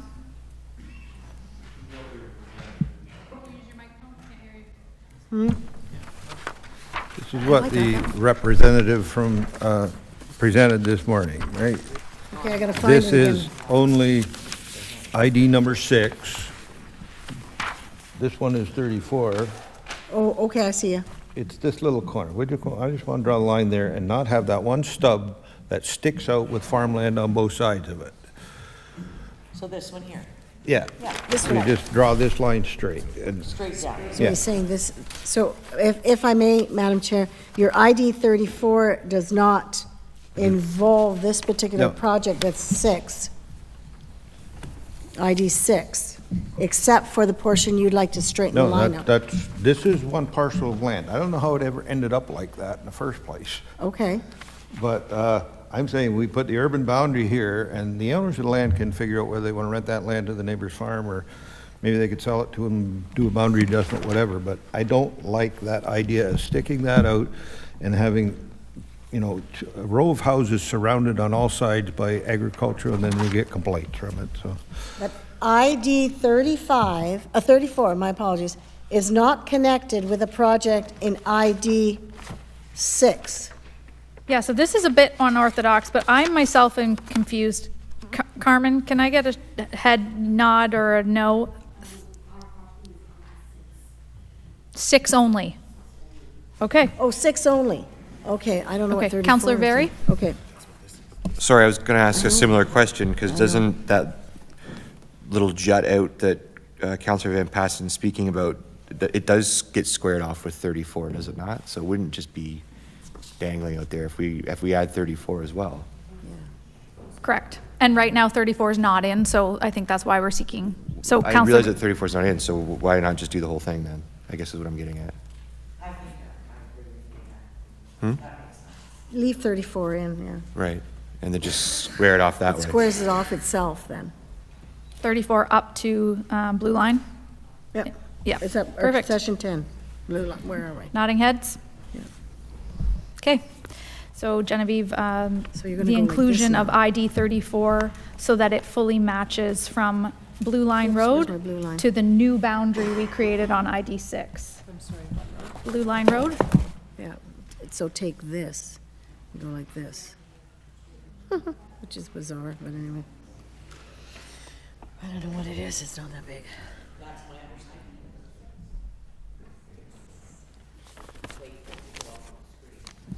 Councillor Huffman, could I just get clarification from you on ID 5?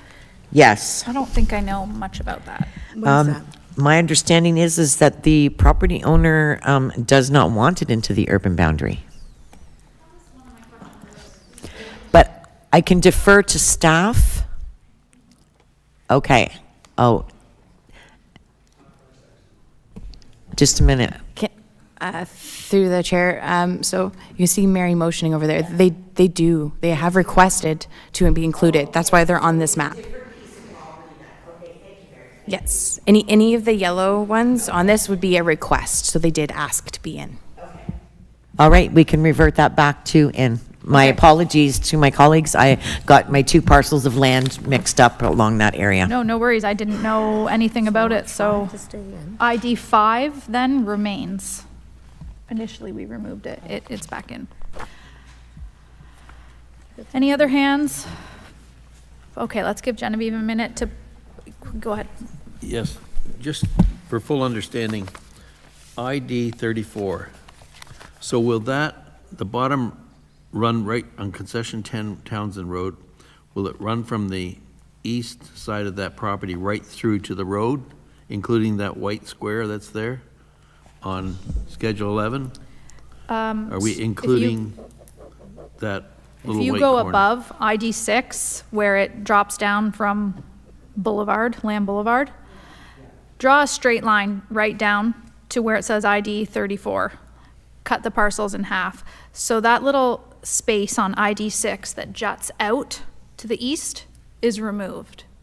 Right to the east, but below ID 6. Below that is in, white and the square. white space is in. It's in, okay. On I just 34. wanted to get that straight. Thank you. So ID 6 and 34, two separate parcels, but they're squared off entirely. So 6 stays in? Yeah.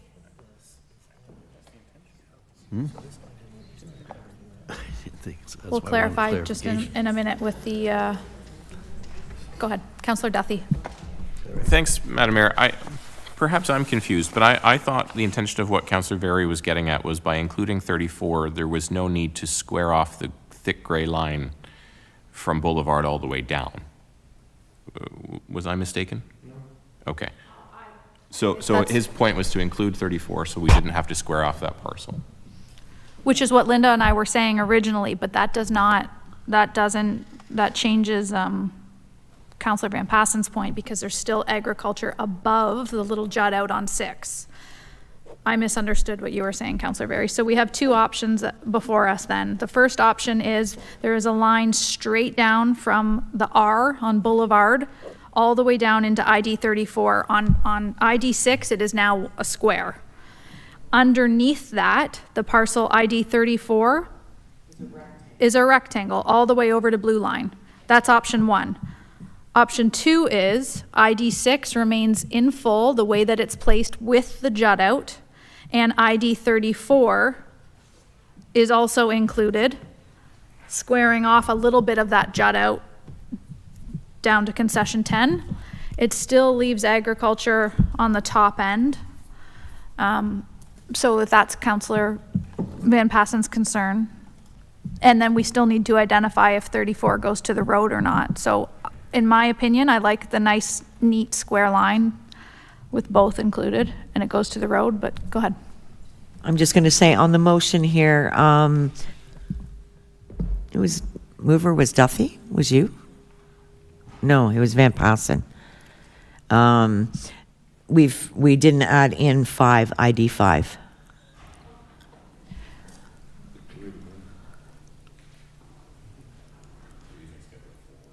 Oh, see, I'm looking at 11. I find my brain works better with 11. Sorry.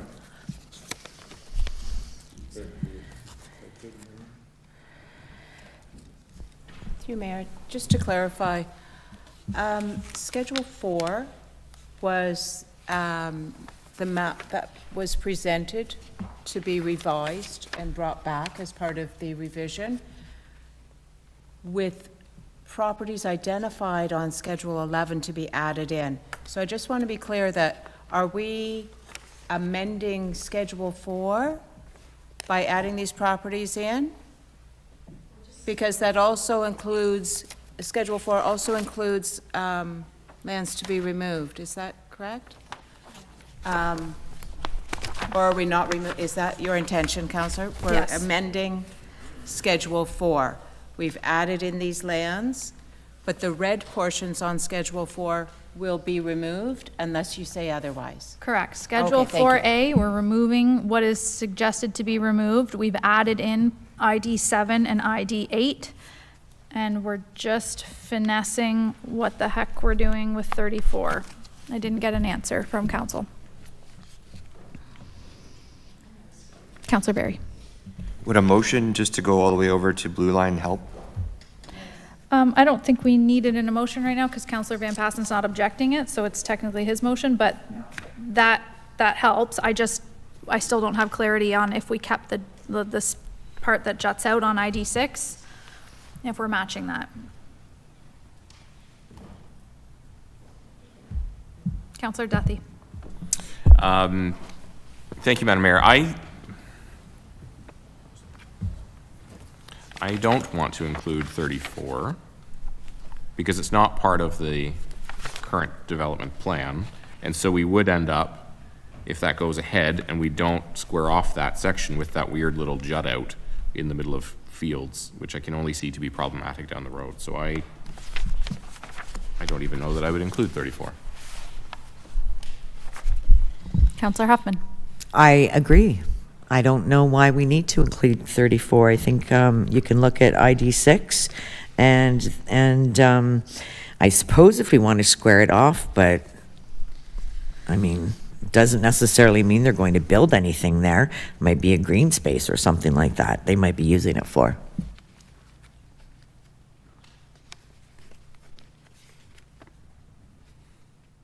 Councillor Van Passen. Thank you, Madam Mayor. I will go back to what I originally said. I would like to move the urban boundary. It's not going to include that little part that juts out. That's all I want to do. I'm not going to decide what the developer wants to do with it later or all those other things. That's where I think the urban boundary should stop. Do not include that as part of the urban area of Waterford. Leave that part as agriculture. End of story. Okay, so it's your motion. You said let's square off ID 6. You didn't say add in ID 34. I started to mess around with that, so that's fine. It's my fault. Okay, is there a seconder for the motion before you on the screen? We're using 4A as presented by staff with the amendment to ID 6. We're removing that section that juts out. We are adding in ID 7 and ID 8. And I'm just trying. Five's already in, and then a lower portion of ID 6 that juts out into ID 34. I don't think we need that because ID 34 isn't on 4A. So you can get rid of that. Yep.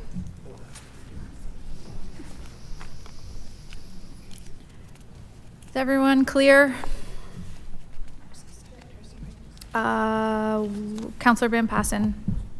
Just the wording of that, remove the land identified in ID 6. I don't think, I would describe that more as the eastern portion rather than the lower portion. Does that make more sense? Sure.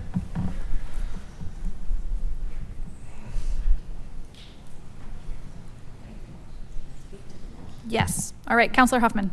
Just, sorry, confirming. Councillor Duthie, you're okay seconding? Okay. Yeah. Okay, as the ward councillor, I just wanted to take a moment to speak to the motion. I appreciate the effort that the developers have put forth in front of council and on several occasions the planning department, and I appreciate all of the involvement today. However, as the representative for Ward 7, I am getting the message from individuals, vocal, that they're feeling that we are just overwhelmed with development in Waterford, that it is a one-stoplight town, and we have a quaint little main street, and there's already one of the first ever largest intensifications in Norfolk County occurring within the urban boundary, and not to mention a lot of other developments. So at this point in time, as much as I do understand the pressure that we are under from the provincial government in terms of growth, I don't feel that I can support this motion, and therefore will not be. Okay, thanks for your comments. Anyone else? I'll jump in. Yeah, really, some really significant parcels of land here in Waterford, but some really interesting opportunities as well. And I again feel for the ward councillor, because our community is undergoing a significant amount of change, and it is happening quite rapidly.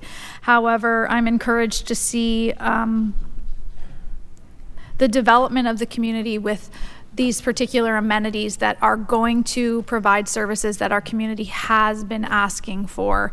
And so it's not as black and white as we would hope, and it's not as easy to just, say yes or say no or wave a magic wand and get these amenities and these pieces of infrastructure in. But if we start to plan long term, if we square off our properties the way that we have been today, we're going to be able to, condense our stormwater management, bring in infrastructure, and plan for the future so that we're not costing the taxpayers more down the road as we make these amendments, but also holding the development community accountable to the contributions that they say that they're going to make. So thank you for the good discussion today, and it's nice to see us all kind of on the same page here, building out some significant changes for the community.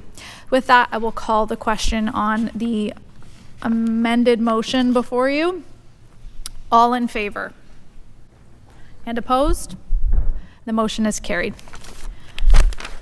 Okay, so the only thing that I wanted to, staff, we've given you direction on everything you need. The only thing I wanted to do is provide a bit more specific direction to staff. I'm happy to switch chairs with the deputy mayor and do it unless somebody else wants to go ahead and do that. But I would like for this information to come back to council next month. We are more than a year and a half behind on this plan. So what we just did is adopted it in principle, but staff can then go ahead, revise the plan and spend the next month working on it and come back to a council meeting.